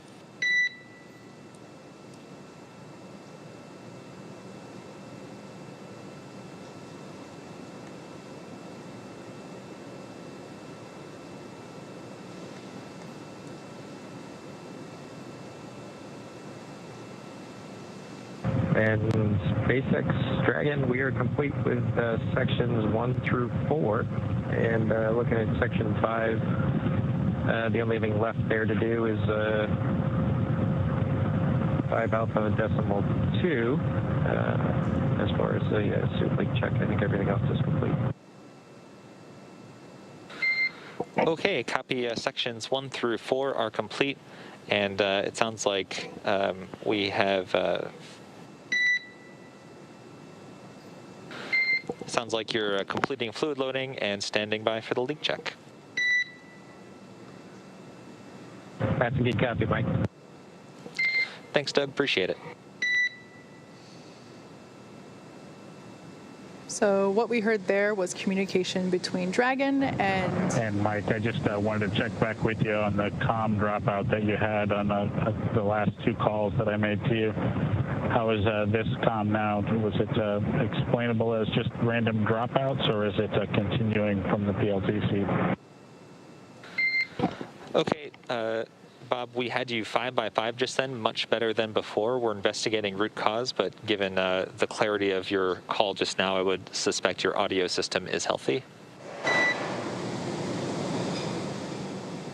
Copy, thank you.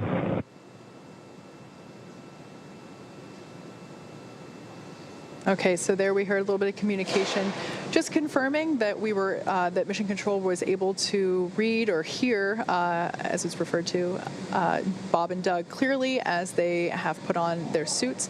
We also heard the go for leak check. So now that the suits are on, we will be performing a quick leak check. We do this every time the suits are put on, or donned, as you heard it called. Basically, this is where we pressurize the suits. It's the only time that we pressurize them throughout the mission. And it's essentially to make sure that, all the zippers are zipped up properly. All it takes is, one small unzipped piece to not hold the pressure. So we make sure that everything is fitted up accordingly and that it's ready to go in case of a need to pressurize the suits later in the mission. Unlikely, but it's nice to know, just for that, for testing purposes, to know that that capability is there. That's what they're designed for. So that leak check will commence, and after we get that, we'll pressurize the suits themselves, and then they will depressurize.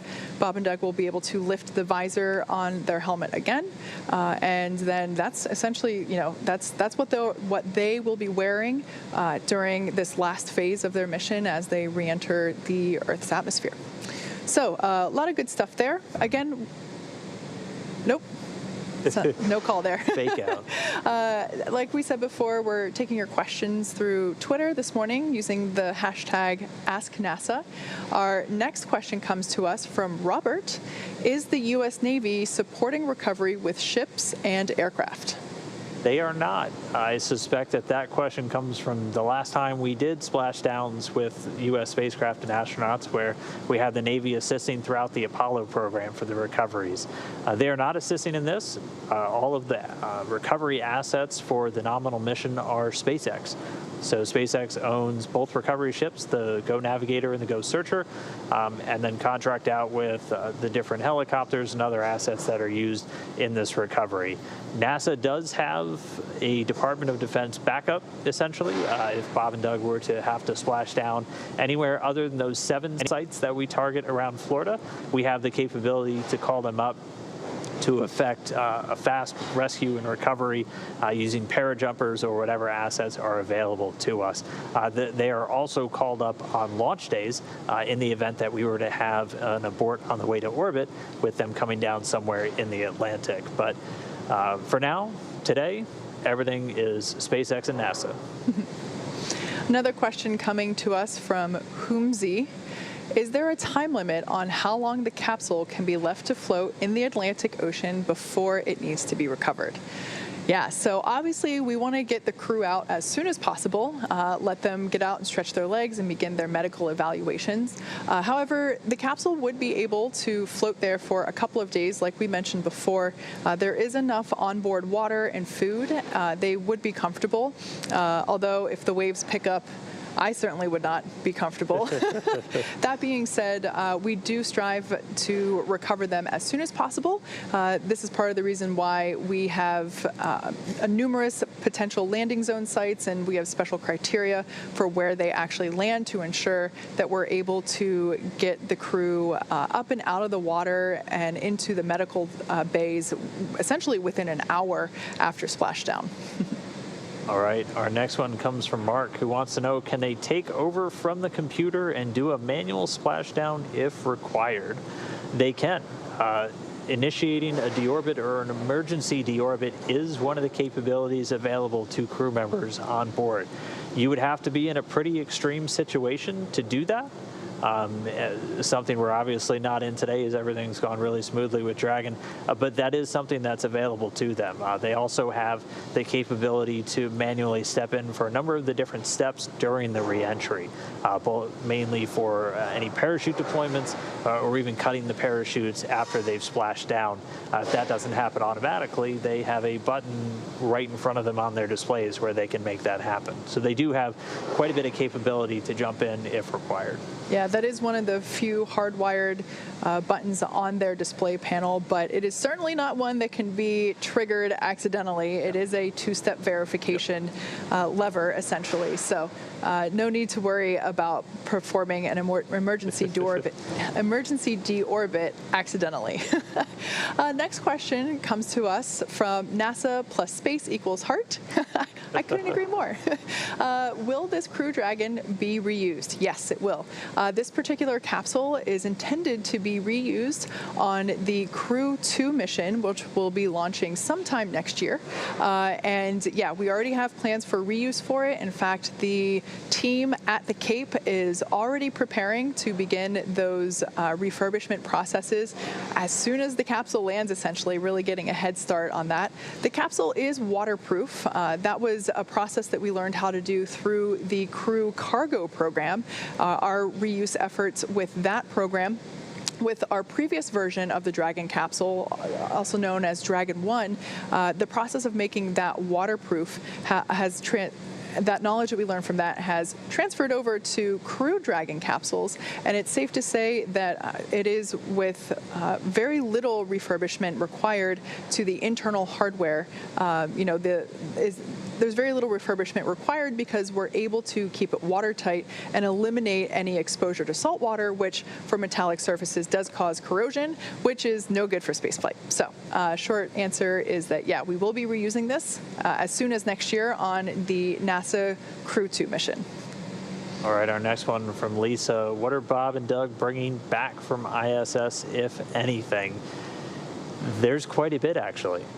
They have about 150 kilograms, or a little over 330 pounds of cargo, essentially strapped to the ground right underneath their seats. The lion's share of that is utilization or science samples. A lot of it cold stowage samples that's kept in powered freezers. Those samples coming from a range of biological and biomedical studies, a lot of them with the astronauts themselves as the test subjects. As cargo return, a pretty critical capability, as we execute a lot of the science on station, but we need to return a lot of the samples for analysis down in labs here on Earth, and they're going to be bringing a lot of that down. They're also returning some vehicle hardware items that have either malfunctioned or just passed their service life and need to come home or get inspected. And then a couple of their personal items, things like their sleeping bags are coming back with them. And they also have a couple of special items we've touched on a few times, including that tremor dinosaur that was chosen by both of their sons as their zero-G indicator for this mission, and the flag that was left there by Doug Hurley and his fellow crewmates of STS-135, the final space shuttle mission that is coming home. It's been up there for just about 9 years, and it will fly again when we send humans around the moon in the not too distant future. And I know we haven't seen it, but I have heard that Little Earth is also coming back. I almost forgot about that. Little Earth was the zero-G indicator on Demo 1 and remained on station after that mission, and it's pretty sure it was packed away to come home on Demo 2. I think you're right. So right now, Dragon is currently flying over the far South Pacific Ocean. We have a nice little map here to show you of our ground tracking. So there you can see it on your screen. If you're curious, the yellow indicates where the capsule is in daylight. The red part of the line indicates where it goes into eclipse, or whenever it's basically hiding in Earth's shadow. So right now it's in daylight. Bob and Doug must be getting some pretty spectacular views as they're completing their suit-up process. But at this point, we're going to take a quick break and leave you with our lovely ground map here.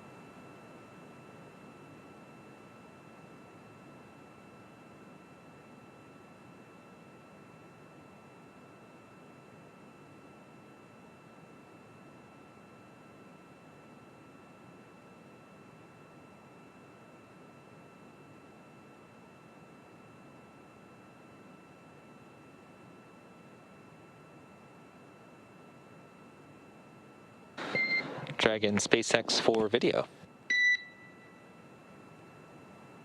Go ahead. Yeah, request to come back aboard when y'all are ready. We are ready for you to come aboard. Outstanding, and work.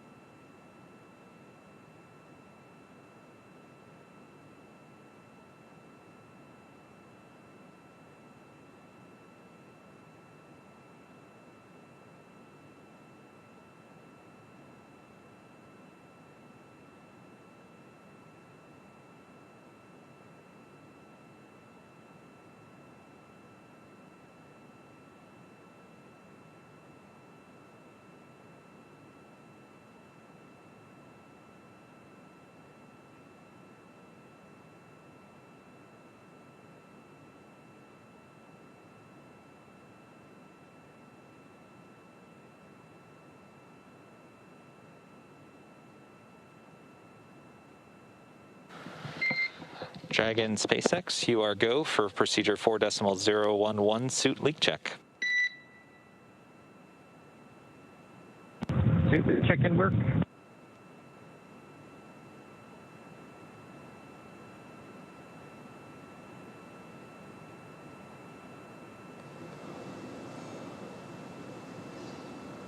Okay, so we just heard the crew now stepping into suit leak checks. As we've described a few times, this is when they're actually going to pressurize their suits that they wear for launch and entry, and really any of the dynamic phases of the mission. So they'll completely zip up and seal the suits, and then flow nitrox in to confirm. Dragon in 2.2, we are ready to pressurize. Dragon SpaceX, you are go to pressurize. So Bob Bankin and Doug Hurley getting the go. They're going to pressurize their suits. So pressurized nitrox now going to flow in. Again, these suits are, we have confirmation the leak check is in progress. So these suits are worn as just another line of defense to help protect the crew members from the harsh environment of outer space. If they were to experience a cabin depressurization, any kind of poisonous leak in their atmosphere, or even a fire, these suits are designed to protect from all of those different instances. So the suit leak check is pretty standard. Anytime before we get into one of these dynamic operations, we just want one more check to make sure that the suit is ready to go in case it's called upon. And so they'll pressurize now and flow some nitrox, some nitrogen and oxygen through their suits. They'll look for it to maintain a constant pressure. And then once that's done, they'll depressurize the suits, and they'll leave the zipper open. They'll typically leave one zipper just unzipped a little bit when they're not pressurized. They'll still have cool air flowing through. In fact, they'll do what's called a suit purge just before we do the deorbit burn. So at the same time, they flush the cabin atmosphere itself with some cool down air. They'll flow some cooled air through the suits just to help regulate the temperature, the cooling effect inside the capsule, just to make sure the environment stays at a comfortable temperature for them, while the Dragon capsule itself heats up to about 3,500 degrees Fahrenheit outside. So we got about a minute left in this suit leak check. We'll wait for the results on that, and we'll just be one more box checked on our way to the upcoming trunk set, deorbit burn, re-entry, and splashdown.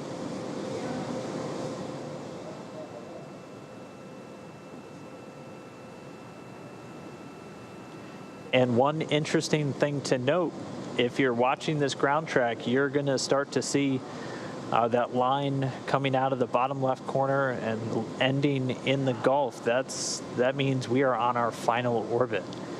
And so Dragon's basically on its last lap around planet Earth.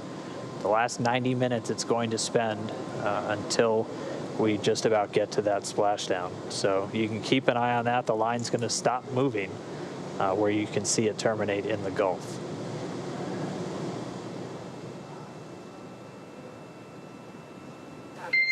Dragon SpaceX, we show nominal leak check.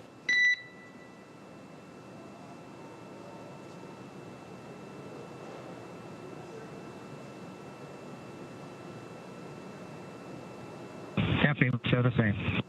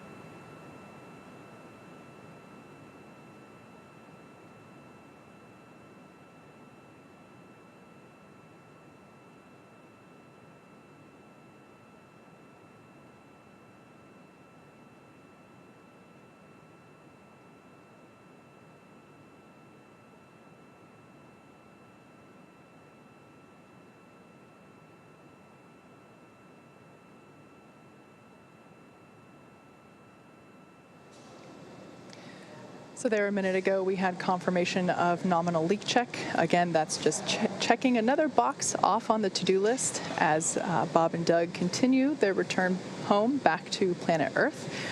Up next, we will be making sure that the nitrox system is safed and that we are able to proceed into the next phases of our descent to the Gulf of Mexico.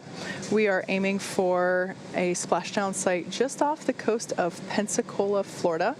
Right now, our recovery ship is en route to that designated location zone, and it will be there ready and waiting for Bob and Doug to splash down.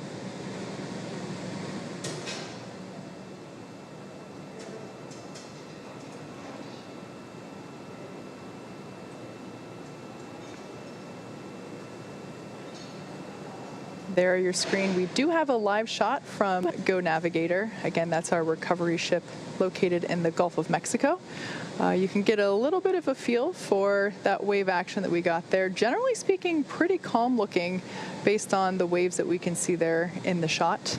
And yeah, so we're excited to be able to welcome Bob and Doug back home. Just checking my timeline quickly. Their landing will be coming up in just under 2 hours. We're looking at an hour and 57 minutes. That will be happening at 11:48 a.m. Pacific time, 18:48 Universal Coordinated Time. Before we get to their water landing, we have to perform a couple of steps prior to that. If you've been following along with us this morning, you're probably very familiar with this. But for perhaps those of you who have joined in within the last few minutes, at this point we are exactly an hour away from the next physical milestone that needs to be completed prior to Dragon Endeavor's return to planet Earth. Those activities will begin with claw separation. The claw is what connects the umbilicals, the power, the telemetry, the fluids between the Dragon capsule and its trunk. In order to expose the heat shield in preparation for Dragon's re-entry through the atmosphere, we need to jettison the trunk. It will disintegrate upon entering the Earth's atmosphere itself. So once we separate that, we're now able to step into what's called slew to deorbit burn attitude. That's essentially maneuvering the capsule into position to perform the deorbit burn. The deorbit burn is where we fire the 4 Draco thrusters that are located at the top of the capsule near the forward hatch. We call those the forward bulkhead Draco thrusters. Those will be utilized to perform the deorbit burn. It'll last about 11.5 minutes. That deorbit burn is what will be placing Dragon in its final trajectory to the exact landing location. So like I said, that'll be about 11.5 minutes long. After that burn completes, we want to close the nose cone and lock it up. Like I said, that's where the forward hatch is located. And since these capsules are designed to be reusable, we definitely want to protect those thrusters and that hatch, because that is the hatch where the astronauts basically exit and enter the capsule when they're going in and out of the International Space Station. So once we have that nose cone locked in place, we then begin to enter the Earth's atmosphere. And SpaceX for deorbit burn brief. Go ahead.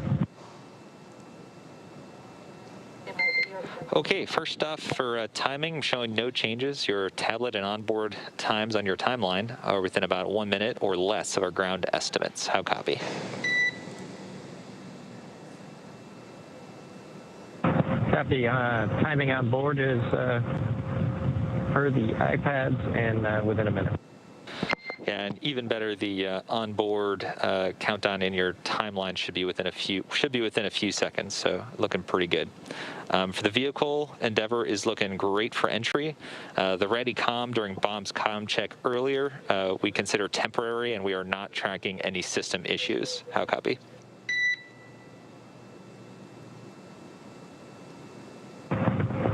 Endeavor's in good shape and good comm from the PLT. Okay, as far as recovery goes, Go Navigator is just about at the recovery in position, so within a few kilometers. In addition, the WB is airborne. Recovery team is go at this time.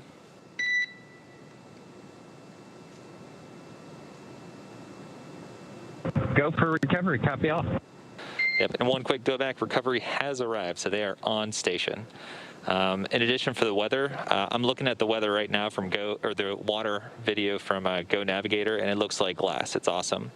The latest splashdown forecast, though, is winds at 2.25 knots, wave height less than a foot, and a 6-second period. How copy?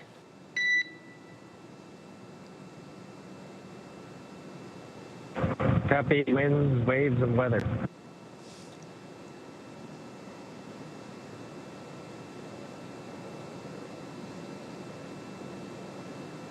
All right, so there we heard the deorbit briefing. This is basically the opportunity that the core here. Okay, Doug, that's all we got for the burn brief. We'll talk to you shortly before deorbit sequence start. Copy all. Thanks, Mike. And correction there, we'll have the go, no-go for you shortly. That'll be the next step.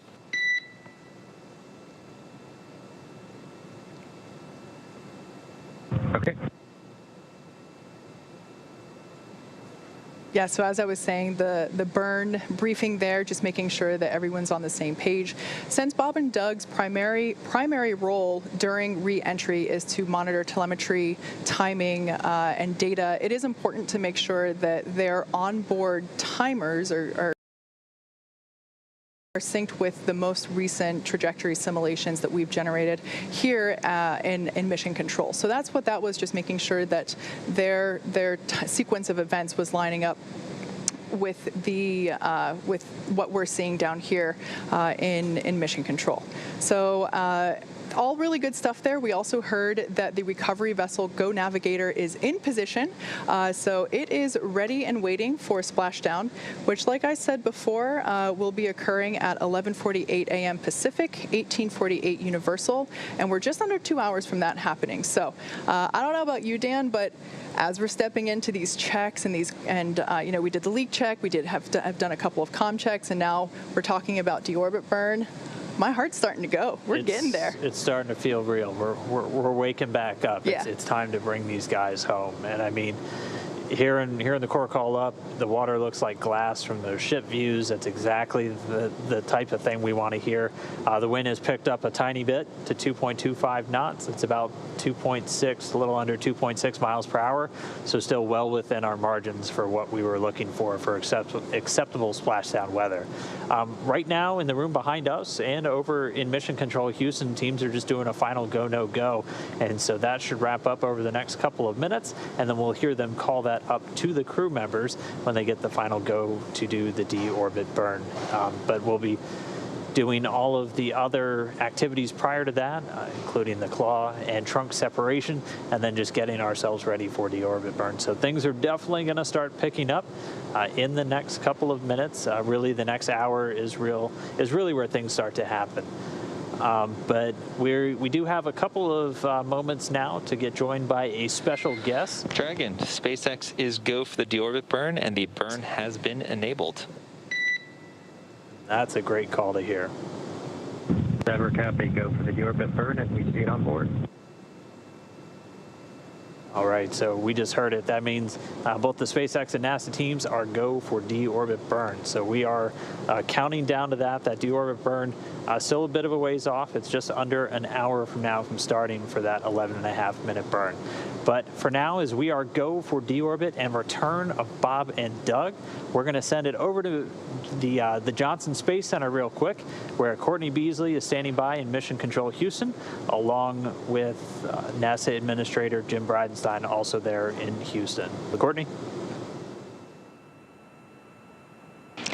Thanks, Dan. Yes, joining me in a studio here at NASA's Johnson Space Center is NASA Administrator Jim Bridenstine. Jim, thanks for joining us today. Another historic day for our agency, returning humans to Earth in a commercially built and operated spacecraft.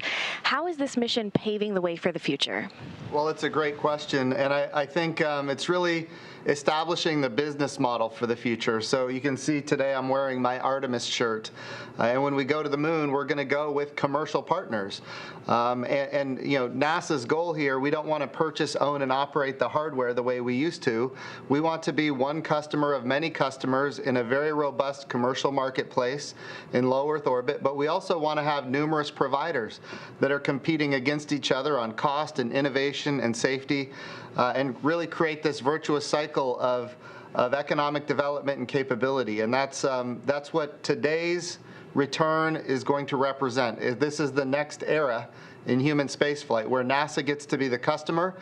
We want to be a strong customer. We want to be a great partner, but we don't want to be the only ones that are operating with humans in space. And while on board, Bob and Doug were, of course, conducting science experiments and spacewalks. And how are NASA's efforts on this station contributing to life back here on Earth? So when we think about the International Space Station, it really is focused on how do we do those transformational activities that benefit human life here on Earth. And certainly, you know, when we think about advanced materials, industrialized biomedicine, these are the things that we're developing every day. Some examples would include, as far as advanced materials, very, very thin materials like an artificial retina for the human eyeball, so somebody who has macular degeneration might not have to lose their eyesight in the future. We can only create material. They're going to have cool air running through their suits and the cabin and just getting ready for the ride. Yeah. Whenever they are re-entering the atmosphere, the external temperature will reach about 3,500 degrees Fahrenheit. The internal temperature of the cabin, however, will stay around 85 degrees Fahrenheit. We have a couple of systems in place to keep it cool and comfortable for Bob and Doug as they are returning. Like Dan just said, there will be some cool air flowing through their suits. The cabin itself will also be purged with cooler air as well, so that will assist in making sure that the temperature stays pretty temperate inside the capsule. And I mean, we're just 42 minutes and 50 seconds away from things really kicking up. And this is going to be when we really start to do that first maneuver to get ready to jettison the trunk. And then we'll do that claw and trunk separation. And then it's time for just kind of that final firing of those engines, that really just that downhill ride. Yeah, those forward bulkhead thrusters, there are four of them, four of those Draco thrusters there at the top of the capsule near the nose cone.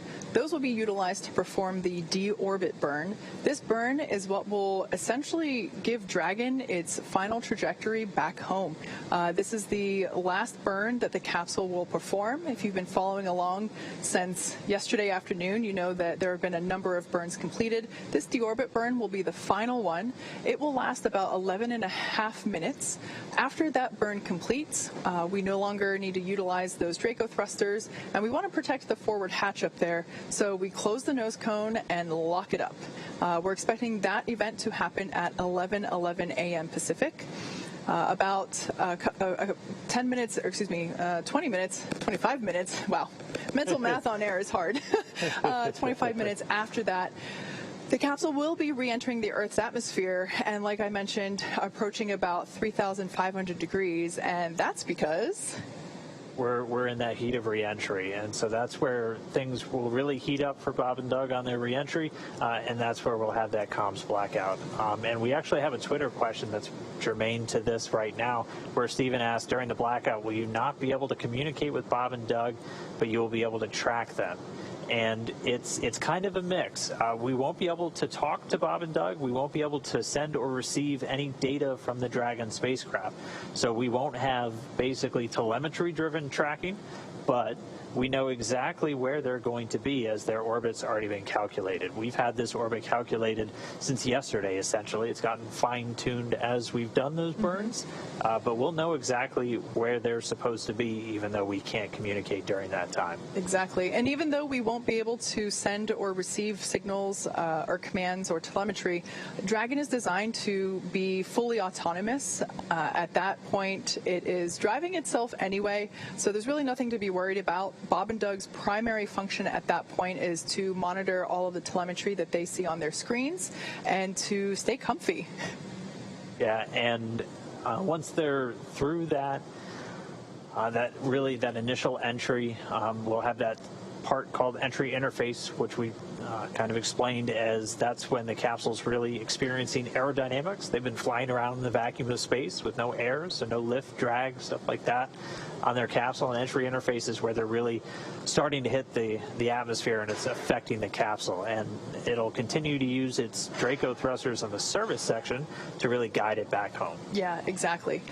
So speaking of guiding it back home, here come the parachutes. At 11:44 a.m. Pacific or 18:44 Universal Time, we're going to be deploying the drogue parachutes. Drogue chutes are utilized for a couple of reasons. One, to continue to further decelerate the vehicle and also to stabilize it. Like Dan said, it will be experiencing some of those aerodynamic pressures, and so we want to make sure that the capsule is well and stable before we deploy the main parachutes. Those main chutes will be deploying at 11:45 a.m. and there will be 4 of them. Those will essentially deploy, and it takes a couple seconds for them to fully inflate, so it might look a little funny at first, but we assure you that they are working properly, and it just takes a couple seconds for the air to continue to catch in them and for them to fully expand to their large, rounder shape. So after those chutes deploy, it only takes 3.5 minutes for Bob and Doug to splash down. That'll be occurring at 11:48 a.m. Pacific, 18:48 Universal. And like we've mentioned before, our splashdown location is off the western coast of Florida. We're aiming for a location near Pensacola. Our recovery vessel Go Navigator is currently in location, ready and waiting for splashdown. They're actually going to be waiting about 3 nautical miles away from that splashdown point. Yeah, we got the call that they were on station. We also got the call that the NASA WB-57 airplane is in the air, and we've actually seen a couple of brief spurts of video. That's the airborne asset that we'll have. That WB-57 is a high-altitude research plane that NASA flies. It's outfitted with a number of imaging cameras. The main one that we'll be seeing is an infrared one. If you watched the Demo 1 splashdown, which I'm sure you all did, you were able to see that first, and this is actually a glimpse of that WB-57 camera.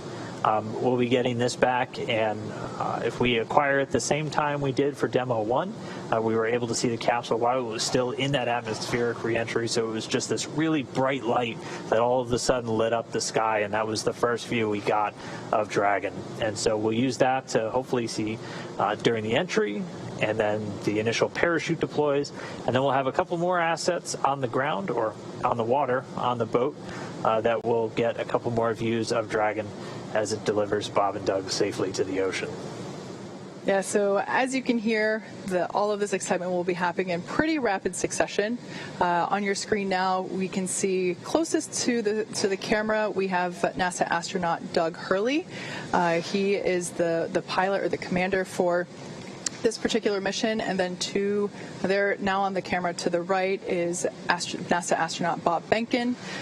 We are very fondly looking forward to bringing our space dads home this morning, and it looks like we mentioned before, that'll be happening in about an hour and a half, again targeting splashdown for 11:48 a.m.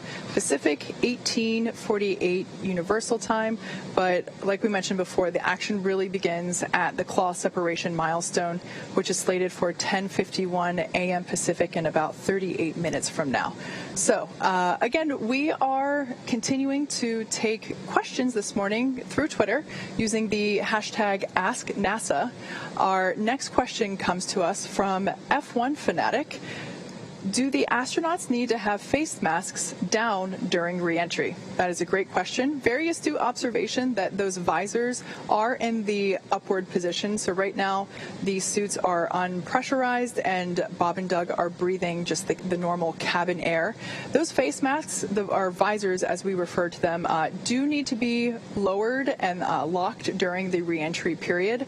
We need the spacesuit to be fully enclosed during the more dynamic elements of operations, and certainly the reentry period is one of them. So we'll actually at one point during the deorbit burn preparation phase, we will actually hear communication between ground station, or from ground here, Mission Control Headquarters at SpaceX, to Bob and Doug, just to confirm and double check that those visors are in place where they should be. Our next question comes to us from Philip. Where exactly are the parachutes stored before deployment? They are stored in two separate compartments on the Dragon spacecraft, on a side of the vehicle that has a deployable panel. The drogue parachutes are stored in the the upper part. It's called the upper bulkhead, and they're deployed by two drogue motors or mortars. So pyrotechnics that are fired to actually deploy those drogue parachutes. Just further down the panel, kind of at the base of the spacecraft, is where the four main parachutes are stored. And again, those get drawn out by the drogue chutes. There are redundant systems in place to make sure that if the first set of mortars don't fire, you have backups to get these chutes deployed. We're one fault tolerant on both the drogue parachutes and the main parachutes. So 1 out of 2 drogues and 3 out of 4 mains is what the vehicle's been rated and tested to. SpaceX has done a tremendous amount of testing on these parachutes, even within just the last several months in the lead up to the mission. As parachutes, obviously a very critical part of the reentry, and this is something that is very meticulously packed and documented before the start of any mission. And NASA assisting SpaceX, as we have some experts who have been involved in parachute missions for decades. But the parachutes are stored under deployable panels, and we'll see them basically fire open as the parachutes come out and deploy at the different altitudes. Yeah, those panels are basically located above and below the side hatch panel. So if you are looking at the Dragon capsule, the anchor point for those parachutes will ensure that the side hatch will effectively be as far away from the ocean surface as possible, ensuring that we're able to expedite the process of egressing Bob and Doug from the capsule and the whole recovery process as a whole. Great question. All right, our next one comes from Scott. He wants to know, what are the tablets on their legs used for? What kind of devices are they?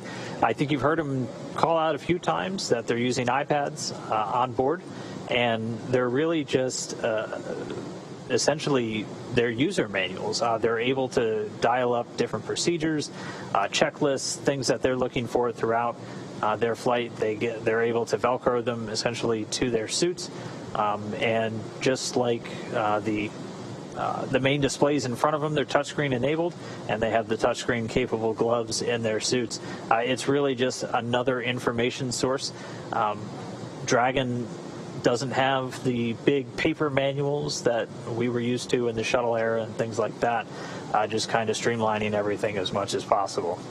Yeah, absolutely. Like we mentioned before, this is a demonstration mission, and so Bob and Doug's job here is to make sure that everything is working as it should be. So a lot of what they're doing is going to simply be monitoring, well, not simply, paying attention can be, especially whenever there's a lot going on dynamically around you, is staying focused can be tough. So it's not an easy job what they have coming up, but they will essentially be responsible for monitoring all the data and telemetry that is being received on screens. And part of the debriefing that will happen once they get back on land is quite simply, was there anything that happened in reality that you weren't expecting or differed from what you were instructed would occur? So making sure that in the future fully operational missions that we have, starting with Crew 1, launching later this year, that those crews are fully prepared and that we make those, essentially those instruction manuals that they do have access to as perfect as possible, because it is essential that we have correct information and that the crew is informed and aware of all the operations that are going on, regardless of whether or not they're not the ones necessarily commanding, because the vehicle is autonomous, but it is important that they do know what's going on. All right, our next question comes from Sam. Might be the most important one of the day. Wanted to know if Bob and Doug can listen to the SpaceX webcast when they're inside the Dragon capsule. I mean, I certainly hope so. It's not like they have too much else on their mind. Right. No, they're not able to listen to us, but one kind of fun fact that always kind of makes us geek out a little bit is the crew members on board the space station will usually get NASA TV pumped up to them anytime their crewmates are launching or landing. So they're able to watch their friends and former crewmates as of just a few hours ago return home. So, Chris, if you're watching, hi. Great question. Another one comes to us from Ruhr Rocker. Does the Dragon capsule have windows where Bob and Doug can look out? Absolutely. Actually, one of my favorite pictures that Doug Hurley has posted on Instagram to date was actually one of the first pictures he posted at the beginning of this mission was a shot of what he could see outside of Crew Dragon's windows. There is a window located on either side of the side hatch, and it certainly will provide visual confirmation that re-entry is happening. Like Dan mentioned before, they'll be able to see a little bit of the energy that's being expelled during the re-entry period.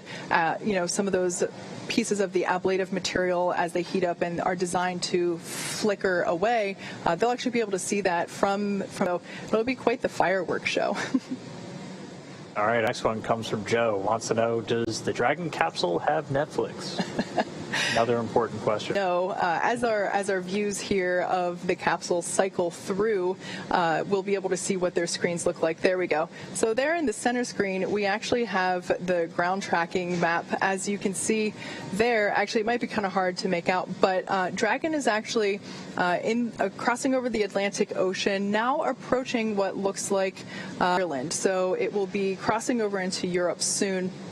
And also on those screens to the left and the right of that ground track screen were their telemetry screens. So those will be the interface that they use during the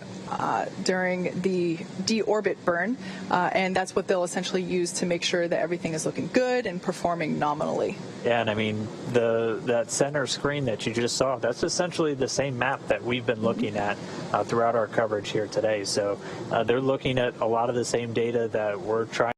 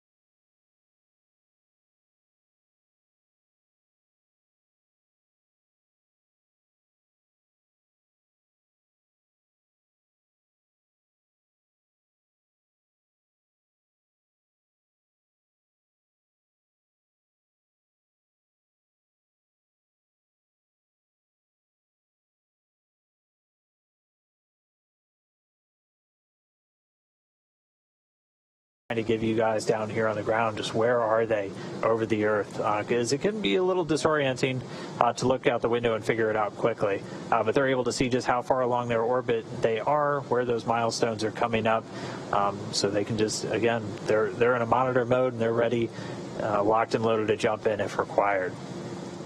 Our next question comes from Roshan, who 7-year-old Ian wants to know, why is the Dragon capsule cone-shaped?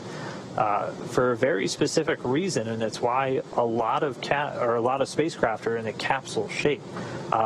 When they were trying to really figure out the most efficient way to re-enter the Earth's atmosphere, both from handling the trajectory without having wings like a space shuttle, starting over. When they were really first trying to figure out how to best shape a spacecraft to efficiently and effectively re-enter the Earth's atmosphere in the safest configuration, where they essentially landed on was a cone shape. Or a capsule shape. There were very initial drawings that you could find all manner of spacecraft that were put into wind tunnels, but at the end of the day, all the way back in the early days of spaceflight, when we were in the Mercury and the very early days, they were able to determine that the capsule shape was really the most efficient. That shape of heat shield dissipated the heat the best, was the easiest to control, and was really the safest option. And physics haven't changed since the 60s, at least not a great deal. So that's why you still see a lot of capsule-shaped spacecraft, and it's really just for re-entering an atmosphere. Good question.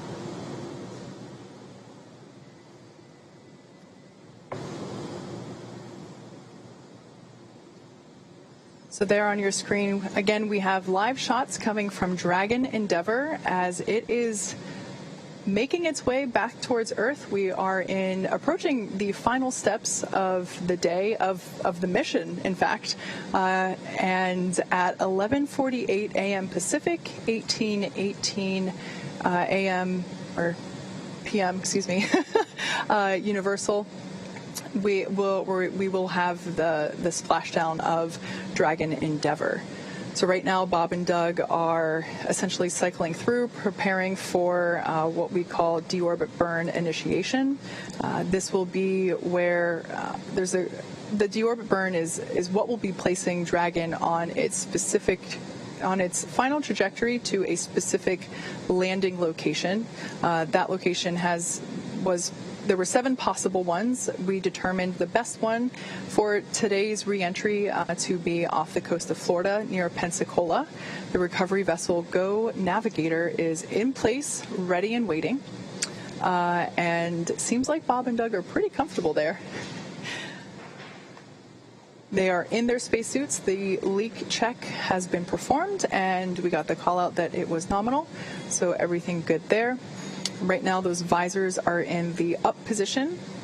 They will be closed and locked whenever we get into the dynamic portion here upcoming in just a few minutes. Checking my timeline here. We're just about 24 minutes and 20 seconds from things really picking up. That's when we'll start to get into the attitude to separate the trunk, and just about 8 minutes after that is when we'll start the deorbit burn. And again, that'll be the longest burn of Dragon's return journey. The latest timeline we got had it lasting for about 11 minutes and 22 seconds. It'll be the last firing of those forward bulkhead thrusters. The 4 Dracos at the very top of Dragon that'll eventually be covered up by the nose cone following the deorbit burn. And as we've said before, that deorbit burn is what commits them to coming home. When that happens, that capsule is re-entering the Earth's atmosphere, and that'll put them essentially on a collision course with planet Earth. It lines up their orbit to intersect with that splashdown point in the Gulf of Mexico.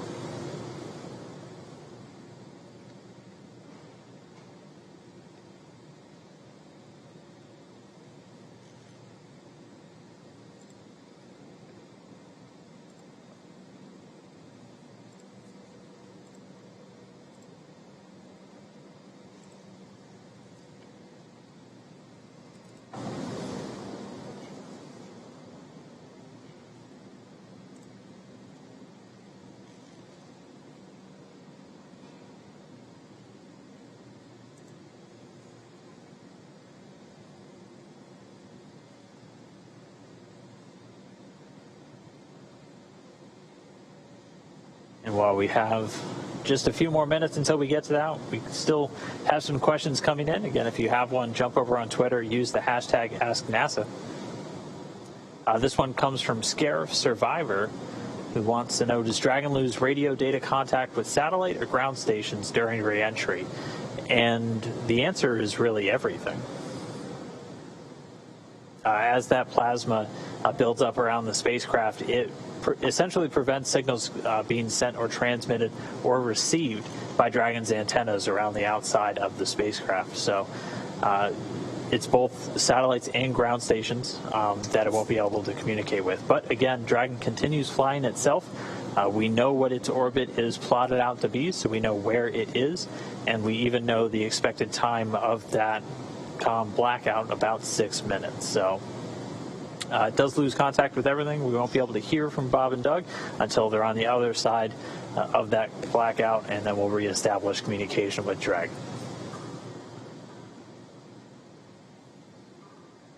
All right, we have another one from Nettie Banda. Wanted to know how many seats are in Dragon.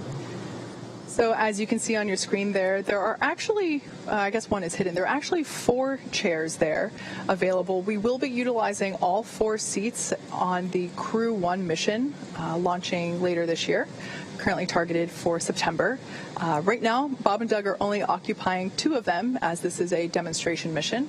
So yeah, we will be utilizing all 4 of those seats in future missions, but as of right now, I believe it was on the launch portion of the mission, one of those seats was occupied by Tremor, who, if you've been following along, is the sequined dinosaur that was voted on by the 2 sons from Bob and Doug as what should be the zero-G indicator. So Tremor was strapped into a seat during ascent, and when they got the okay to release him, he started floating into the capsule and gave us its sequined glory there on the edge of space. All right. Well, again, just another time hack as we're coming up on these. We're just a little over 20 minutes from the start of all of our deorbit burn sequencing starting. So we're looking at that to really pick up at about 10:48 as we'll start getting into the attitude for trunk separation. And then we start basically executing a bunch of steps that are going to commit Bob and Doug to this reentry. Yeah, we're looking forward to those. It'll be quite the journey. Now, of course, with respect to the deorbit burn, Bob and Doug will remain in their seats and strapped in for the entire duration. In fact, they won't be exiting those seats until they're able to egress or exit the capsule after it has splashed down and been recovered out of the ocean and safely resting in the nest of the recovery vessel. Along that note, our next Twitter question is from Brett. The question is, what is the orientation of the astronauts when seated? As in, do they face the front or the top of the capsule, and do they find it comfortable? Great question there. So in the views that we just had a couple minutes ago, they were, I guess what we would call in the reclined position. They were facing towards the top of the capsule. During the launch portion, whenever they were actually getting into the capsule, back in late May, the seats were actuated in the down position where they were facing towards the hatch. The angle of difference is about 40 degrees between the 2 positions. They actuate in order to make sure that whenever there are G's being experienced, that it is in the most comfortable and safely ergonomic way possible. So that's where seat or actuation comes in handy. Also, it also helps them to get in and out of the capsule. It's a little trickier whenever the seats are in the up position or when they're reclined facing upward toward the top of the capsule. As for comfort level, I've heard that they have found it pretty comfortable. The seats are actually custom fitted for each astronaut destined to be flying in it. So whenever a crew member is assigned to a mission, they will also be assigned a seat specifically. So there will be no mid-flight fire drills where everyone is switching seats. Everyone has a designated seat. They're essentially small, medium, and large, and the armrests are also customizable depending on how long the crew member's forearm is. So we have taken many steps with comfort in mind, as well as style. You've seen those spacesuits. They look pretty good, in my opinion. But those spacesuits are also similarly custom fitted for each individual crew member. So with the combination of the custom fit of the suit as well as the custom fit of the seats, we have aimed to make it as comfortable as possible in the event of some sort of situation where we need to wave off an activity for up to 48 hours. That's a long time to be in a confined space, even if you are highly trained like these guys. So yeah, making sure that they are as comfortable as possible while inside the cabin was certainly high priority. All right, our next question comes from Richard. This one deals with kind of hygiene on the space station. Just curious how the astronauts that have been on station a while, how do they stay so clean cut? I know there's not a barber on board. Did they cut their own hair? It just looks clean cut. Do they shower, do laundry? How do they do it? They do have to cut their own hair.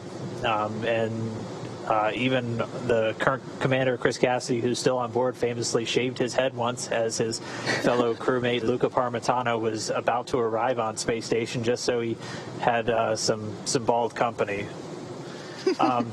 But they do have trimmers on board the International Space Station that have a vacuum attached to them, so they're not just getting hair just all throughout the cabin, as like everything else, hair would just tend to float around and get caught in the drafts of the air circulation on board. So they use basically vacuum cutters in order to give themselves haircuts. So that's how they're able to do it. No professional stylists up there, but they're able to make do and stay a little less shaggy. Quick time check here as we just passed 10:30. It's now 10:32 here in California.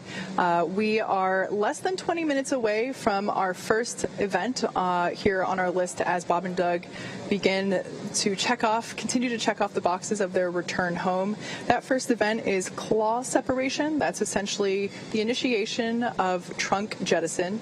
All of that means that we will need to unlatch the claw from the trunk. That is the mechanism that holds and connects the trunk to the capsule, delivers fluid, telemetry, power, all that good stuff. We need to expose the trunk in order for the capsule to deorbit. So we will jettison the trunk and then we will begin a deorbit burn a couple minutes later. That deorbit burn is slated to begin at 10:56 a.m. Pacific, 18:56 Universal Coordinated Time. So in just under 23 minutes, we're expecting that to start.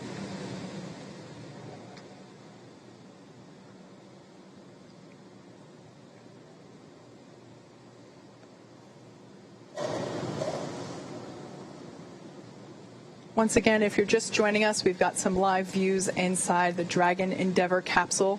Bob and Doug there in their seats as they are making final preparations and doing final reviews as we get ready to initiate the deorbit sequence.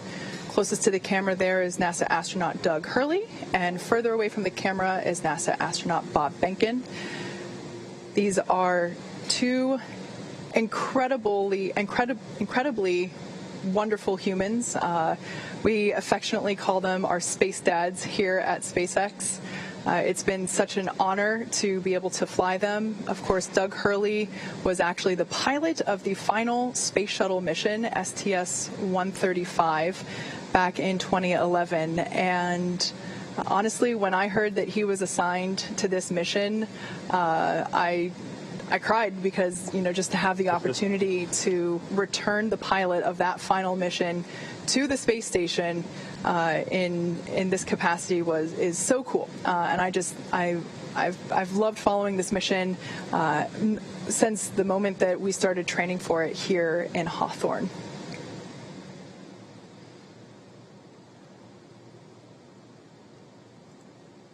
Well, we know that they're ready. They've done all of their suit checkouts, everything to get themselves to this point. And once we begin these events, they're going to keep a very close eye, as again, crew is always in the loop to step in. But Dragon going to be executing all of these different maneuvers and separation events automatically via a pre-programmed timeline. We're continuing to count down. We'll have our first maneuver in a little under 13 minutes. We're a little over 15 minutes from the claw separation. That claw connecting the service module to the Dragon capsule itself. A series of quick disconnects will retract, cutting off any of the fluid and data paths between the two. And then shortly after that, just a few seconds later, the trunk will separate. And then we will be just less than 5 minutes away from that deorbit burn. Again, deorbit burn expected to last 11 minutes and 22 seconds.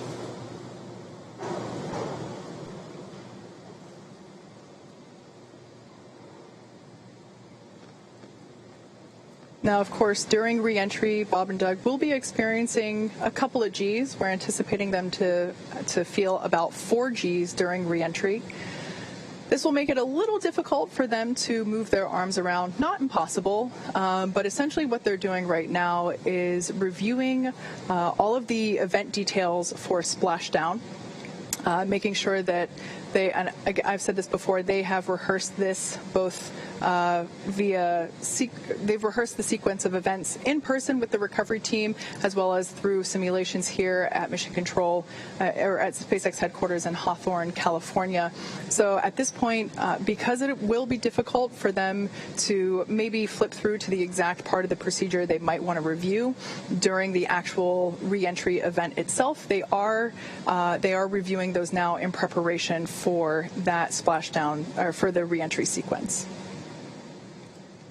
We've got another Twitter question. This one from Laura Mountain. This one's pretty cool. Is it quiet in the Dragon, or does it sound like an airplane? Well, it doesn't sound like an airplane, at least not right now, as they're still flying through the vacuum of space. There's none of that rushing air. They'll get some of that once they're further down during their descent. And then they're also able to hear when the Draco thrusters fire. And one of the really cool things they've done to train the crew is SpaceX had a number of microphones placed throughout the cabin during that Demo 1 flight last year. And they were able to record what it sounded like inside through all of the major burns, the launch, the descent and landing, everything. And in the trainer upstairs here at Hawthorne at SpaceX headquarters, they have speakers set up where, as they're doing simulations or practice runs of the different phases of the mission, they're able to hear what it should sound like inside Dragon as they're going through that. So I know that's one thing Bob pointed out is one of the things they're looking for is, does this sound like I was expecting it to? Does this look like, is that a light I'm supposed to see? All of those different things that for them is like reflex by the time they've trained it this much.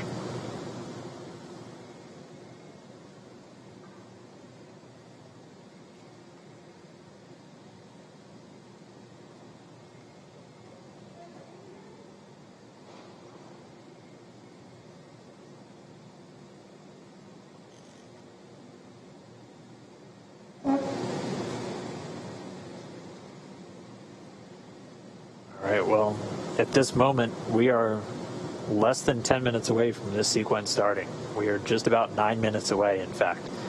And first, we'll see that maneuver where we'll get in the proper attitude or point Dragon really in the right direction for the claw and trunk separation. We're essentially going to do a 90-degree yaw maneuver, turn Dragon sideways to make sure the trunk goes out and away, not coming out in front of or behind the capsule, essentially re-entering the atmosphere with the capsule. We're going to avoid that. And then Dragon will position itself for the deorbit burn. It's going to point those forward bulkhead thrusters into the direction that it's currently traveling. This is called a retrograde maneuver, and this is done specifically to, we're going to slow the capsule down, but more than anything, we're changing the perigee or the lowest point of the capsule's orbit. Again, essentially putting it up on an intersection point with that spot in the Gulf where we're coming home.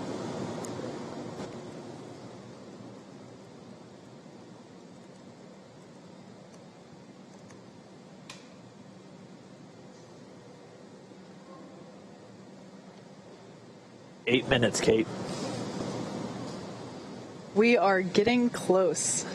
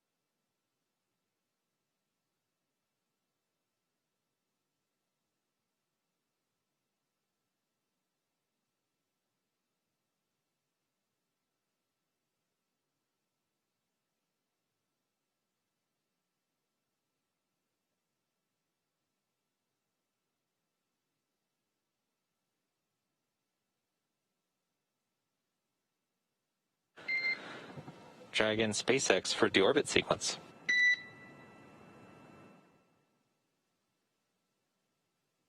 Go ahead.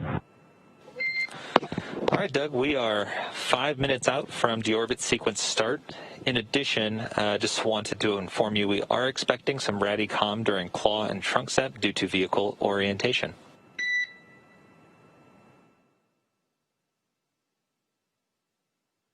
Okay, copy. We see 445 left for the slew, and then Radicom during the claw set.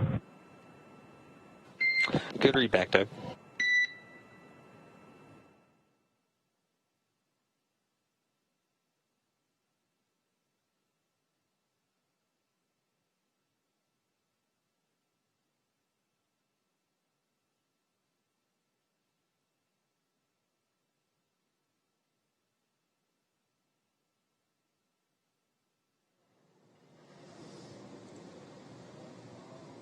Kate, we are almost 4 minutes away from this starting. Yeah, we just heard the call out there, confirmation from SpaceX Core down here at Mission Control to Crew Dragon that we now under 5, but at the time of the call, 5 minutes away from deorbit sequence start. So like we've been mentioning before, that deorbit sequence will involve separating from the trunk and performing the deorbit burn. As you may have noticed on your the ground tracking map that we've been showing you before, Bob and Doug were in their last orbit around Earth. I can't remember what the number was that you quoted earlier, Dan, but they have done thousands of orbits around Earth during their 2-month duration on station. So it is really exciting that the line that we see on that trajectory map is no longer fully around it. They're coming home. We're not seeing two lines showing what their next orbit is going to be. They are on their final orbit of planet Earth, and this is their 1,024th orbit around our planet since they launched back in May of earlier this year. So We're counting down. We're under 3 minutes away from that first maneuver, and that's going to be a slew, as you heard Doug radio down. And that's essentially, we're going to change the attitude. We're going to use those Draco thrusters to essentially spin Dragon about 90 degrees to the side so we can jettison that trunk. And that'll be done in 2 stages. We'll do the claw separation and then the trunk separation. 2 minutes, 32 seconds, and counting. This is where things really pick up. This is where we really commit to coming home. And this is where we're in kind of the final stages of Bob and Doug's trip in outer space. Pretty soon we'll be seeing them in the Gulf of Mexico. Yeah, well, they are staying comfortable and continuing to monitor data and telemetry in the vehicle. Dragon is actually doing a couple of things itself to prepare for this deorbit sequence. Again, it's doing these things autonomously. It's isolating the thermal control system loops from the radiator. This is the system that will help keep Bob and Doug cool while they are re-entering the atmosphere. Like we've said before, the external temperature will reach 3,500 degrees Fahrenheit, and that thermal control system is what helps keep them cool during that time. Also, Dragon is initiating the separation of the claw mechanism, which will terminate the data, the power, and the fluid connections between the capsule and the trunk. So right now, the vehicle is preparing to execute that, and we are anticipating execution of claw separation in 3 minutes and 35 seconds. So, we've been here for 10 hours, I think, at this point. The webcast as a whole has been going on for almost a little bit less than 24 hours. So, we're in the final moments here as Dragon is beginning its journey home to bring Bob and Doug back to Earth. Yeah, this is the moment that Dragon is in the position to start coming home. The recovery team's already on station. They have been for a while out there off the coast of Pensacola. We are less than a minute from starting all of these carefully choreographed sequences to essentially split Dragon in half, get rid of that trunk so we have the capsule, point the heat shield back down towards Earth following that deorbit burn, and then we bring them home. We are just about 30 seconds away now from maneuvering Dragon to get ready to get rid of that claw first, and then that trunk separation. There will be about a 35-second difference or 35-second jump from separating the claw to separating the trunk, and we'll keep our eyes on the ground track for you and make sure we get kind of exact locations of when these separation events are occurring. We're looking for both the claw and the trunk to separate cleanly, and then it'll be less than 5 minutes until we do the deorbit burn. Yeah, and after that, it'll... Dragon SpaceX, deorbit sequence start. All right. Great news. Never copied. All right, so the Draco thrusters on Dragon starting to fire. It's now moving its way over to the trunk jettison attitude. We should be about 2 minutes away from the claw separation.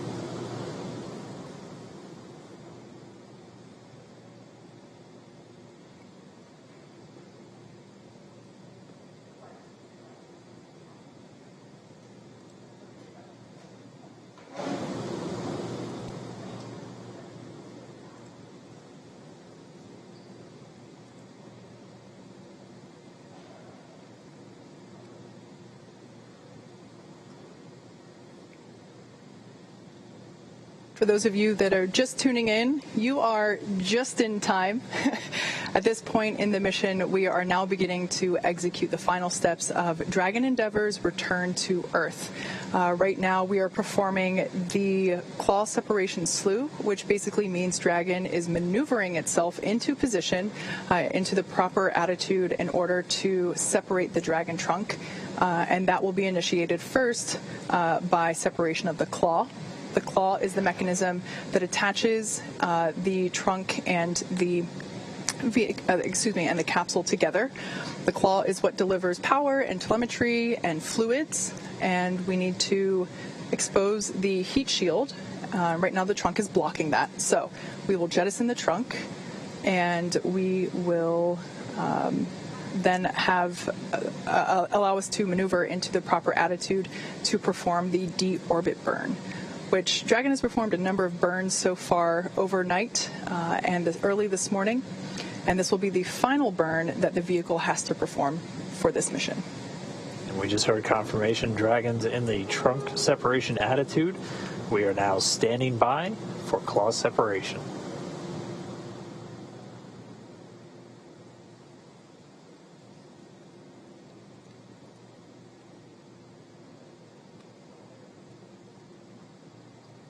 And we just heard confirmation of claw set.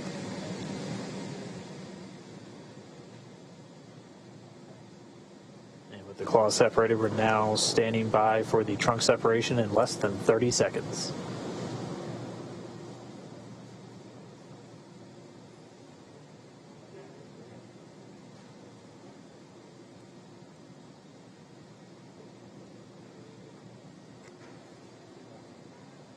Ten seconds till trunk separation.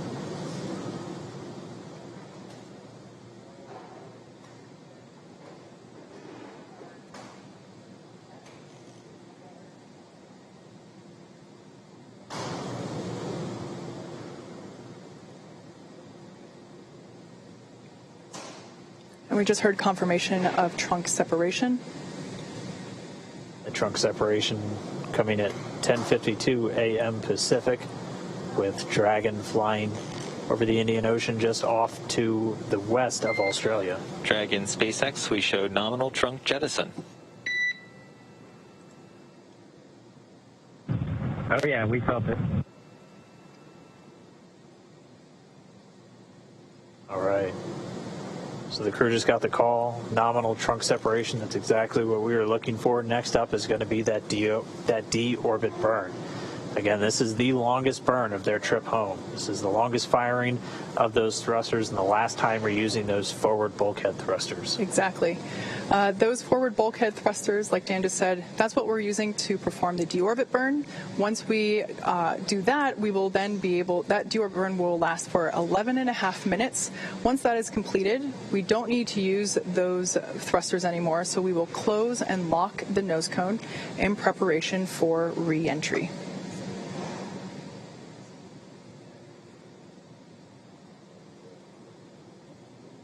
So we're a little under 3.5 minutes from the start of the deorbit burn. Again, our sequence of events has started. We're able to separate that claw at 10:51 a.m. Pacific. It's 17:51 GMT or Universal Time. And then at 10:52, just a minute later, the trunk separating while Dragon was flying just off to the west of Australia. So claw separated, trunk separated. Next up, deorbit burn. Yeah, right now, Dragon is running exclusively on battery power now that the trunk is separated. Also, right now, telemetry is looking really good for the vehicle. The nitrox system is primed for cabin and suit cooling, and the heat shield is exposed and ready for atmospheric re-entry. Like I said before, that nitrox system, which is essentially the air that we breathe every day down here on Earth, nitrogen-oxygen combination, a mixture. It's the same stuff that they put in your scuba tank if you are a scuba diver. The nitrox system is used to cool the cabin and the suit to keep the crew comfortable during the re-entry phase.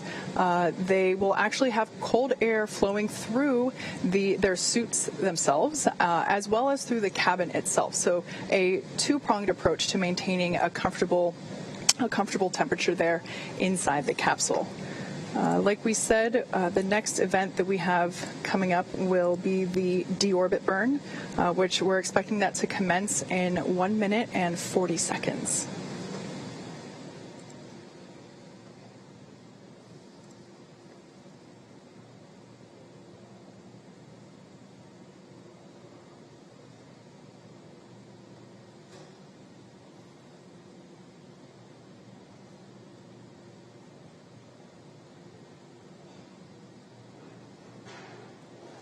According to the ground tracking map there, Dragon is approaching the southwestern coast of Australia.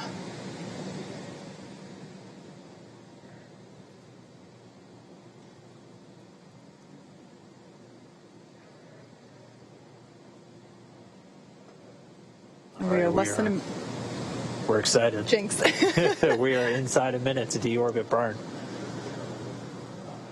And again, one more time, this is the long one. This is expected to last 11 minutes, 22 seconds. This is that burn that commits the Dragon to re-entering the Earth's atmosphere. And you can get kind of a sense of just how far they're going to go. By the time they fire this burn, they're just going to be off to the southwest of Australia.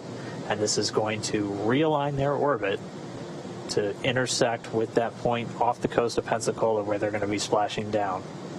Yeah, this is the moment where Dragon is fully committed to the re-entry point. Again, we are aiming for just off the coast of Pensacola, Florida. Our recovery ship Go Navigator is ready and waiting to begin the recovery process right after splashdown occurs. Once again, if you're just joining us, we are now in the final steps of the deorbit sequence. The deorbit burn will be starting here in just a couple of seconds. And we just heard confirmation deorbit burn has begun. That coming at 10:56 a.m. Pacific. Again, while the Dragon spacecraft just off the southwestern coast of Australia. So here we go. 11 more minutes to go. I'm ready, and I'm sure it's safe to say that Bob and Doug are ready. They've done a number of interviews over the last few weeks while they were on station, and just the excitement and the enthusiasm for the mission is palpable. Just the opportunity to be able to fly these two incredible humans to the International Space Station and back is such an honor, and we're just really excited to get our space dads home safely and back to their families as quickly as possible. This deorbit burn that we are currently in, it will last 11 minutes and 22 seconds.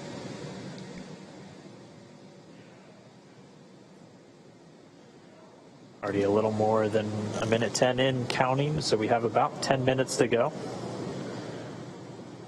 Just heard a call. The propulsion system performing nominally. That's the word we always want to hear. We always like to hear. So just under 10 minutes to go left in this burn. And all within the last 10 minutes, again, it seemed like we had slow progress of events all morning, and then boom, within the last 10 minutes we had a couple of things happening. Dragon maneuvered itself into the appropriate position to jettison its trunk, and it did so successfully, nominally, and then it initiated the deorbit burn just a couple minutes ago. Like I mentioned earlier, this deorbit burn is the last time those 4 forward Draco thrusters will fire. Forward kind of meaning at the top of the capsule. Dragon Endeavour has not yet entered Earth's atmosphere, but this deorbit burn is what will line the vehicle up and put it on its final trajectory to the landing site in the Gulf of Mexico. Right now, although we can't see it at the moment, Bob and Doug are using their screens to keep tabs on the burn duration, Draco thruster firings, and trajectory details such as entry angle, capsule perigee, and how much distance is remaining until that deorbit burn terminates. So Dragon is flying itself, so all they really have to do is stay strapped in their seats and keep tabs on things.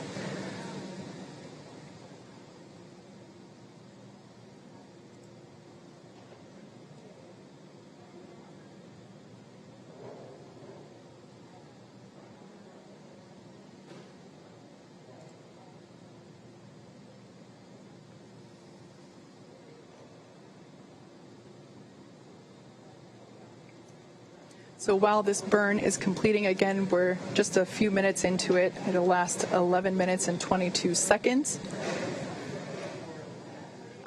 We have a couple more events coming up afterward. In let me check my timeline here real quick. In just under 44 minutes, we will have the initial parachute deployment. So that is essentially when we will be deploying the drogue parachutes, the small parachutes that are designed to further slow down the capsule as it is re-entering the atmosphere, as well as stabilizing it.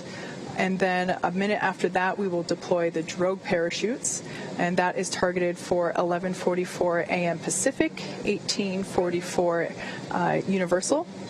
And then just a couple minutes after that, we will have splashdown. So again, that's all in just under 44 minutes. Right now we are performing the deorbit burn. We've got a little over 7 minutes left in this burn. And the only performance call we've gotten so far is everything's still looking good with the propulsion system on Dragon. Once this burn completes, we will have kind of a couple minutes, about 3 minutes to catch our breath before things pick right back up and we get the nose cone closed. And then there'll be a bit more of a gap, and at that point they will maneuver Dragon to its entry attitude, essentially heat shield pointed down and into the line of velocity, and that heat shield protecting them from the heat of reentry. Temperatures getting up to about 3,500 degrees on the Dragon spacecraft. But everything looking good. We're about 5 minutes into this deorbit burn. Again, it started right at 10:56 a.m. Pacific time, 1756 GMT. Dragon was flying about 260 statute miles just off the southwestern coast of Australia.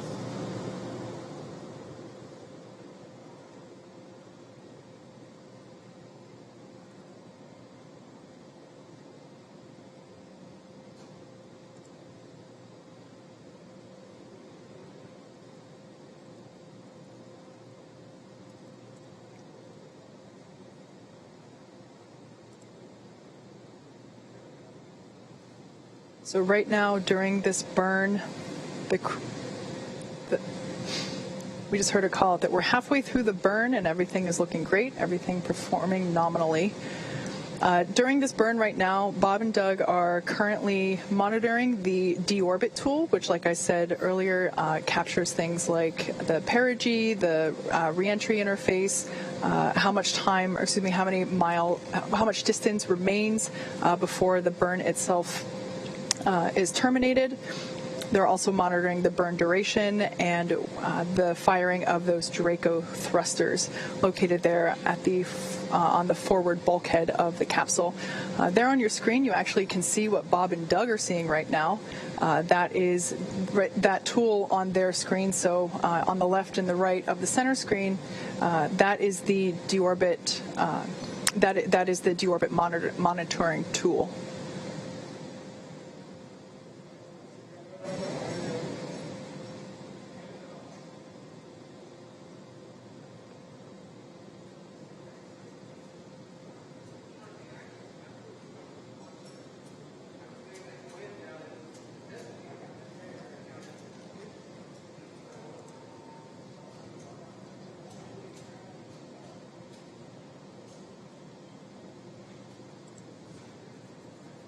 Just past 7 minutes into the burn, a little over 4 minutes remaining.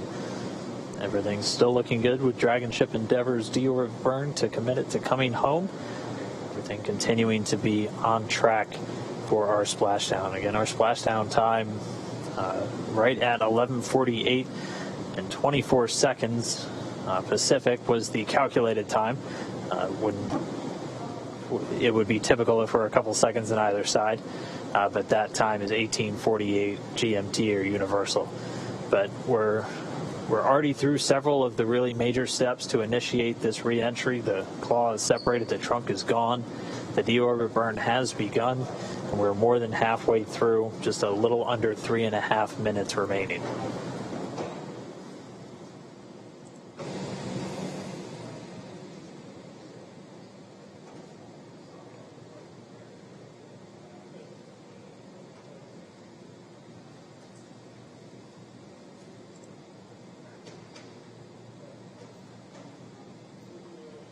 There on your screen is a shot of our Mission Control Center here at SpaceX headquarters in Hawthorne, California, where the Dragon operators and mission leaders they're monitoring Dragon's progress.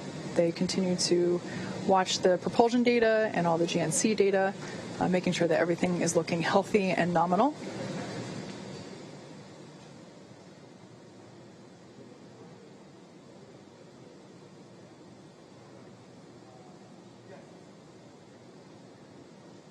We're just about 2 minutes, 30 seconds until the end of this burn. We'll listen for the call out up to the crew.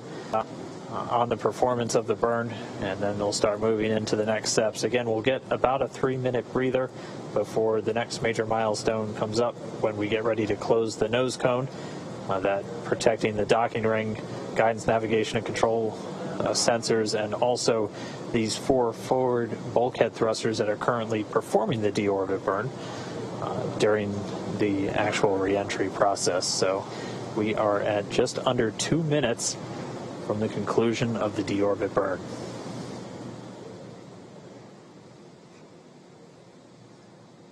Again, Dragon is committed to its splashdown point. There is no going back. Yeah, we already have the recovery team ready and on standby. They've been there for quite some time now. Here, and we have about 90 seconds left in the burn. Weather looking great at the splashdown site off Pensacola. Winds just around 2.5 miles per hour. Sea being described as like glass by the Corps here in Hawthorne, radioing up to the crew. Ended up getting fantastic weather for this first crewed splashdown of Dragon. We are 1 minute away from the end of deorbit burn. Again, this burn is placing Dragon on its final trajectory to the landing site off of the coast of Pensacola, Florida. That is in the Gulf of Mexico. And our recovery vessel, Go Navigator, and the recovery team are ready and waiting to see Bob and Doug come back through the atmosphere.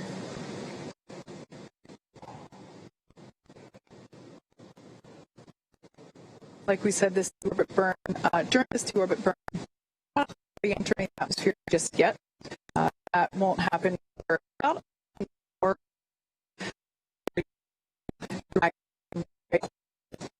Touchdowns.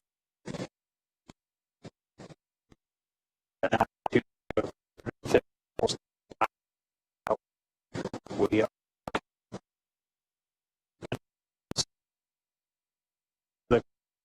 on minutes.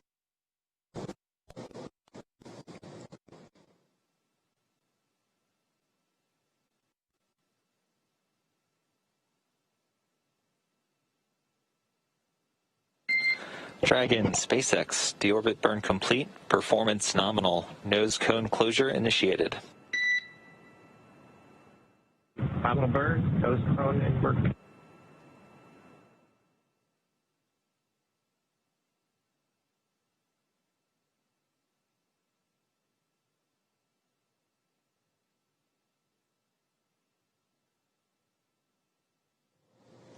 All right. Deorbit burn complete. We heard the call. Nominal burn. Bob and Doug are on their way back home. This burn commits them to re-entering the Earth's atmosphere. All we have left now is to wait. That was really one of the last major moments before they start re-entering the Earth's atmosphere. We'll have the nose cone closure coming up next. That should be coming in just a couple of minutes, as we had about a 3-minute span between the end of the deorbit burn and that moment. Yeah, the nose cone is actually currently in the closing process, so it doesn't just snap shut. It does slowly close and lock. So right now, that nose cone is in the process of moving back into the closed position, and we will hear the call out for whenever it has fully closed and whenever the latches have secured. Seeing some data, it looks like it's about halfway there. It's opened a little bit more than 90 degrees. I think the exact count was 110 degrees opening range or range of motion for the nose cone. So we're a little more than halfway now to getting that nose cone closed.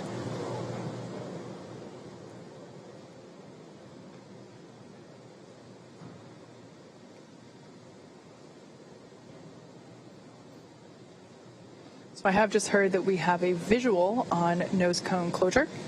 So it'll take a minute for the hooks to close in. They close in a series. So the first series will close and then the second will follow, and that'll take about a minute to complete.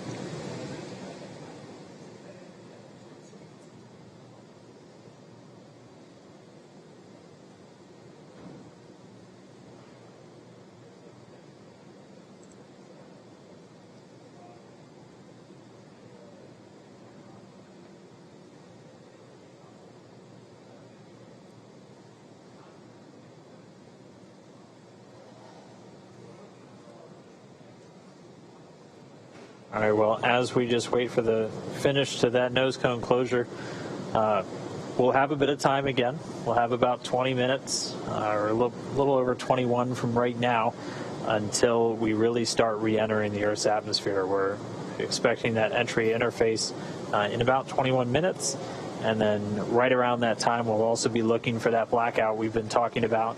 We've had a little bit of what we call radicom at this point, so you'll hear kind of some sporadic interruptions in the audio transmission just because of how Dragon was oriented for the trunk jettison and for the actual deorbit burn.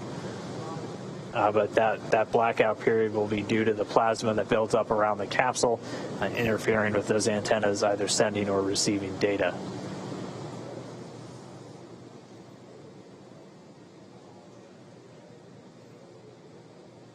So I've heard the call out that the first set of hooks for nose cone closure are in motion. So this will complete in 2 sets. The first set is now in motion. So really good news to hear that. Everything looking good so far. Like I mentioned before, in the background, Dragon has inhibited the forward bulkhead Draco thrusters that we just used to complete that deorbit burn. This is to ensure that it's safe to latch that nose cone shut for reentry.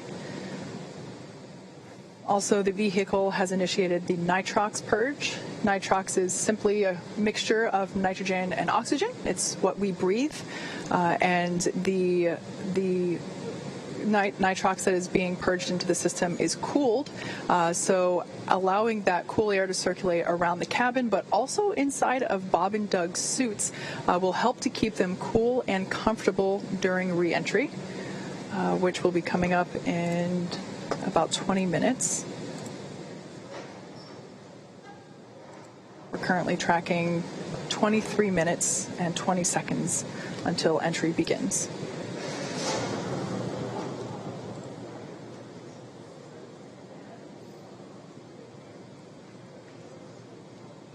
So in case you're just joining us at this point, the nose cone has closed.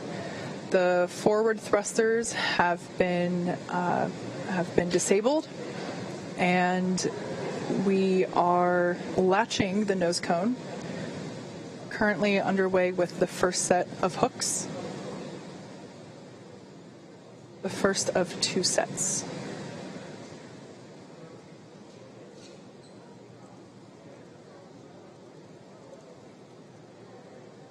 And we just had confirmation that the first set of hooks is closed, so now the second set will begin to close as well.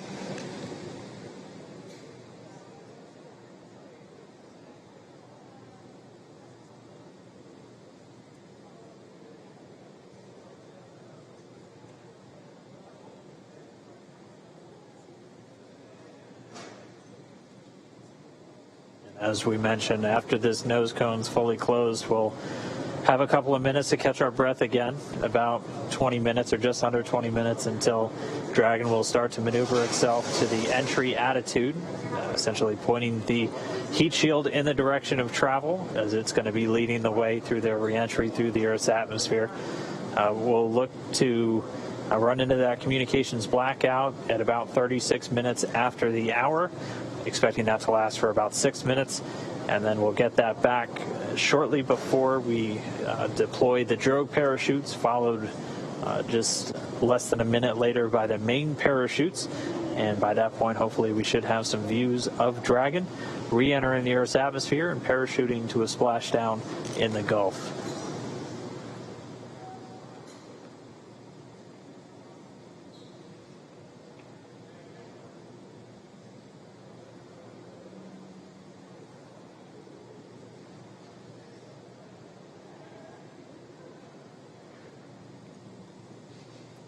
So there in the front row of Mission Control in the center, you can see CEO Elon Musk and our President Gwen Shotwell sitting side by side at those center consoles. In addition to those two, the room is filled with Dragon operators and mission leaders who are continuing to monitor the health and telemetry of the crew and the capsule. Right now, nose cone closure is underway.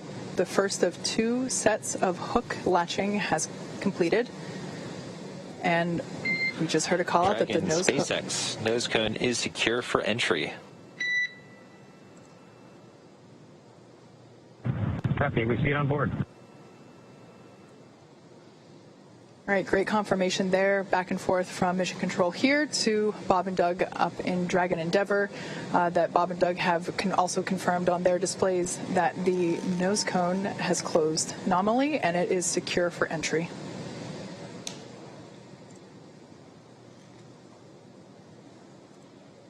All right, so that nose cone close completion. A lot of tongue twisters with this right now. Coming with Dragon still flying over the South Pacific. It is on its way home. We're going to gradually start to see its altitude dip. Right now, already only 207 miles over the Earth's surface. It was at about 260 miles when it was still over on the other side of the Pacific Ocean off the southwestern coast of Australia when it fired its engines for that deorbit burn. So its altitude going to continue to drop. Once it gets to about 100 kilometers in altitude, or about 62 miles, it's going to begin what's known as entry interface. And that's when it really begins to start to feel the effects of the Earth's atmosphere. Will once again be experiencing lift and drag as it's no longer in that near vacuum environment in low Earth orbit.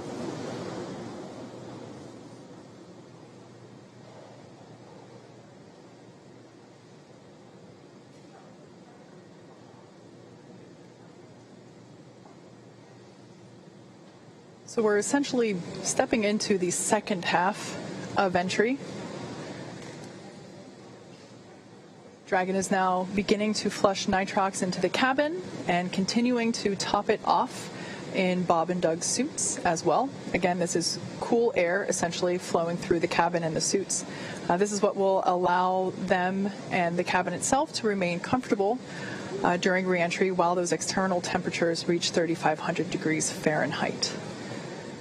At this point in time, Dragon's orientation is such that the heat shield is pointing forward, if you will, leading the capsule toward the landing site.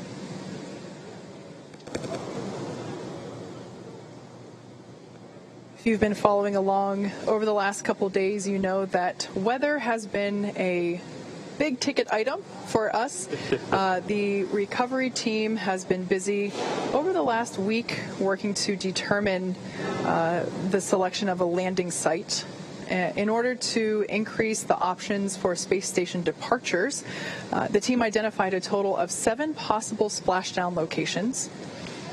In order to meet NASA's timeline requirements for crew recovery, these potential splashdown locations have to be close to a port, and they have to be close to medical facilities.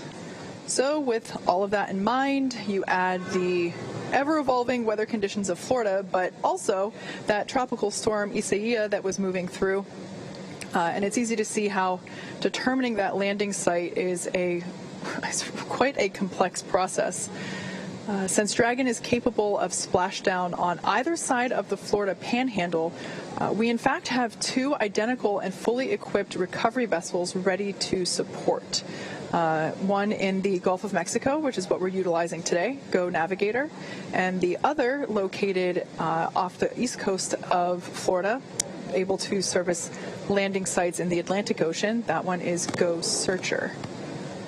Like I mentioned, today we'll be splashing down in the Gulf of Mexico, just off the coast of Pensacola, Florida.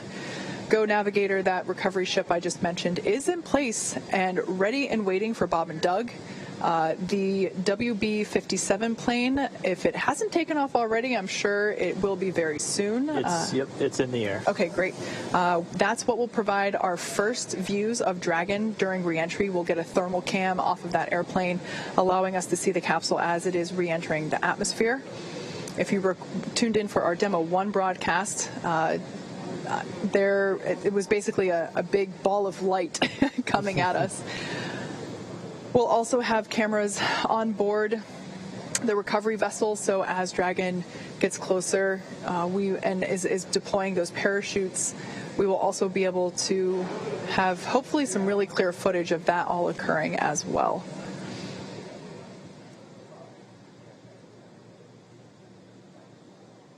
All right, so Dragon's altitude continuing to dip.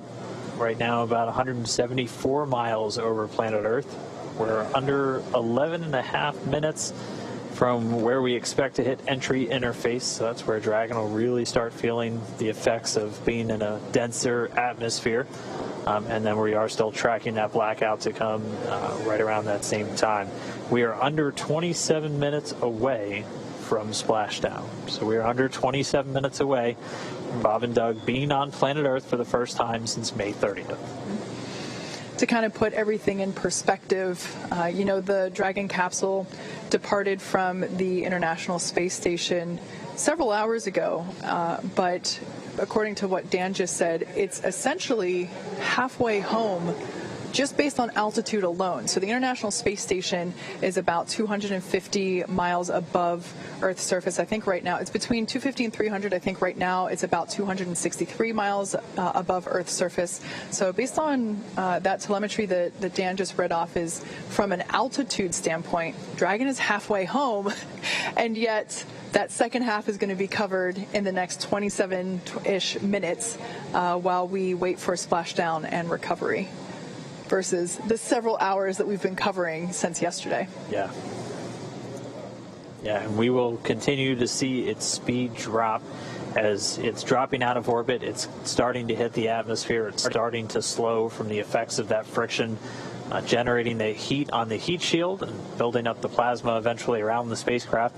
Its speed's going to continue to drop. It's already below 17,000 miles an hour, and it'll drop to essentially a terminal velocity of about 350 miles an hour right as those drogue chutes deploy.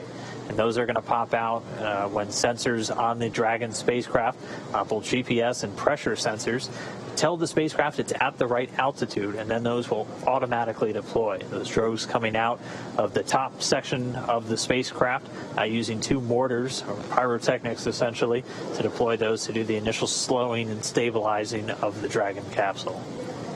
Yeah, then after that, the main parachutes will pop out and further decelerate it to about 119 miles per hour.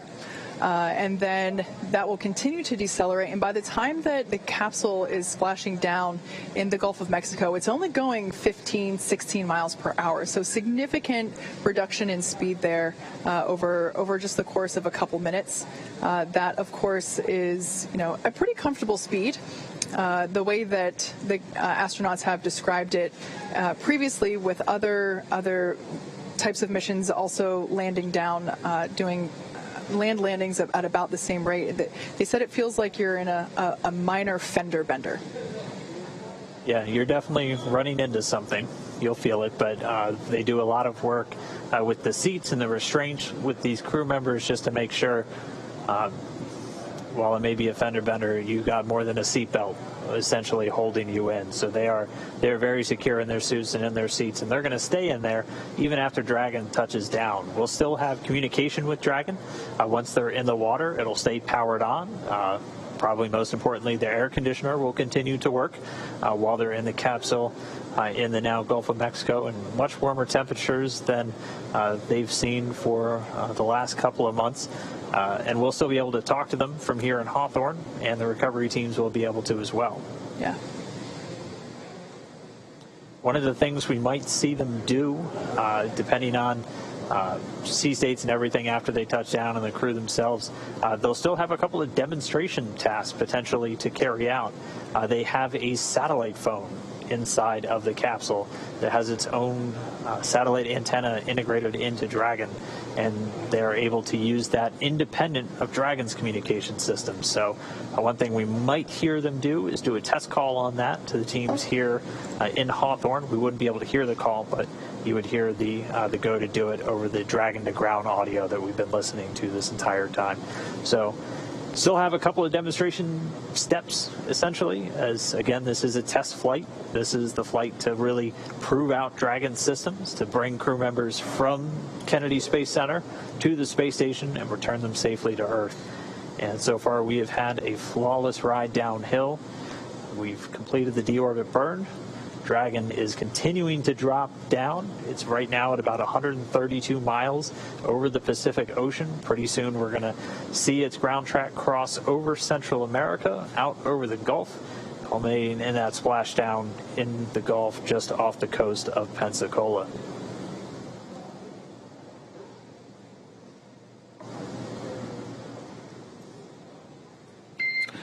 Dragon SpaceX for entry brief. Go ahead. Okay, Doug, we have no update to timing because the burn went great and your vehicle is still looking really good for entry. No health issues at this time.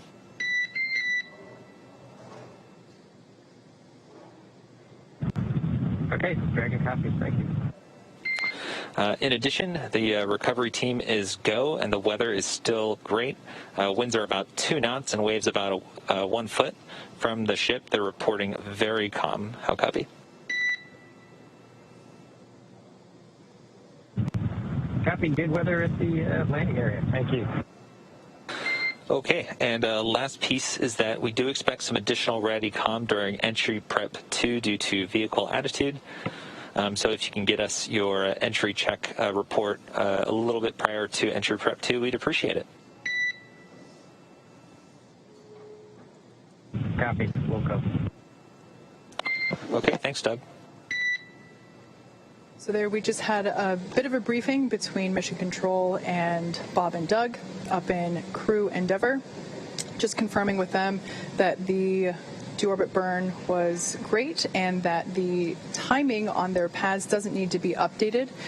We are able to upload new trajectory calculations, including times that remain live depending on how the burn goes, and at this point in time, those don't need to be updated. It is important that they do remain accurate because Bob and Doug, their primary mission right now is to continue to monitor the vehicle status and telemetry and data being presented to them on their touchscreen displays in front of them, and so during the more dynamic events, they certainly want to be aware when things like parachute deploy will be happening and when splashdown is expected. So making sure that the timeline of events, the sequencing is accurate is certainly important in order for them to stay aware and updated of upcoming events. Just another quick position check. Dragon still out over the Central Pacific, down to about 108 miles in altitude. We're expecting that entry interface to come up in the next 4 minutes or so. Again, at that point, Dragon should be at an altitude of right around 62 statute miles, or about 100 kilometers, and that's when it really starts to feel the effects of the atmosphere. It starts to experience the lift and drag and other atmospheric effects it's been free from while flying in the near vacuum of low Earth orbit. So continuing to drop in altitude, still looking for an on-time splashdown. Should just be about 19 minutes from now.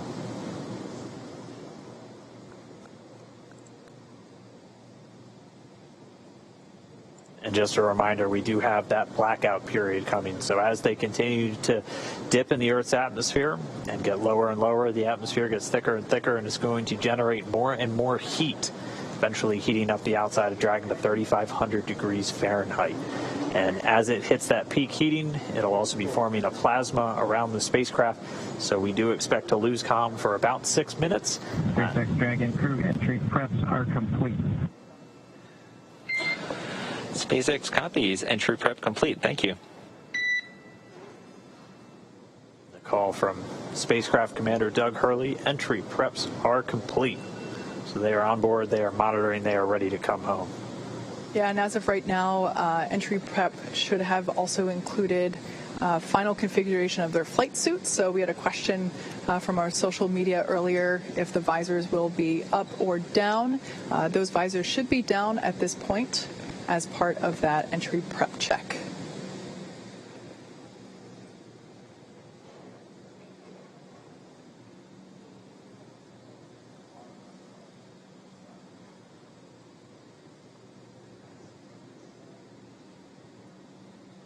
In that last briefing, we also heard that the weather is looking good. In a previous report, the phrasing was, "It looks like glass." and that is certainly ideal for a water splashdown.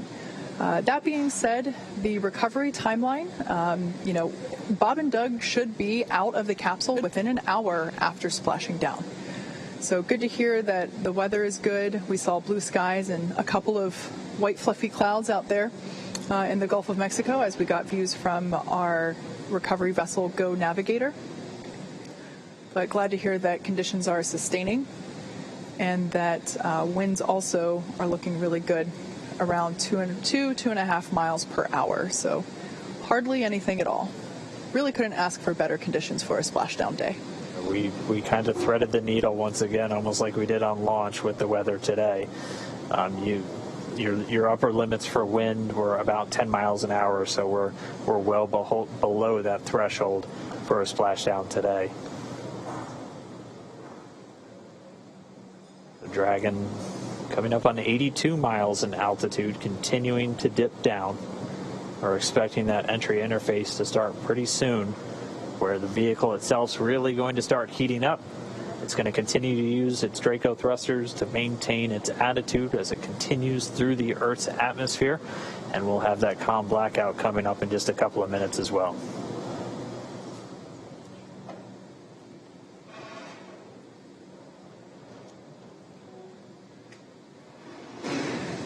The cabin purge has started again. This is when they're going to flush the cabin of Dragon with cooled air.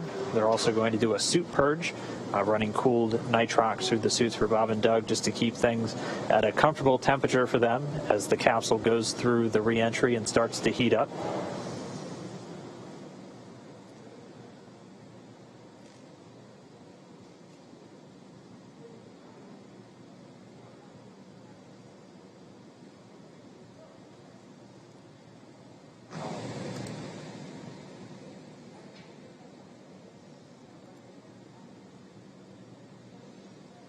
So like we said, we are anticipating a brief blackout period where we're unable to communicate with the capsule. We're expecting that to start in exactly 3 minutes.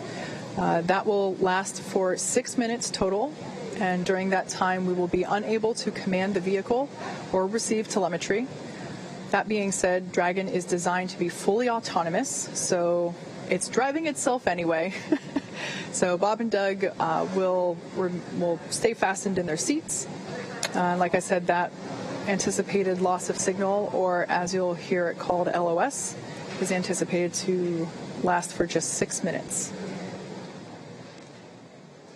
During that blackout period, the capsule will encounter what's known as entry interface.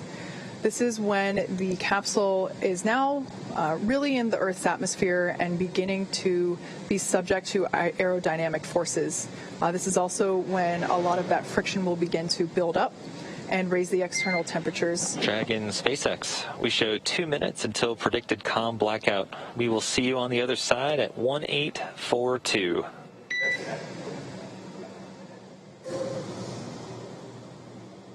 Dragon copies 1842. We'll talk to you then.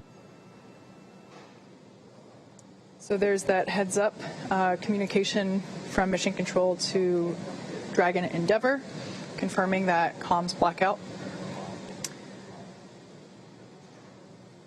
Like I was saying, during the blackout, the Dragon capsule will be going through entry interface, where it is encountering aerodynamic forces, really starting to build up the external temperature and that external temperature will reach about 3,500 degrees Fahrenheit. However, the interior of the cabin is environmentally cooled, so Bob and Doug should remain comfortable during their descent. There will be cool air flowing not only through the cabin itself, but also through their suits. The suits have sensors on them that are able to detect the temperature inside that suit, and once that sensor reads that it has reached the maximum temperature threshold, it'll flush the suit with some cool air and really circulate and cool it down.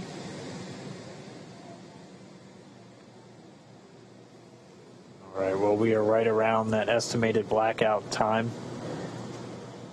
As we heard the call, we'll see them on the other side, expected to regain that communication at about 42 minutes after the hour.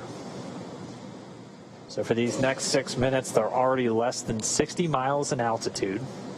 And this is when the capsule is really heating up during that reentry, reaching temperatures of around 3,500 degrees Fahrenheit. As again, you're essentially hitting the atmosphere more than 17,000 miles an hour, and the friction building up that plasma around the spacecraft. And that's what's going to prevent us from talking to Bob and Doug or getting data back from the spacecraft for the next 6 minutes. Its flight computers are in control, though. It's going to continue to maintain its appropriate trajectory and attitude, having attitude determination devices on board the capsule, not reliant on communications with satellites. And it's going to continue dragging down the correct path for this splashdown off the coast of Pensacola. So we are in that blackout period. We're going to continue to stand by until we get them on the other side.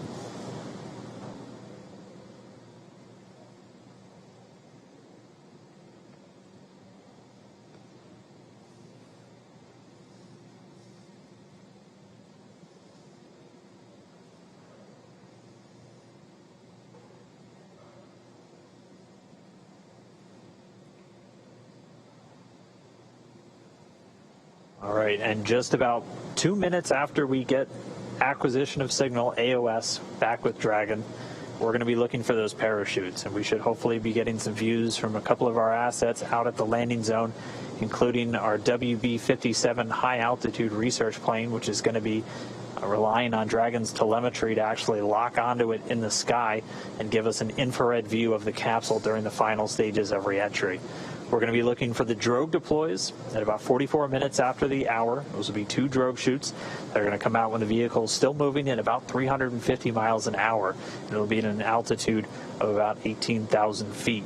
They'll come out and do some initial slowing and stabilization of the spacecraft, and then less than a minute later, they'll detach, and the 4 main parachutes will deploy. You'll see them come out and look kind of closed up initially, and then they'll do what's known as reefing, opening up in really 2 different stages just to minimize the immediate loads on the parachutes themselves.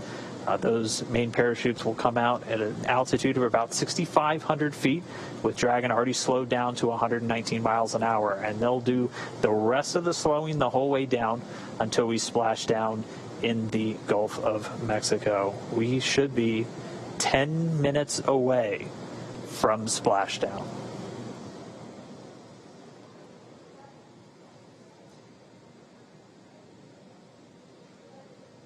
So right now we're getting our cameras on the WB-57 airplane, which is in the area, getting those cameras ready to give us our first glimpse.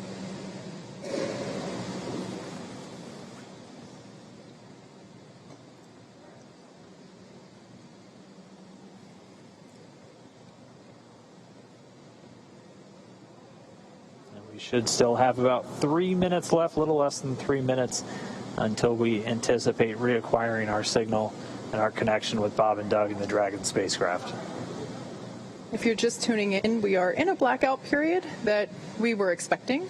This blackout period will last a total of 6 minutes, and we're about halfway through there now. At the moment, Dragon is re-entering the Earth's atmosphere, and due to the plasma building up on the exterior of the vehicle, we're unable to communicate or send commands, but Dragon is fully autonomous. It is steering itself, and right now Bob and Doug are flying home.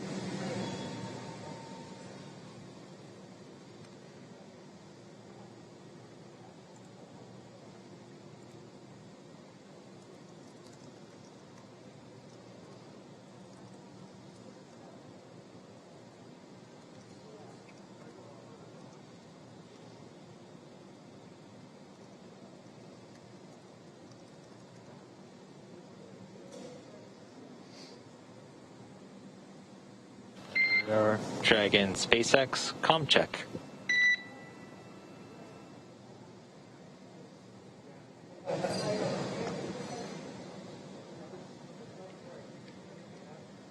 So we're still inside that anticipated blackout window. It does look like we are getting maybe some sporadic data starting to peek through. This is why you heard that communications check with the spacecraft.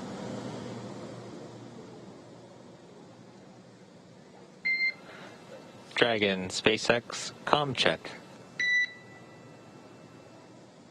Denver has you loud and clear. We're about 3.9 Gs. Copy, we've got you 5x5 as well, Doug. Looking good, and you can expect an automated chute deployment. Copy. It'll chute deployment.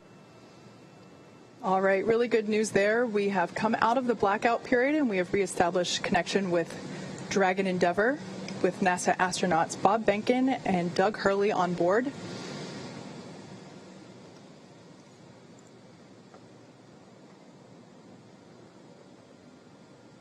We were able to reacquire that communication a little bit earlier than expected, and now we are just waiting. We should just be about 2.5 minutes away from that initial drogue chute deploy. Yeah, 2 minutes and 26 seconds. AGPS has converged. Copy that. You may have heard earlier that Bob and Doug are currently experiencing 3.5 Gs. Not too bad. That's about what they pulled during the ascent phase. Just like a mild roller coaster.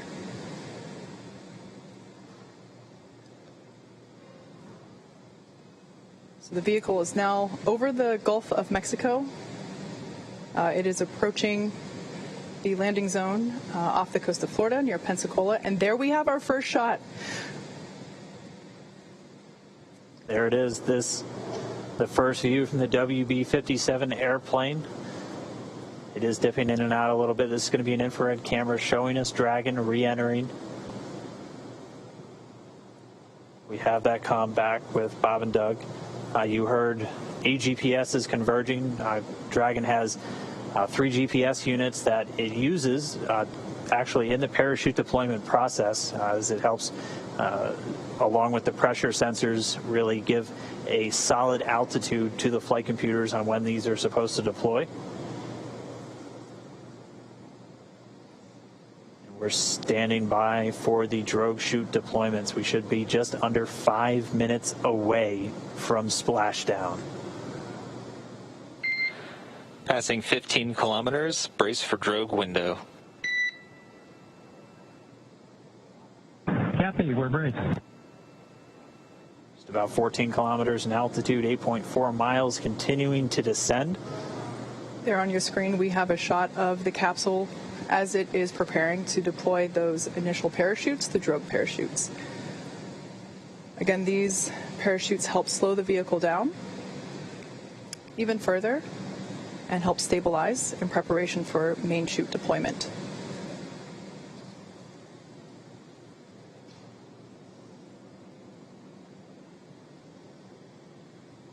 Right about now, the capsule is going about 400 miles per hour, decelerating quickly.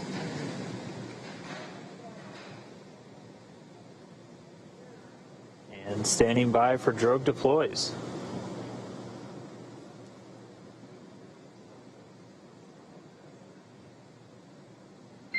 Visual, 2 drogues out. There on your screen, we have visual confirmation of those 2 drogue deployments. Copy, 2 drogue. All right, so 2 of 2, the drogues now out. They're going to do their slowing and stabilizing of the Dragon spacecraft. They should be detaching in just a few moments, and then we'll see 4 parachutes, the main parachutes deployed. Dragon under drogues. Drogue descent rate nominal.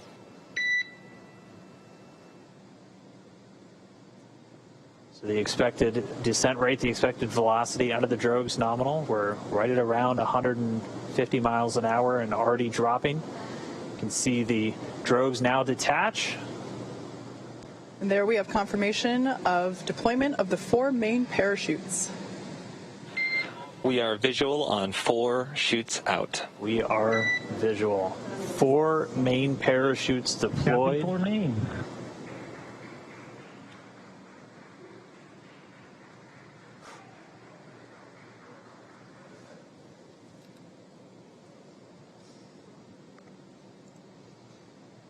So at this point, the main parachutes have deployed.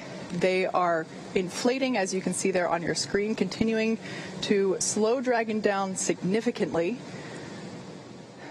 We are anticipating splashdown in just under 2 minutes and 30 seconds. We've already slowed the vehicle down to about 16 miles an hour. It's already less than 1 kilometer in altitude.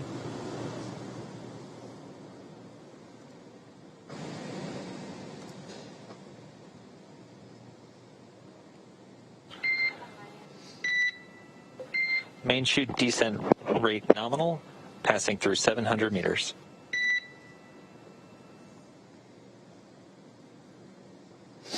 So at this point, Dragon has saved all propulsion systems on 600 board. meters. 600 meters. And we're 600 meters above the Gulf of Mexico. Should be approximately 1:30 from splashdown. Mission control team here in Hawthorne has reported the precise landing coordinates to the recovery team. They are standing by, ready to go get our space dads. 100 meters.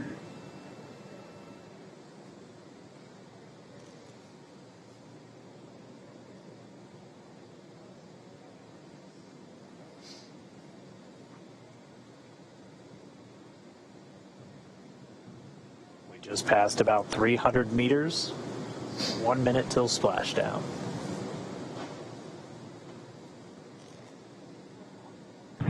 meters. We are braced for splashdown. Copy, brace for splashdown. So there we heard Bob and Doug reporting that they are bracing for a splashdown. We should be able to see the Gulf of Mexico here in the shot just momentarily, as we're now just about 20 meters off the ocean.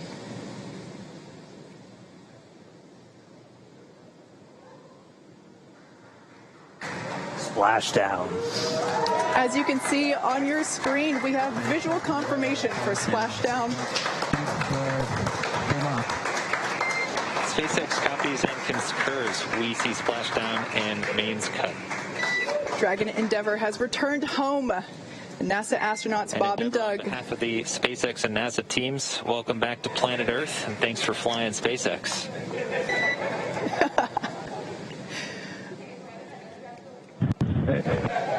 It was truly our honor and privilege to fly in flight of the Crew Dragon and Endeavour. Congratulations, everybody at SpaceX. All good, and we're into section of 4.800. Thanks for those words, Doug, and we copy that you are into 4.800. So great news all around there. Our space dads are back on Earth after a 19-hour return journey from space. Dragon Endeavour has splashed down in the Gulf of Mexico, just off the coast of Pensacola, Florida. And on your screen there, you can see our two fast boats, and they are indeed fast, racing out to greet Dragon Endeavour as it sits there. The first on there, we can see a view inside the capsule. Bob and Doug looking good.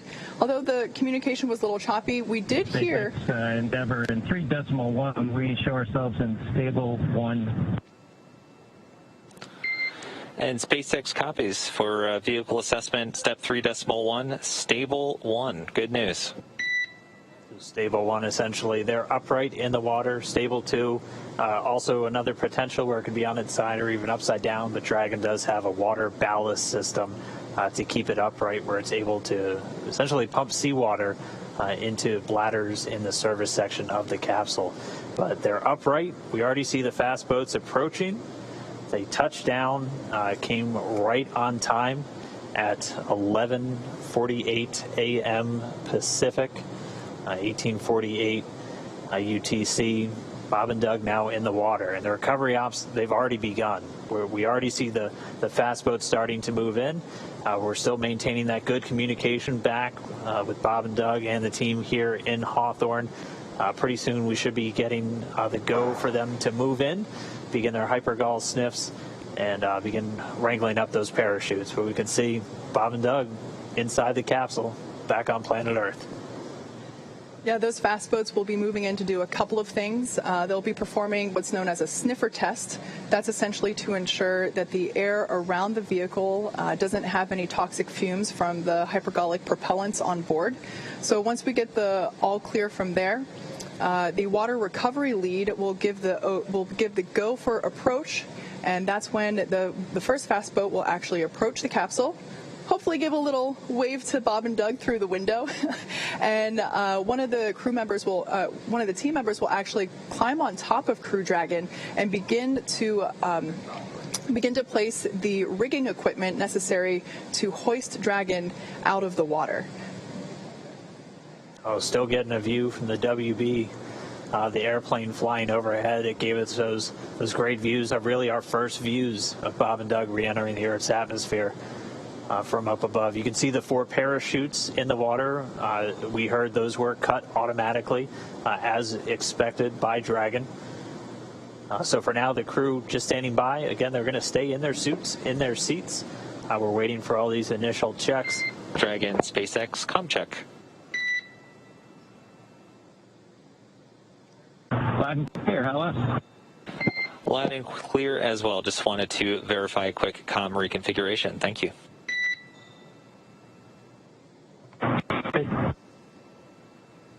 So essentially what just happened there is they reconfigured. And Solo, if you can just relay status of the fast boats and the recovery as you get them, we would appreciate it. You bet. Absolutely, Doug. Wilco. So what just happened there, you heard comms reconfiguration. That's essentially looping Bob and Doug's communication into the into the recovery team, so that they can hear feedback from Bob and Doug directly as well. Now, we talked a little bit about SpaceX Endeavor. You can let Ben and James know we're doing pretty good so far. Okay, we'll let the flight docs know that you're feeling good so far. Thanks for that update. Really good news there to hear that they're feeling good, and they can let the flight surgeons know that all is well inside Dragon Endeavor. All right, and it sounds like we do have one of our folks that's on location there with the recovery forces, NASA's Brandy Dean. She's joining us by satellite phone. Brandy, if you can hear me, I mean, what is it like right there in the water? What was it like to watch Dragon? Watch them splash down for the test objective. So stand by at the console once we get it up and operating. I'll let you know. Okay, SpaceX copies. We'll be ready for that in just a couple minutes. We should have the go for you in just a moment. Please stand by.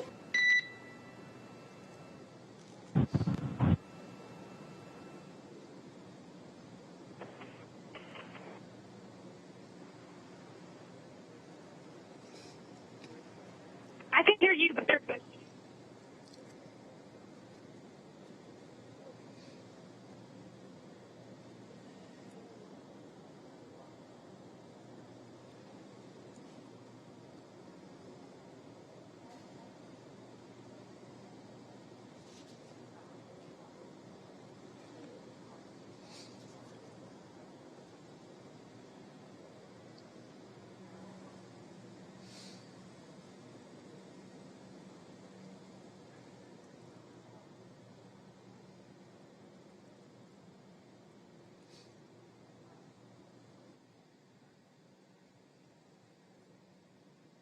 There in the center of your screen, Dragon capsule, waiting for the fast boats to approach and begin the rigging process. And there on the left-hand side of your screen, we can see that second fast boat come into view.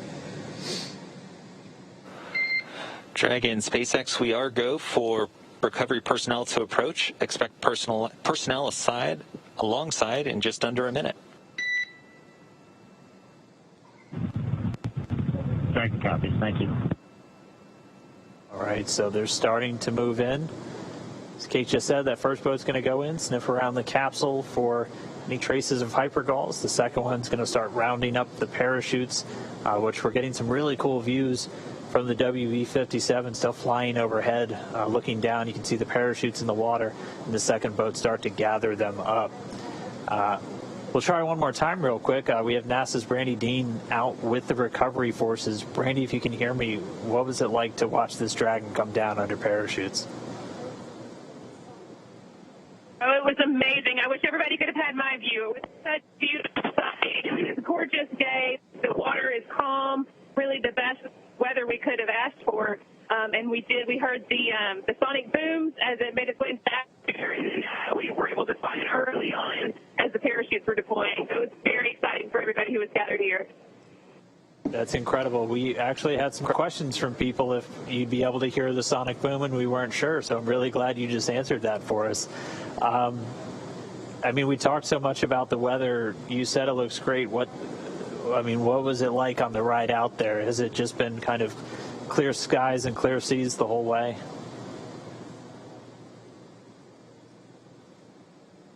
I'm not sure if you can hear me right now, but I think you're asking about the weather, whether it was clear skies. There are just a kind of a circle of clouds along the horizon, very low, but we were able to see the parachute far above the clouds and follow it all the way until it splashed down. All right, well, we're not getting any views on the boat, so what kind of activity is taking place right now? We're able to see the fast boats approaching the capsule. What's everybody doing on the boat to just kind of get everything ready? The boat's also making its way towards the capsule. I can't see it with my mirror. But we're getting closer. Everybody's been kind of standing by, holding ready positions for quite a while now. So as soon as it flushed down, you're able to just sit and start working on their own activities. All right, copy that. Well, we're going to keep watching from here.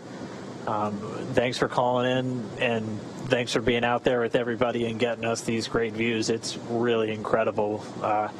Thanks, Brandy. Hope to get you back in port soon, and we'll talk to you back in Houston.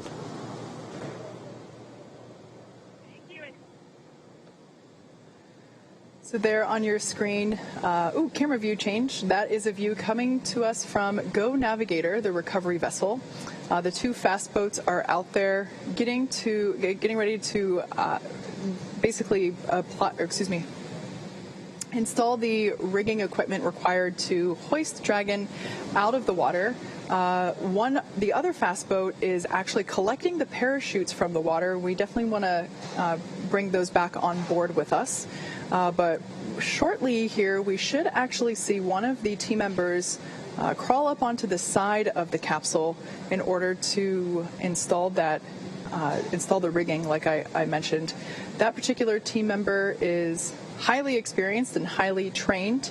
As you can imagine, climbing on top of an oddly shaped thing in the ocean, it could be a little tricky. So this person has undergone hours and hours of training and certification in order to perform this very important task. There on the right-hand side of your screen, we see the second fast boat approaching.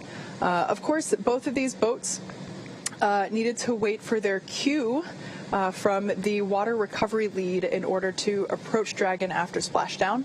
Again, that was just to make sure that there weren't any toxic vapors in the air. And now that they got the all clear, we do see them beginning to work on and around the Dragon capsule. So even though the camera's a little shaky, that water looks super, super duper smooth, almost like glass, which is certainly ideal for a water recovery like today. Yeah, got to remember that this is a view from the main recovery vessel, which was still a few miles away from the splashdown Dragon point. SpaceX. We have hypercrawl sweeps and unfired ordnance checks nominal. Rigger is on board the vehicle. About 5 minutes until capsule lift. After that, yeah, we see them walking outside, and good news. All right, confirmation there that all of those hypergolic vapor tests came out positive, or rather negative, which is a positive thing. So the team was able to approach, and now the crew member that is installing the rigging is on top of the capsule. It's difficult to see there because the slower vessel, the primary recovery ship, is a little further away. But as we heard, it's just a mere 2.5 minutes until they will be hoisted out of the water. I'm sorry, 25 minutes, not 2.5. I misheard that. Yeah, they're fast, but they're not that fast. We also have been hearing that the secondary boat, which its primary mission in this case is securing those parachutes, they've already got buoys attached to both drogues, and 2 of the 4 mains and already had eyes on the other 2, so they're moving through that work pretty quickly. Again, their primary responsibility getting those parachutes together. The drogues detaching from the spacecraft right before the deployment of the mains automatically detaching immediately as Dragon detected splashdown. All of that happening right per the timeline. Yeah, we've talked a little bit about the hardwired buttons that Bob and Doug have on their seats and in their control displays, and cutting the main chutes is one of those buttons. In the event that they weren't automatically cut after splashdown, Bob and Doug would have had the ability to do so. If the winds were stronger and they caught the parachutes, it could certainly create a condition where the capsule could be moved unintentionally by those dragging parachutes. So definitely want to avoid that. So that's one of the few buttons that are hardwired into the cabin for the crew.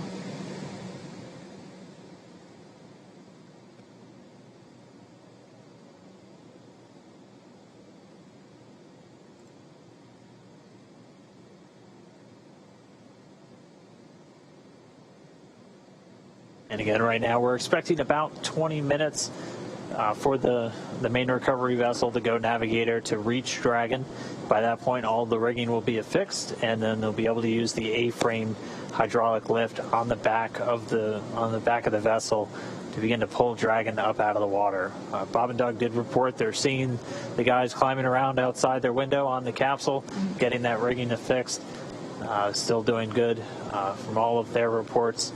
And we're just going to see the vessel continue to close in. It's a little over 1.3 nautical miles still away, but you can see things starting to sharpen up in our view as it does draw in closer. One thing I didn't get to mention as the sequence events was happening, everything was going so quickly, just before the drogue deployment, the seats automatically rotated to about 26 degrees. And so if you think back to when we saw Bob and Doug while they were still on orbit and during the deorbit burn and all their departure burns, they were actually laying closer to on their backs at the 40-degree position, where essentially they were looking up at the top of Dragon capsule, like their stomachs were facing the top nose cone there. At this point, the seats would have rotated, so they're in a little bit more of an upright position. That's done to ensure that the loads experienced from landing are, doesn't hurt them.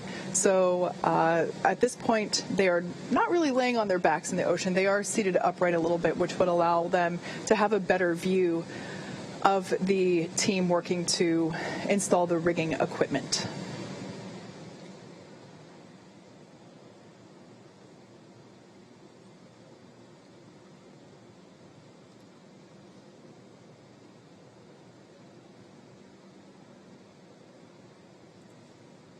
So at this point, we're at about 22 minutes until Dragon will be lifted onto the recovery vessel.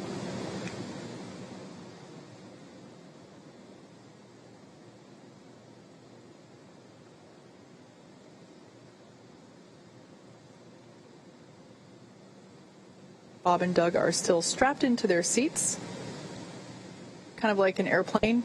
They say, do not unbuckle your seatbelt until the captain determines that it's safe to do so. They will remain in their seats throughout the entire recovery process, essentially until it's time to get them out.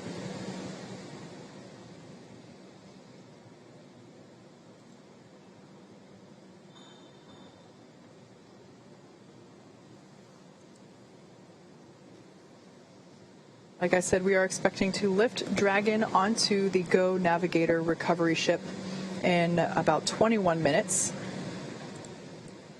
And then in 28 minutes, we will be opening that hatch and beginning crew egress, also known as exit. And we did hear the rigging is pretty much complete, so right as they arrive there at the capsule, the main recovery vessel will be able to begin getting it up out of the water.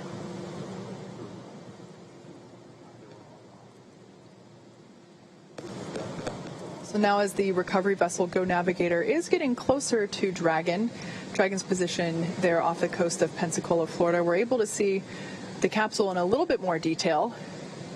It is certainly no longer a bright shade of white. Like we said, those external temperatures were reaching up to 3,500 degrees Fahrenheit. So the thermal protection systems enable Dragon to return while keeping the internal temperature rather temperate. And you are seeing a few more boats than expected. The team's currently working with a few private vessels in the area, making sure that they get out of there.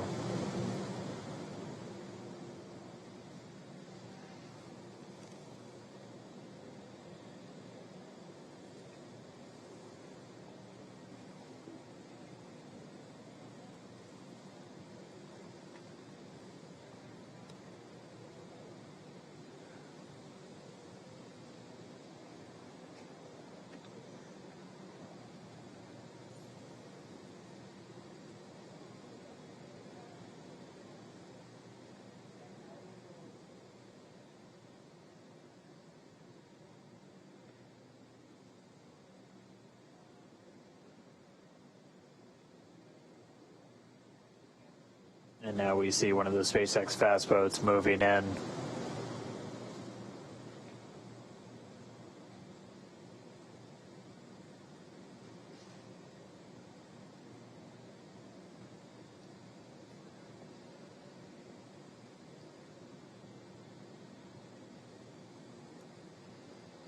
So we are being advised that the recovery team is radioing out to the vessels in the water near Crew Dragon to vacate the area so that we're able to extract Bob and Doug safely.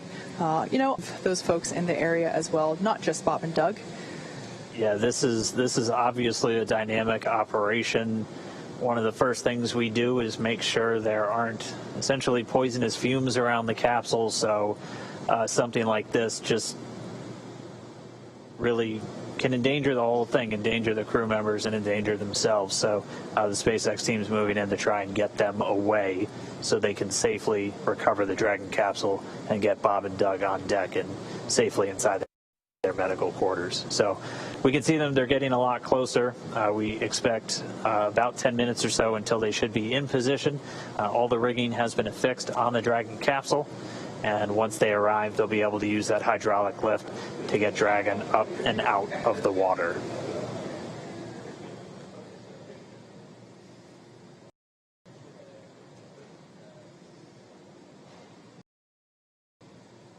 So the recovery vessel Go Navigator is getting closer and closer to Dragon Endeavor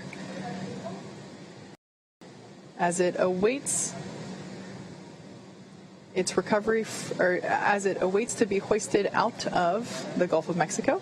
Again, we landed just off the coast of Florida near Pensacola. Maybe next time we shouldn't announce our landing zone. Oh, there we got a shot from our WB-57 plane. It looks like that area has cleared out significantly, so that is good to see.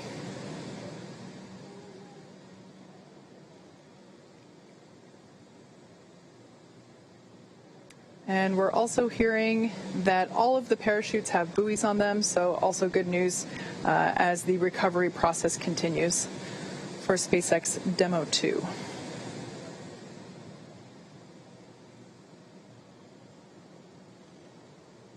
Dragon SpaceX for comm reconfig. Go ahead, Mike. Hey, Doug, we're about to reconfigure the forward link. We may lose that for about 1 or so minutes, and that should happen shortly. Copy. Yeah, just give us a call back when you think you got it back. Will do.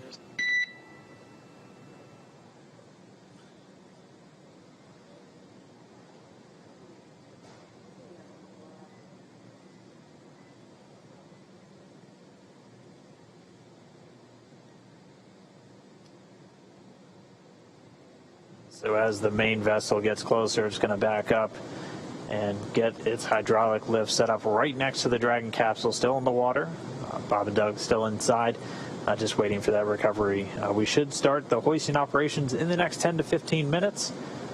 And then it'll be a pretty quick lift up out of the water using that hydraulic lift into the Dragon nest on the deck of the boat, or the ship rather. And then they'll move it underneath the helipad into essentially the crew recovery area, where they'll have a platform right up to the hatch. They'll be able to open up the hatch.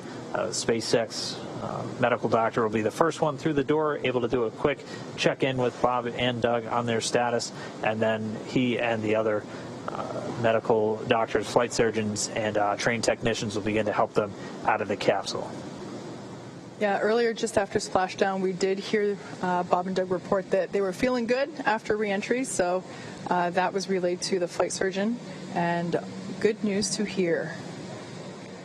Again, this is a view coming from the WB-57 plane as it is circling the area, and we can see Dragon awaiting to be pulled out of the water. Again, we are anticipating that lift to begin in just under 15 minutes. We're approaching 14 minutes here. And then in 21 minutes, we will have an open hatch. And you can see the main recovery vessel in the top right there. That's the helipad with the big SpaceX X on top. It's now backing up towards the capsule. Certainly not to be confused with one of our landing drone ships.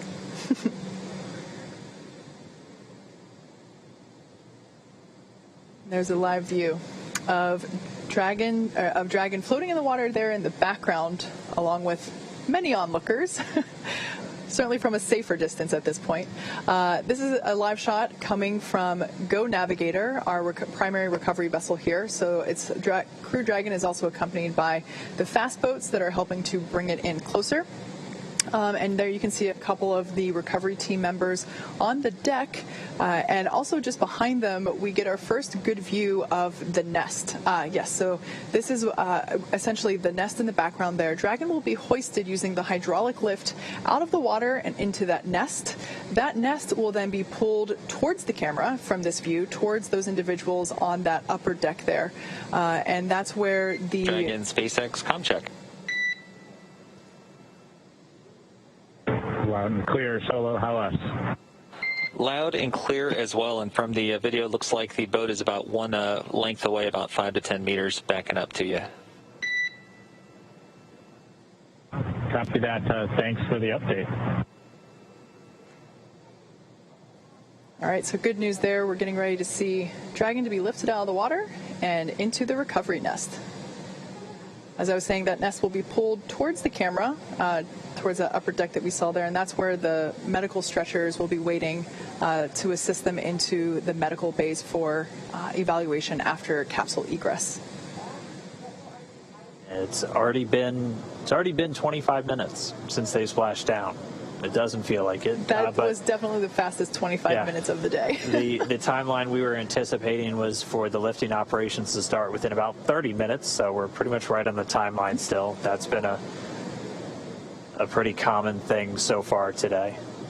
You can see them with one of the fast boats getting it positioned to start moving out with the additional rigging to affix to the Dragon capsule, where they're going to use this A-frame to pull it up out of the water. And you can see the Dragon nest at the very bottom. It's that circular object with the A1 right on it. So while this is the first time we are recovering a capsule with crew members on board, the recovery team has been... And Dragon, just letting you know, we got a couple lines connected and rigging is in progress. Copy that, SpaceX. Thank you. All right there. So just updating the crew that they might feel some momentum as a couple of the rigging lines are attached. There we can actually, there's our first good shot of the individual who is placing that rigging equipment. Again, that's someone that's highly specialized and very well trained for these operations. As I was saying, the recovery team has rehearsed and practiced this with Bob and Doug themselves, actually, in a test capsule, practicing the egress as well as they have practiced the recovery process many times, and actually through those practice runs, they have effectively cut the recovery period in half from the initial Demo 1 mission. So it's really nice to see that the process itself, after being rehearsed and carefully choreographed, is going super efficiently. Again, safety is the #1 priority, so making sure that only personnel involved in active recovery operations are present on the deck. You may have heard us mention before that there are about 40 people on board today, but we certainly don't want anyone in danger or to fall overboard. That guy intentionally jumped. Speaking of falling overboard. We're ready. Thank you. All right, so the crew was just told in the next 30 seconds, they have the lines affixed, so they're going to start lifting the capsule up out of the water. And at this point, the communication we're getting with Dragon is actually being routed through the boat itself at this point. So there we can see the lift. Dragon is out of the water. Yeah, so now now that A-frame is going to start swinging it back. And it's bound right for that nest at the bottom of your screen.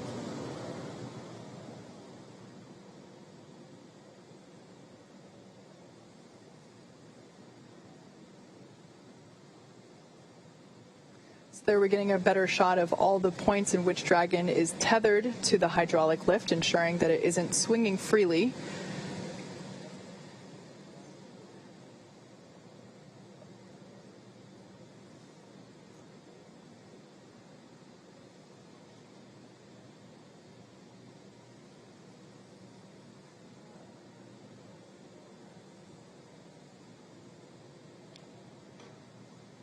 And there we can see Dragon Endeavour being carefully set down into the recovery nest on top of Go Navigator.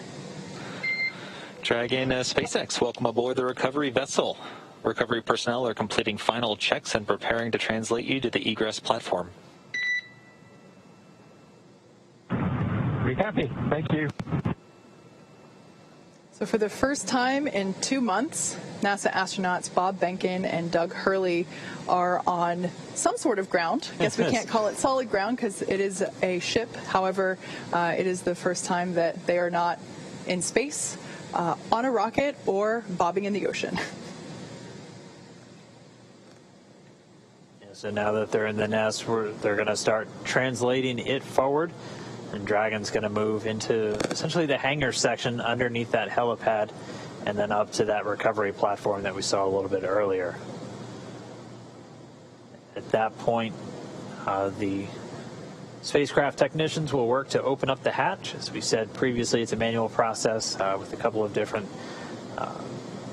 attachments you have to engage before the hatch itself can be opened. They'll get it opened, and then SpaceX's Neil Menon will be the first one through the hatchway to check in on Bob and Doug, get their initial health assessment, see if they're ready to move, and then we'll start assisting them out of the capsule and into that medical facility on the boat.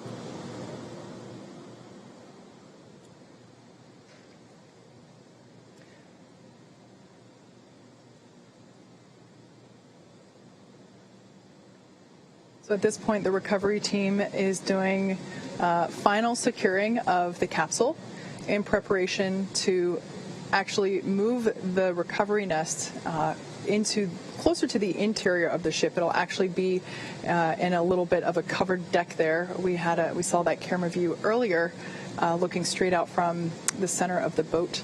So once Dragon is secured in the nest will be translated then forward and closer to the recovery, closer to the position in which we're able to actually open the hatch. So while Dragon is on board safely, we're not able to do that just yet. Yeah, they're working to detach some of those lines that were used to hoist it using the A-frame, and we heard that they should be done with that in just a moment, and then we'll start that translation.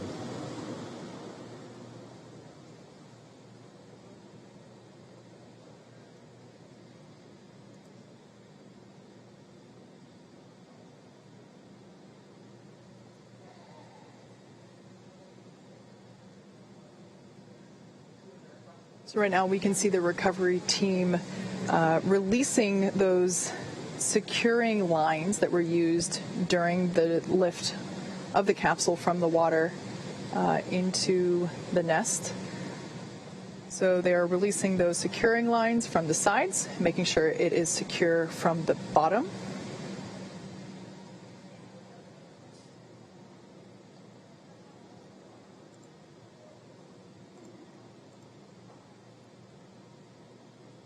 And there we see Dragon moving forward. Look at that. Smooth as a Tesla, I would say.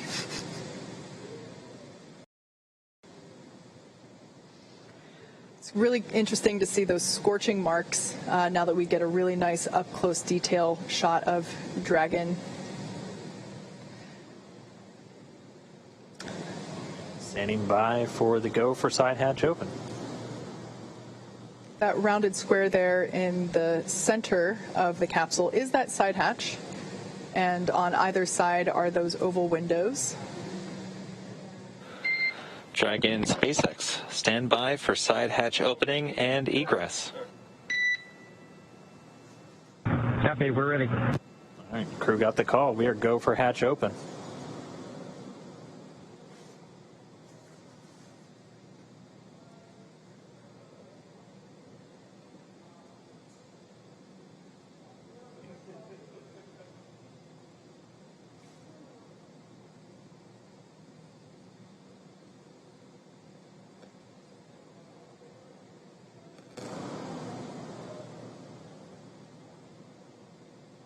And if you look closely, immediately above the hatch, you can see the area where you can see them working in now. That's where those drogue chutes deployed from. The two circles on either side were where the mortars were.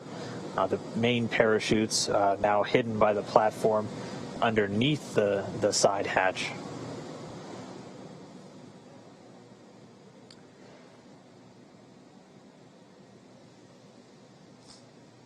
So the crew is in the process of removing the side hatch.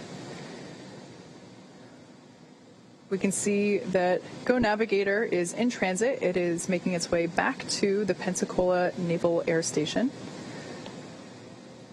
However, Bob and Doug will get a ride from the recovery vessel via helicopter.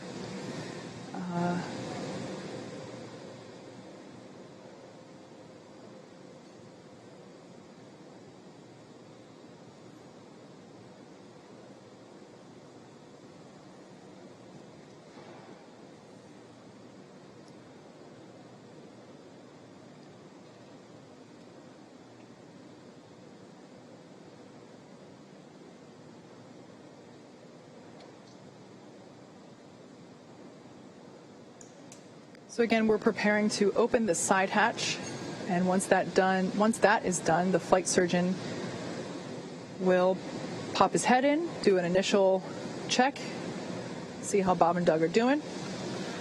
And Dragon SpaceX, we got a slight delay due to some potential NTO hits near the side hatch. Copy, Mike. We're standing by.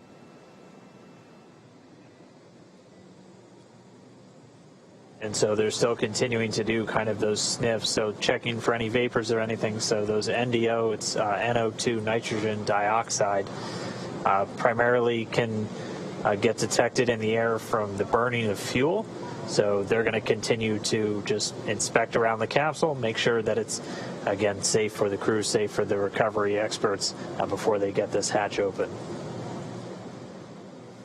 But again, moving right along the timeline, it's since they splashed down at 11:48 a.m. Pacific.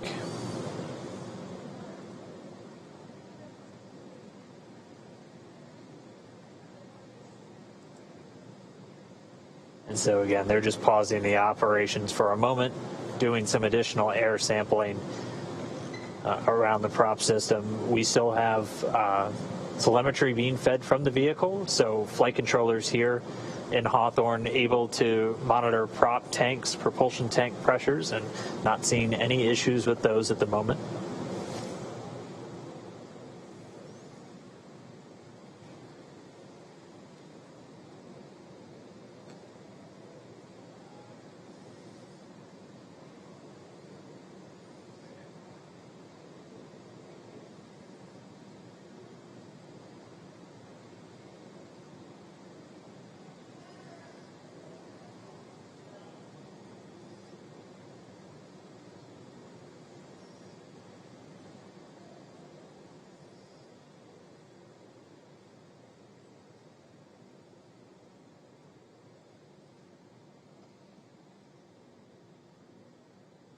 So again, just a short pause in the operations as, again, they're just sniffing around the capsule, making sure we don't have any readings that might indicate a fuel leak or anything around the vehicle.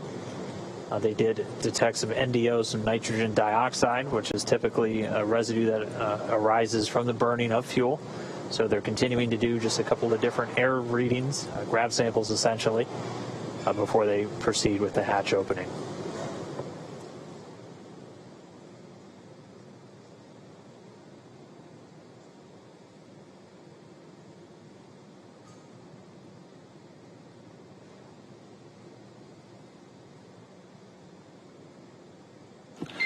And Dragon SpaceX update, we're still investigating. Looks like we'll be setting up a service section purge. We're working on an ETA for you. Okay.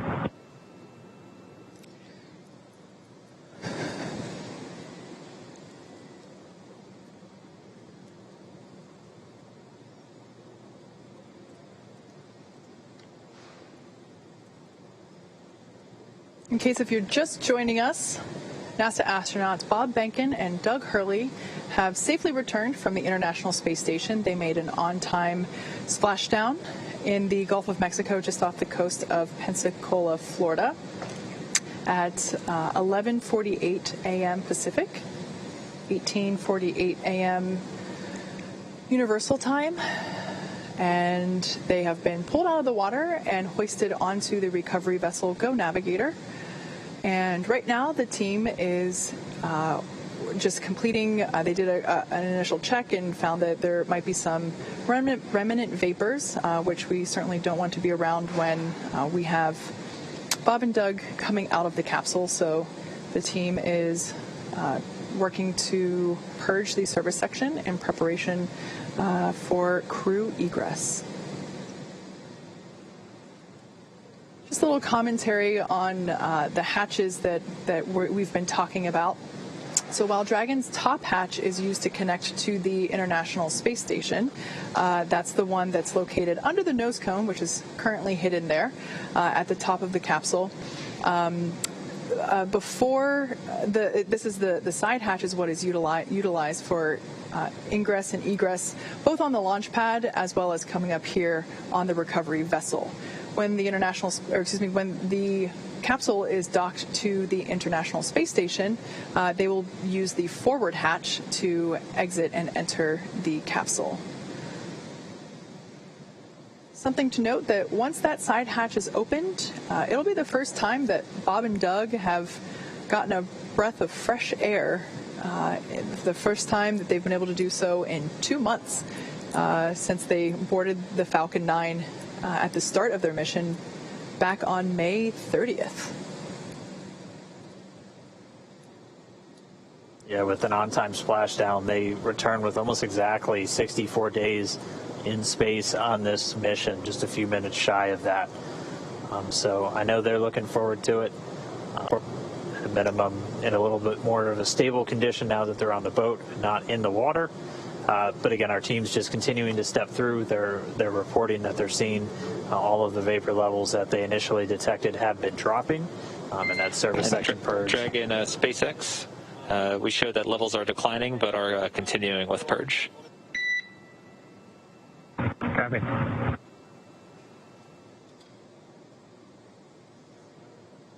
And in addition, just so you know, we are not seeing any, leak indications or anything like that. These are pretty small levels, but we still need to do the purge at this time. Okay, copy. Yeah, you're reading our mind, Mike. We were just wondering if you saw any indications of a leak or some depressurization somewhere, but it sounds like it's just part of the deal. Yeah, that's a good readback, Doug.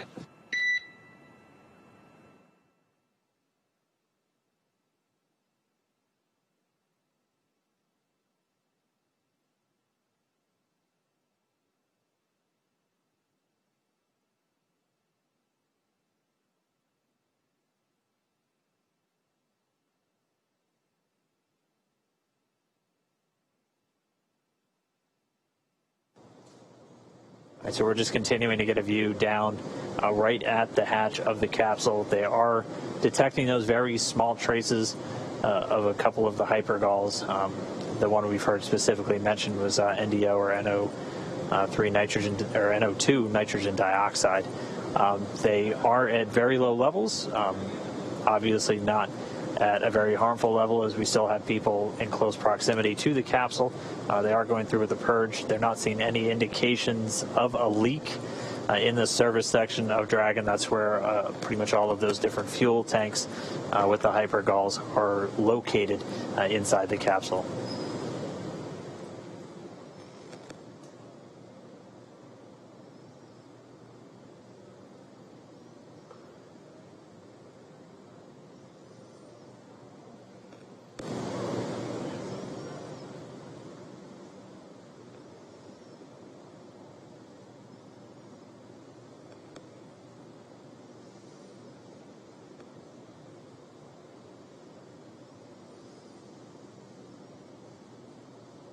And we are just about 44 minutes post splashdown, actually still ahead of the timeline, as we weren't expecting to get the hatch open until shortly before 60 minutes, at which point we'd be bringing Bob and Doug out.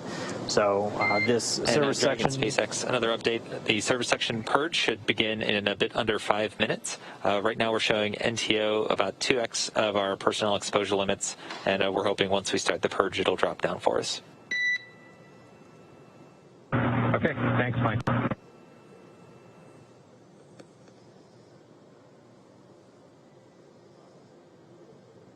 And I'm going to have to correct myself. So it's NTO, that's the dinitrogen tetraoxide, and that's one of the hypergallic fuels used inside Dragon for powering those Draco thrusters.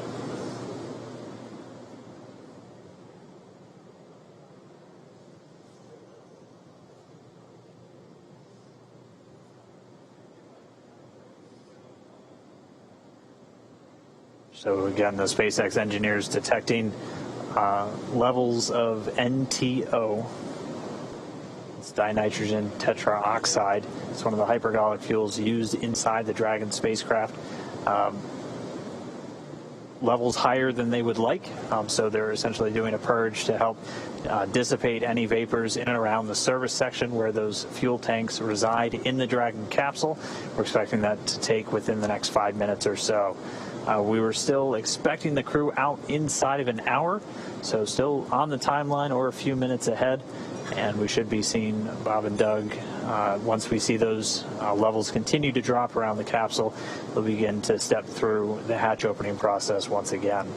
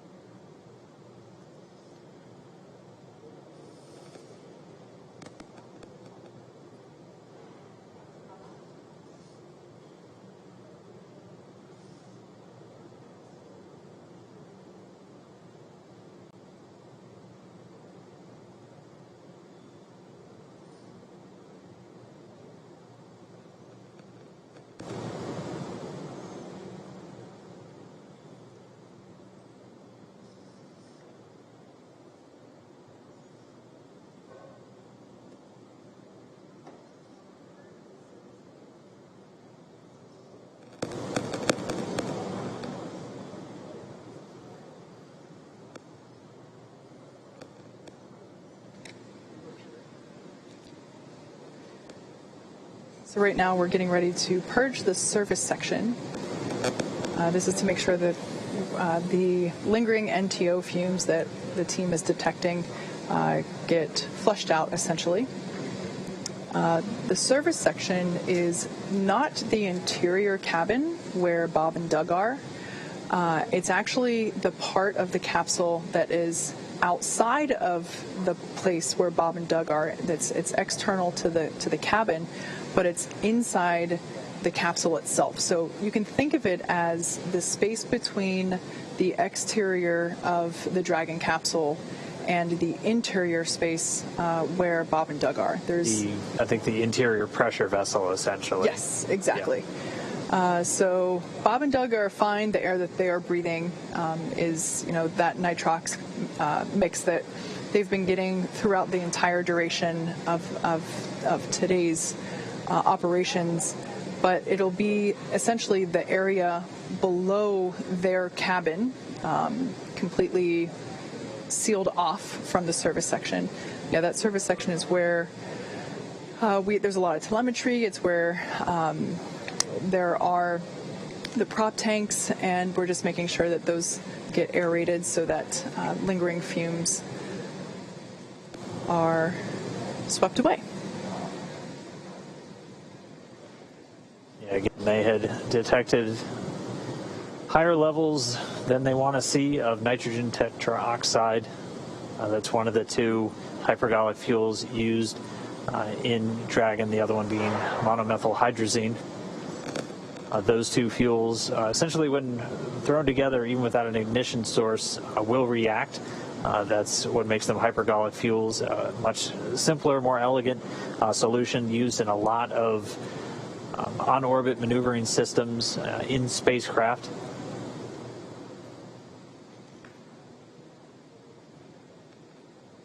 So again, we're just standing by.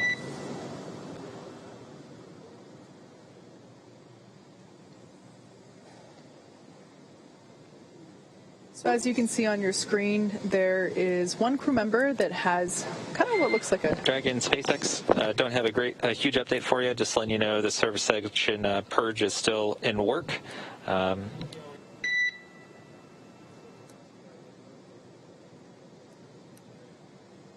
And we'll try to get you out of there shortly. Copy.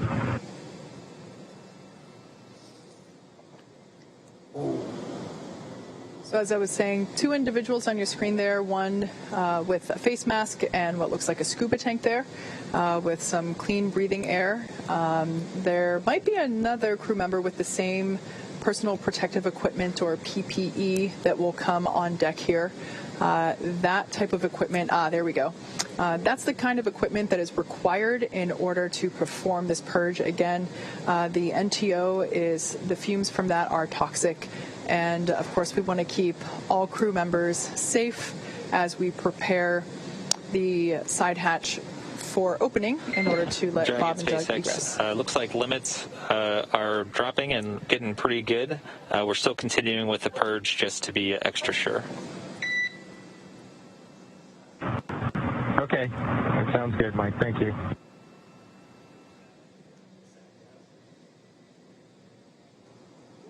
All right, so we just heard the call. The limit's continuing to drop on that NTO, that nitrogen tetroxide.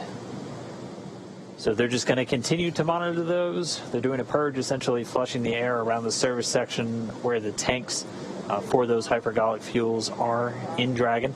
As Kate was talking about, they're not inside the pressure vessel, the section of the Dragon interior where Bob and Doug and their atmosphere exists. They're essentially outside the pressure vessel, but still inside the outer shell of the Dragon spacecraft.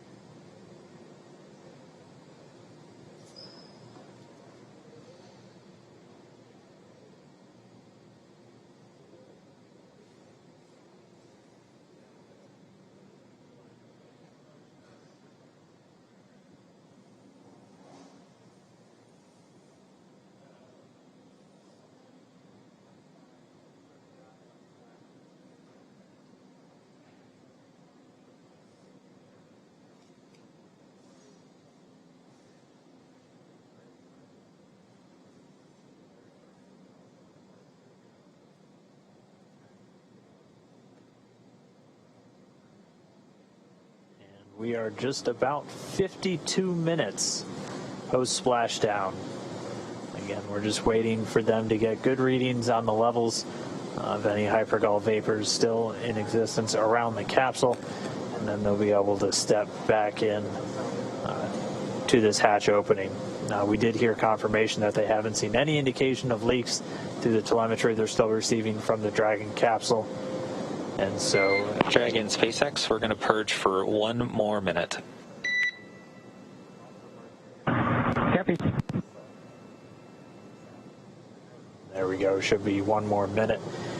And then if levels have dropped sufficiently, we'll be able to step back in to the hatch opening process.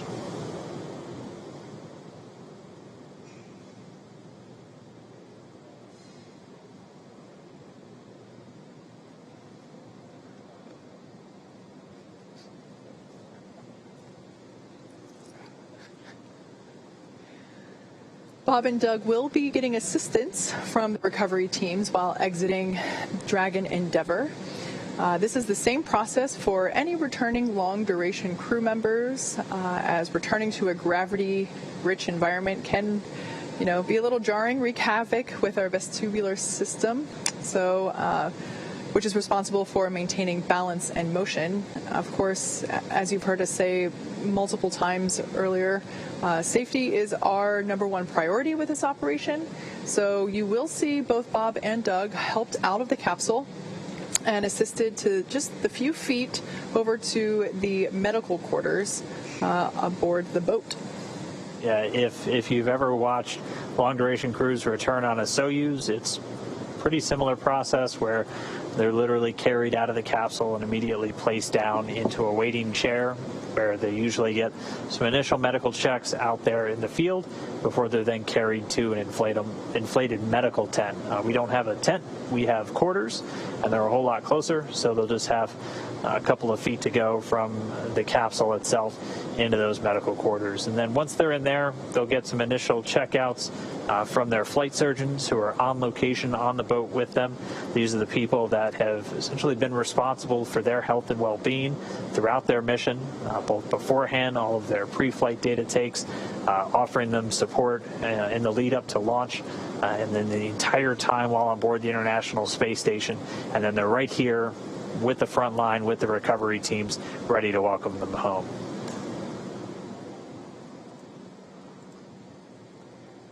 So it's been just about a minute since we heard that last call to the crew. We should be just about done with the purge. We're going to stand by, and hopefully we'll resume these hatch opening operations in just a moment.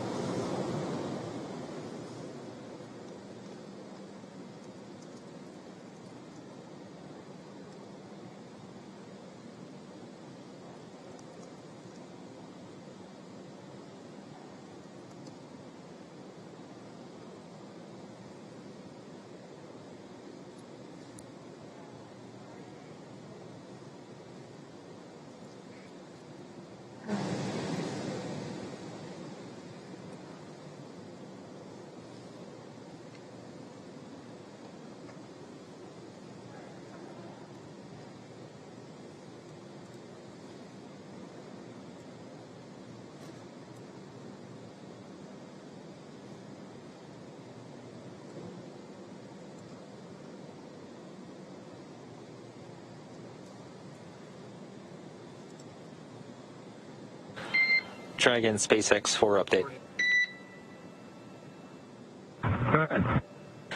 Okay, exterior, we're seeing 3 parts per million NTO and 6 parts per billion of MMH. Anil, however, is asking that you de-stow your Driggers and take a sample inside the cabin.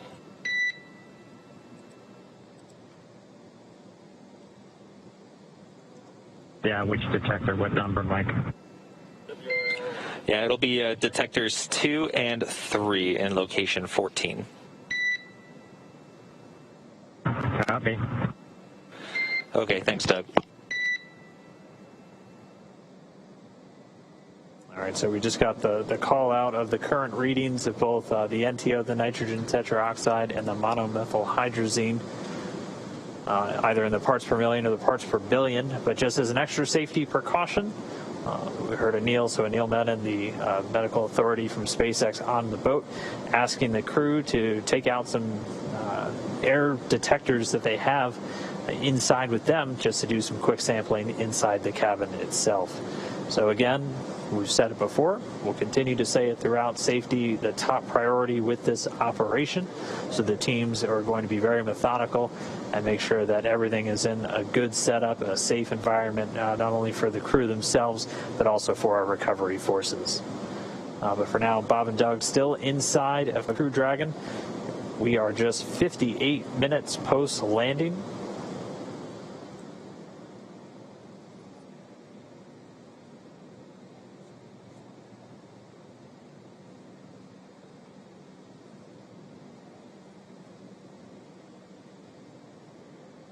SpaceX Dragon with a status. Go ahead, Doug. Okay, for NO2 on detector 2, it reads 0.0. And on detector 3, it also reads 0.0 for MMH. Okay, great news. 0.0 for detectors 2 and 3 for NO2 and MMH. Thank you very much. That's a good copy. And so Doug Hurley reporting zeros across the board, no traces of either the NTO or the MMH.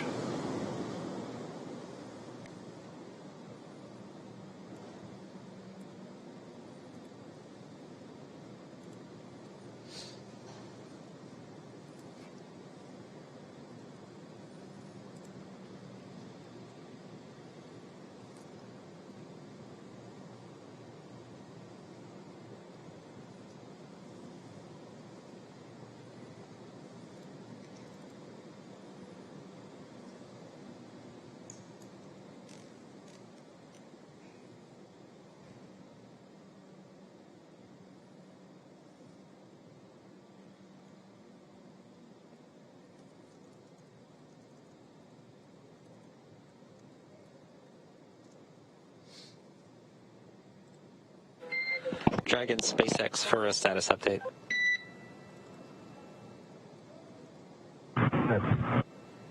Okay, so currently our exposure limits are below limits, but the purge is actually doing a pretty good job. We saw NTO go from 3 parts per million down to 1.5 over the last few minutes. So ideally, with a lot of caution, we'd go ahead and let the purge run for a little bit longer, but we want to see how you guys are doing. If you're okay with continuing with the purge versus knock it off and get you guys out of there quickly. Yeah, we're fine hanging out, Mike. No problem here. Okay, thanks for that, Doug. We'll keep working the purge to get us down, and thanks for that. Thanks for that. Yeah, let's just keep everybody safe. No reason to rush. Yeah, we concur.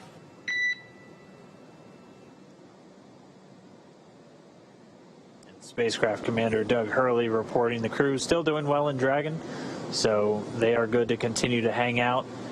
The medical authority there on the boat recommending as long as the crew is okay and still doing well inside Dragon, we'll just continue with the purge, trying to get those trace readings of any hypergol vapors all the way down to 0. Because again, we're really focused on not only keeping the astronauts safe, but all of the recovery engineers and medical professionals there on the scene as well. So they're going to continue this purge, just dispelling the immediate area around the service section of the Dragon spacecraft. So this is fuel tanks of the pressure vessel, so where Bob and Doug are inside the Dragon spacecraft, which they did some quick readings inside the cabin and had zeros across the board. But they're just continuing to let these levels dissipate, bring it down to 0, and then we'll resume hatch operations. We're just a little over an hour now, an hour and 2 minutes post-splash. Here, Bob and Doug report that they're good hanging out, meaning they're feeling all right, and they're pretty comfortable staying inside for just a couple more minutes. Yeah, they were doing their best prior to leaving of playing up their expected seasickness. So good. It is good to hear that they're doing well still inside the Dragon capsule.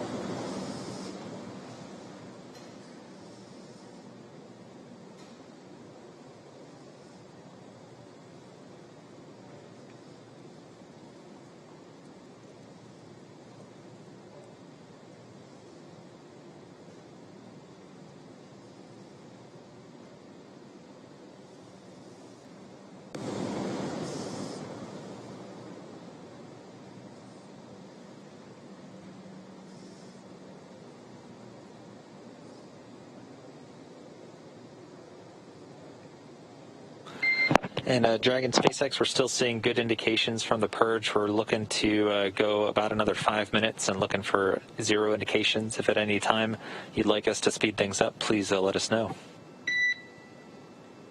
Oh, we're good. Just keep doing what you're doing. We can wait the 5. Easy. All right. Thanks, Doug. All right, so we'll settle in at least another 5 minutes while they just continue to disperse any trace remnants of those hypergol fuels around the service section of Dragon before we once again step into the hatch opening. We're gonna stay with this until Bob and Doug are out of the capsule and into their medical quarters. At this point, Bob and Doug are still strapped into their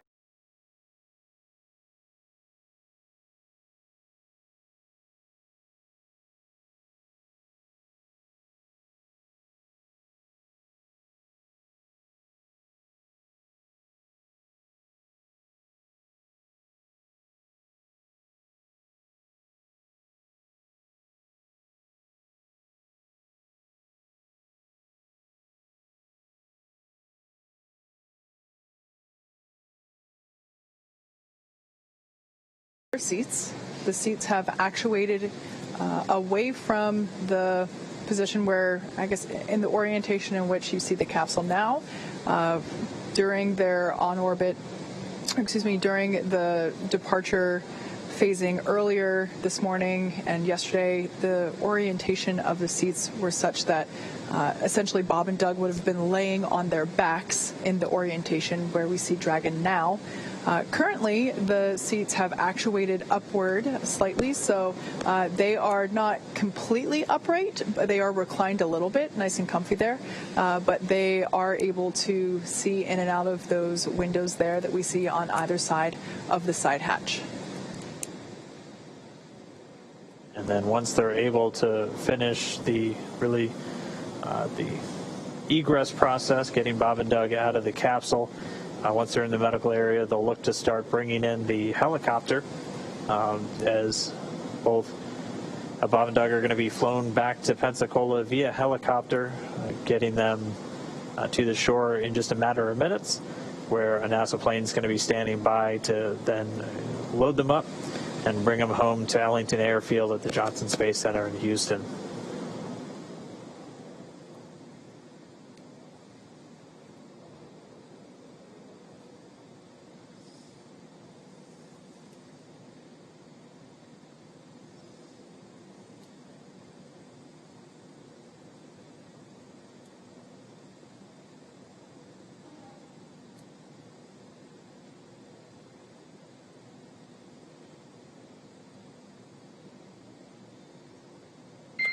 And Dragon SpaceX, things are still trending well. We're expecting another reading in about 2 minutes, so at 1956, and looking to hopefully egress you guys shortly after that.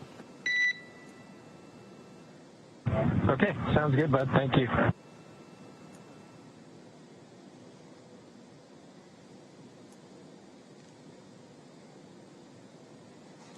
In light of one of the social media questions that we were asked earlier, someone asked if Bob and Doug have Netflix available on their heads-up displays there in the capsule, and they've actually been pretty busy throughout this mission, monitoring telemetry and data and checking for timing. And I would say now's about the time that they would certainly want something to watch because, at this point, their only job left to do is get out of the capsule.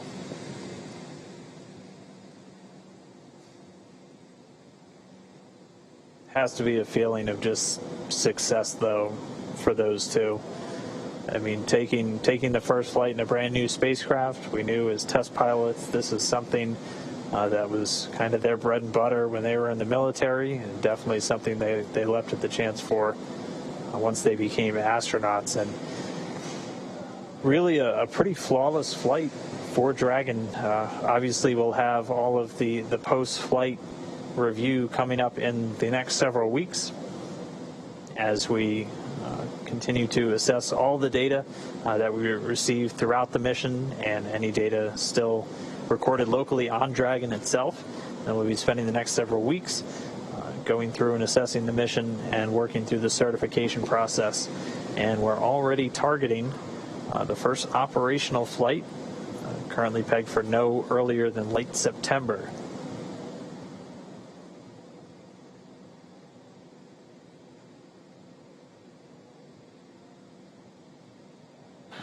And Dragon SpaceX, we're now planning to stop the purge in 1 minute at about 19:57. Copy. Thank you.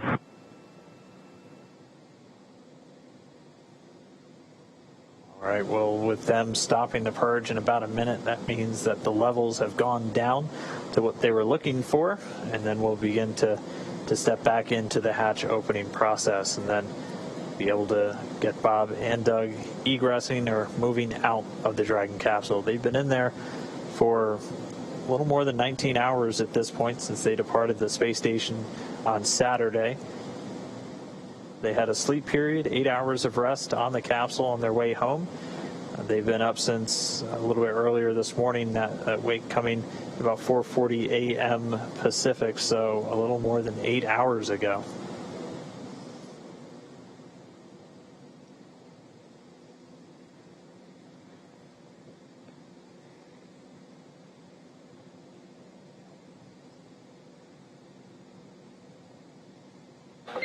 And Dragon, the purge is now complete. One more Drager check, and then we should proceed with hatch opening.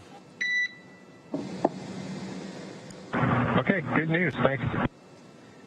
That is good news indeed. So confirmation that the purge is complete and that they're just going to do one more test to make sure that all of the fumes of concern are away and that it is safe to open that side hatch and retrieve Bob and Doug. Once again, once that side hatch is open, our flight surgeon will be the first to say hello, get a quick medical checkup, although based on the reports that that the crew have been giving us along the way, it sounds like they're doing great, they're feeling good, and they're pretty comfortable there inside a Crew Dragon.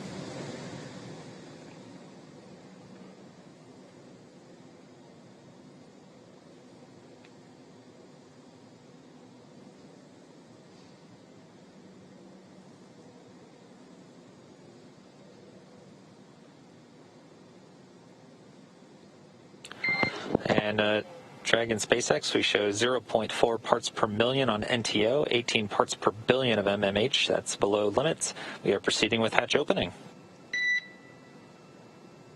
Okay, great news. Thanks, Mike. All right, so there's the green light we've been waiting for. In fact, the green light we've been waiting for months at this point. This is our first opportunity to say hello to Bob and Doug, our favorite space dads, as they are now about to egress or exit from Dragon Crew Endeavour. Again, this is the culmination of what has been about a 19-hour journey home, all starting yesterday as they departed the International Space Station. So this hatch will be manually opened, and once doing so, Flight Surgeon Neil Menon will say hello and make sure that they're still doing all right, and then proceed to assist them with exiting the capsule. And we see the hatch is now open. Hatch being opened at 12:59 p.m. Pacific. Hatch is open.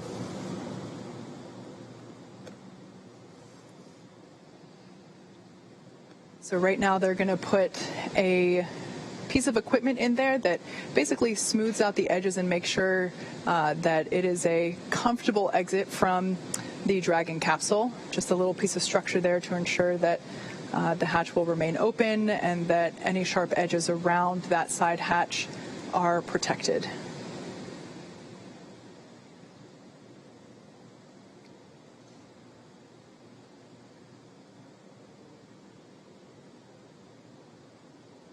In the blue suit there, that's one of NASA's flight surgeons for the crew. That's Dr. Stephen Hart. And that hatch open coming at 12:59 p.m. Pacific. That's 19:59 Universal Time, or GMT.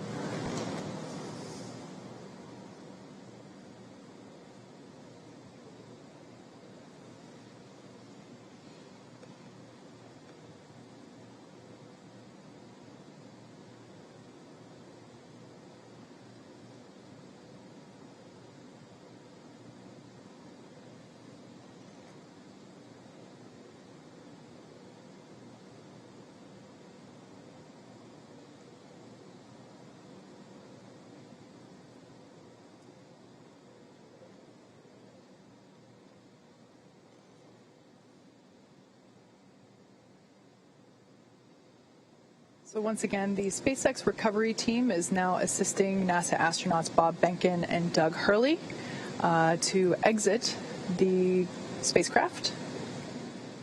Sorry, we got the hatch open just about 2 minutes ago. We paused for a little while as they were just detecting some trace amounts of some of the hypergol fuels. So we executed a series of purges. And then once those were down back in acceptable limits, we were able to then start with the egress. So there we see a stretcher on deck. This is normal. This is part of the standard recovery procedure. And it is just simply to ensure Bob and Doug remain safe. Like we said, readjusting to gravity can be a little challenging. Dizziness can often occur, especially when you're on a boat. SpaceX Dragon, yep. So this stretcher will just be used to, as standard procedure to make sure that the astronauts make it over to the medical tent as easily and as comfortably as possible. Yeah, as we discussed, the reintroduction to gravity from microgravity can be a bit jarring, especially on our vestibular system, so the stuff responsible for our balance. And as they are on a ship underway, we just want to make sure we're taking every possible precaution to ensure that their arrival is safe and free from any injury now that they are home.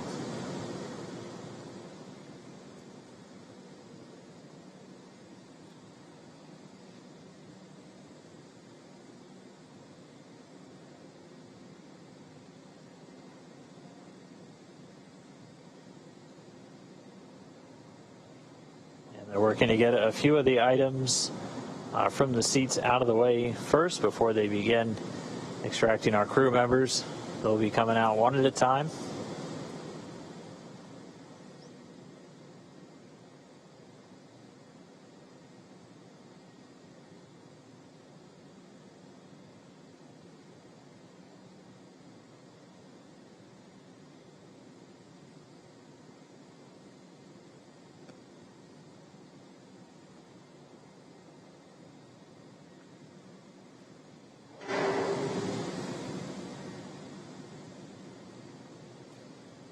As we saw during the ascent portion of this mission, there is enough room inside the capsule for them to do a backflip in microgravity. However, considering there's a couple folks in there right now from the recovery team. Check. Got you loud and clear. Quick comm check there between Dragon and Mission Control And here. Solo from the PLC, I just wanted to thank you guys for bringing us home safe before I disembarked from ship Endeavor. I'm sure Doug will have some good words for you guys as well. But thank you for doing the most difficult parts and the most important parts of human spaceflight, getting us into orbit and bringing us home safely. Thank you again for the good ship Endeavor. Thank you, Bob, for those awesome words. It's absolutely been an honor and a pleasure to work with you from the entire SpaceX team. It's been awesome.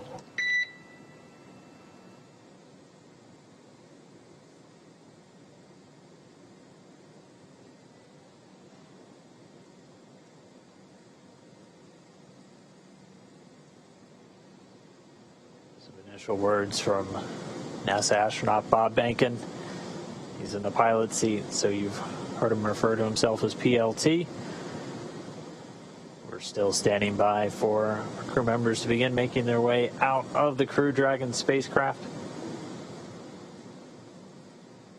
And again, they're going to get some assistance just the couple of feet to the medical quarters on board the ship, where they're going to be able to get out of their suits that they've been wearing for all of the final dynamic phases of the separation events, deorbit burn, re-entry, splashing down just a little over an hour ago at 11:48 p.m. or a.m. Pacific time.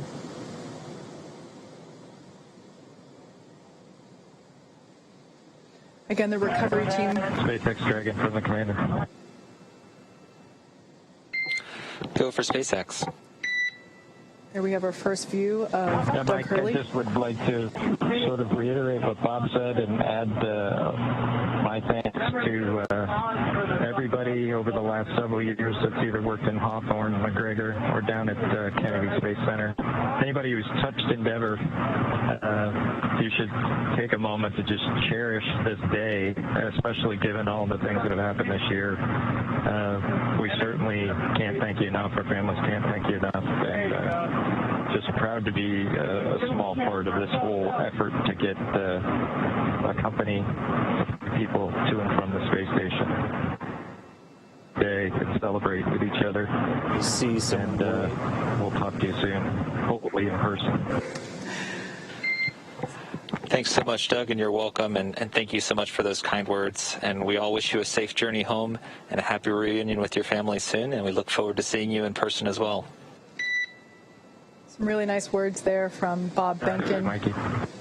There on your screen, we saw NASA astronaut Doug Hurley egressing or exiting from the capsule. It might have been hard to see on your screen there, but we got a thumbs up indicating that things are going well. Sorry, excuse me, I mixed up my positions there. Yeah, those words were from Doug, and we have Bob that just came out first. Yeah, so Bob Behnken, the pilot, the Joint Operations Commander for this mission, out of the capsule now. So he's making his way over to the medical area, and now they're going to work to get Doug Hurley out next. I think I saw a smile on Bob's face. He was a thumbs up all the way. As they've been giving us some regular status updates from inside the capsule, they've been feeling really good. And so now we're just standing by for our spacecraft commander, Doug Hurley, to make his way out into the fresh air for the first time in 64 days.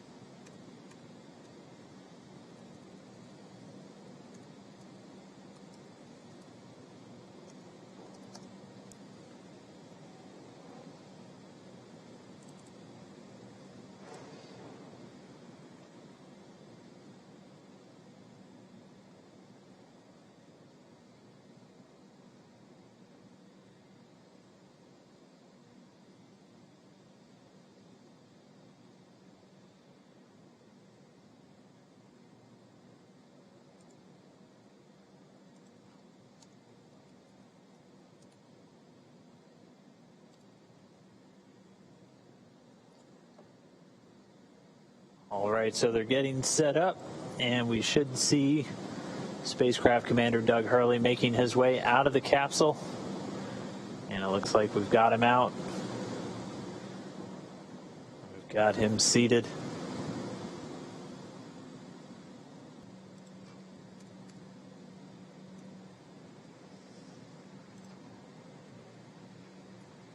And there we go, another thumbs up. We've got some applause here. And as you can see in Mission Control, a standing ovation for a job well done all around. Yeah, our crew members, Bob and Doug, are now safely back home on Earth, and they're going to get checked out now by the NASA medical team. They're going straight into the medical quarters on board the ship. That'll be their first stop on planet Earth, and then they're going to be making their way up into a helicopter and then heading back to dry land. So once they're complete, the team's going to prepare Dragon itself, and they're going to begin taking it back to shore. but just it's been an incredible mission. This all kicked off just 2 months ago on May 30th from Launch Pad 39A at the Kennedy Space Center in Florida. We had a successful liftoff. We had to dodge around some weather. It was suspenseful, clearing up the last possible moment. They had to orbit a 19-hour journey to the International Space Station, where they just spent 62 days on board, 64 total days in space. They were Expedition 63 crew members doing science experiments, spacewalks, repairs, everything on board the orbiting laboratory. Their journey home began yesterday when they closed the hatch to Dragon and undocked hours later at 4:35 p.m. Pacific. After 4 successful departure burns and a phasing burn to line up their orbit, Bob and Doug in and prepared Dragon Endeavour for its lift onto the recovery vessel. And just a little less than an hour following splashdown, we saw Bob Behnken and Doug Hurley make their way, thumbs up, out of Dragon and into the recovery ship's medical facilities, safe and sound. Yeah, we just got word that the helicopter itself should be landing soon, so that'll be their next step in their journey. They'll catch a short flight back to shore, where they're going to transfer to a waiting NASA plane for another short flight back over to Houston. They're going to be reunited with their families, and that's going to bring an end to this historic flight. It's really been us to share this journey with all of you as we open up this new era in human space flight. But I mean, just as we close the book on this mission, we're our next crewed Dragon flight. Yeah, absolutely. SpaceX and NASA will now begin the process of reviewing data and telemetry from this successful demonstration mission to prepare us for crew launch no earlier than late September. Crew 1 will be SpaceX's first operational flight, flying a full crew of 4 astronauts, including our first from Japan, one of the international partners on the space station. The mission will last approximately 6 months. It has been an incredible honor and joy to share this mission with the public, and the teams from SpaceX and NASA have worked so hard to get here and return this capability to fly humans from America.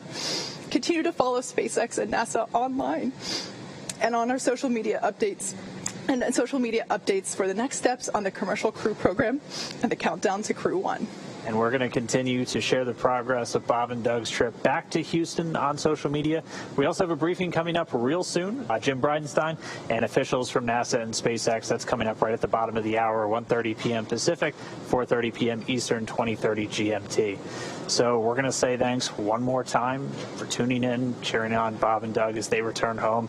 And we'll see you next time when we'll once again be sending astronauts on American rockets in American spacecraft from American soil. So long.